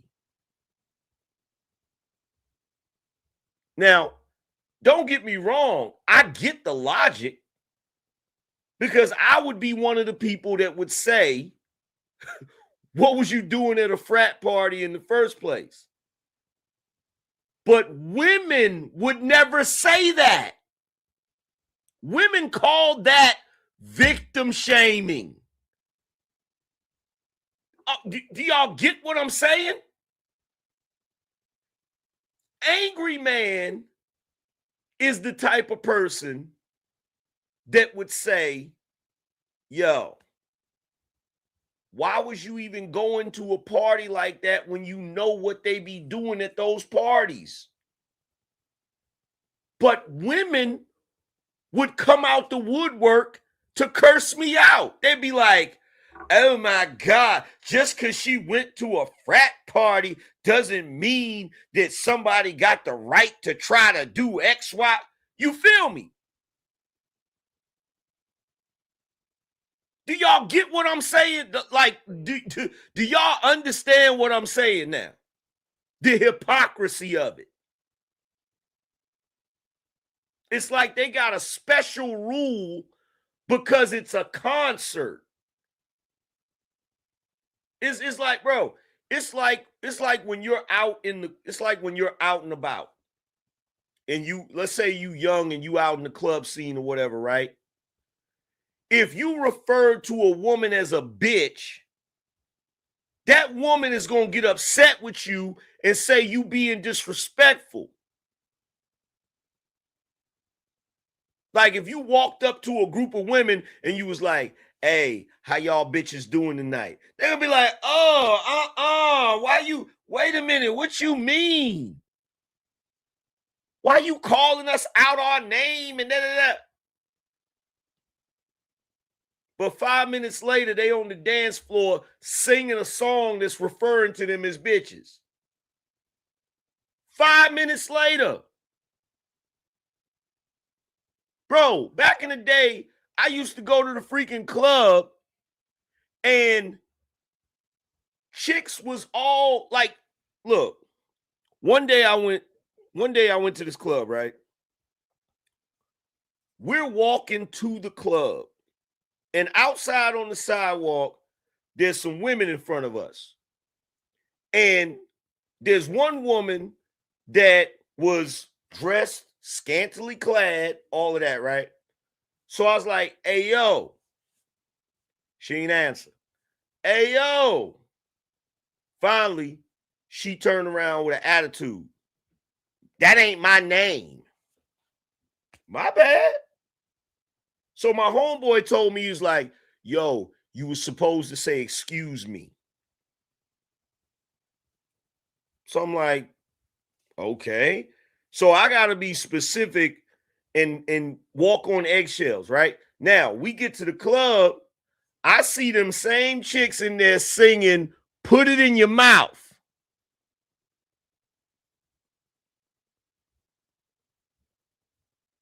Y'all know the lyrics to put it in your mouth, Akinelli. Y'all know the lyrics.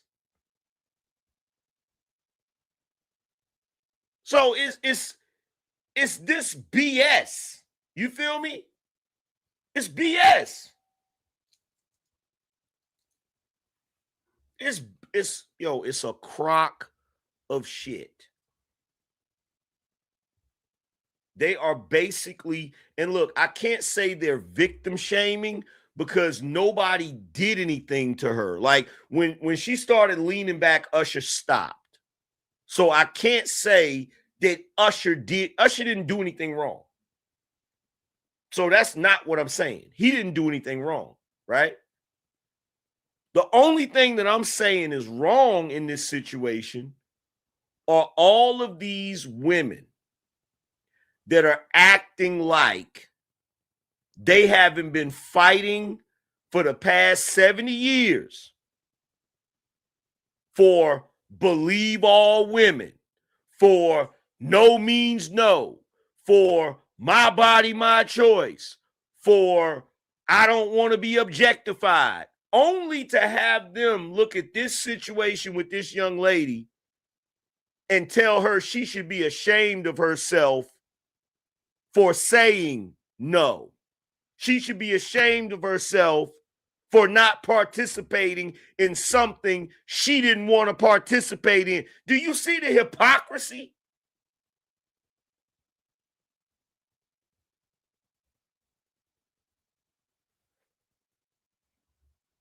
Like, it's bullshit.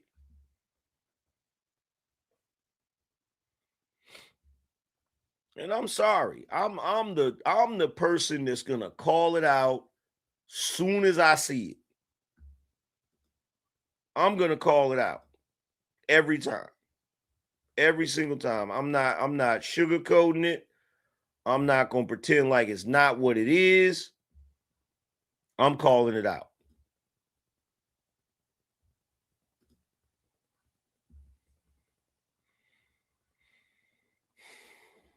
But yo,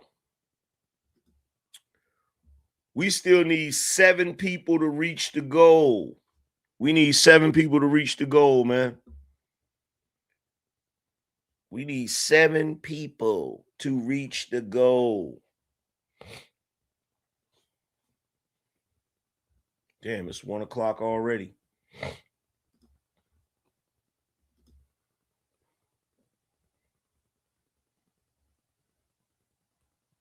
We need 7 people to reach the goal.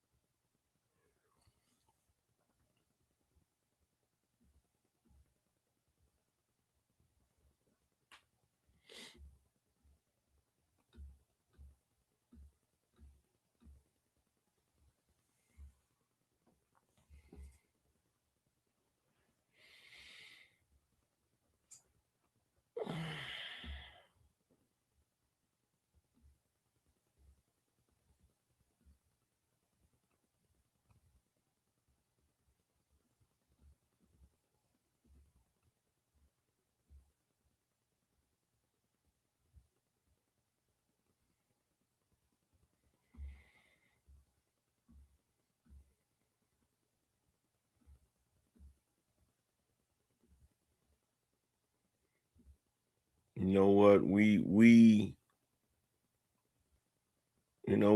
43. We got 43. So you know what? We gonna wrap it up.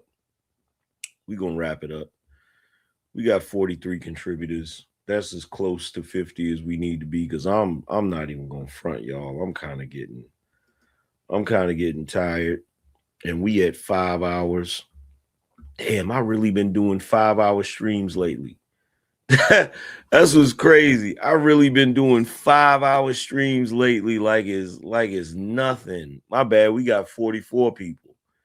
So let's get to these last few super chats so we can wrap it up. Let's see. It's time for the super chats.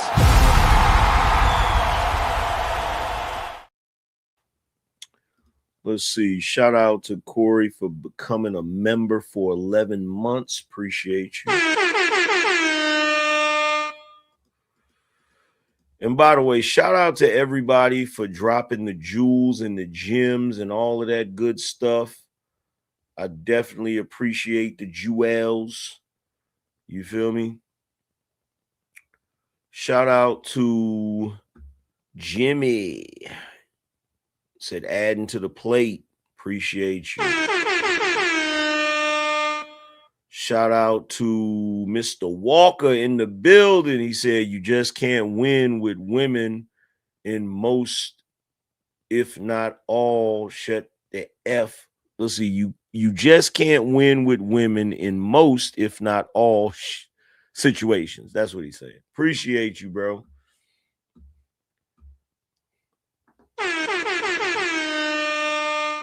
And shout out to Demetrius. Appreciate you.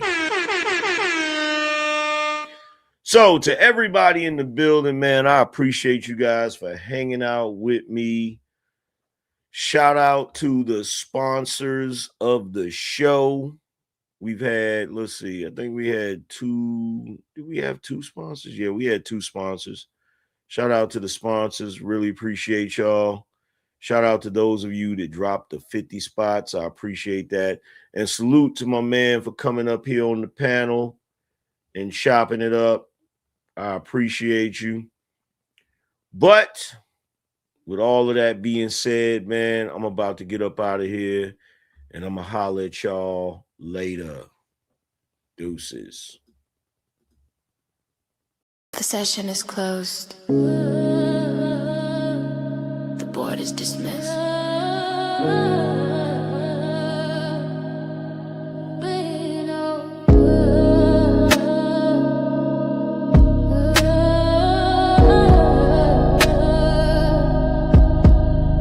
I gave you the blueprint, now go build a estate. Stop arguing with broke, man, stop debating with fate. We don't negotiate value, we dictate the price. You watch the show for free, I just gave you a slice.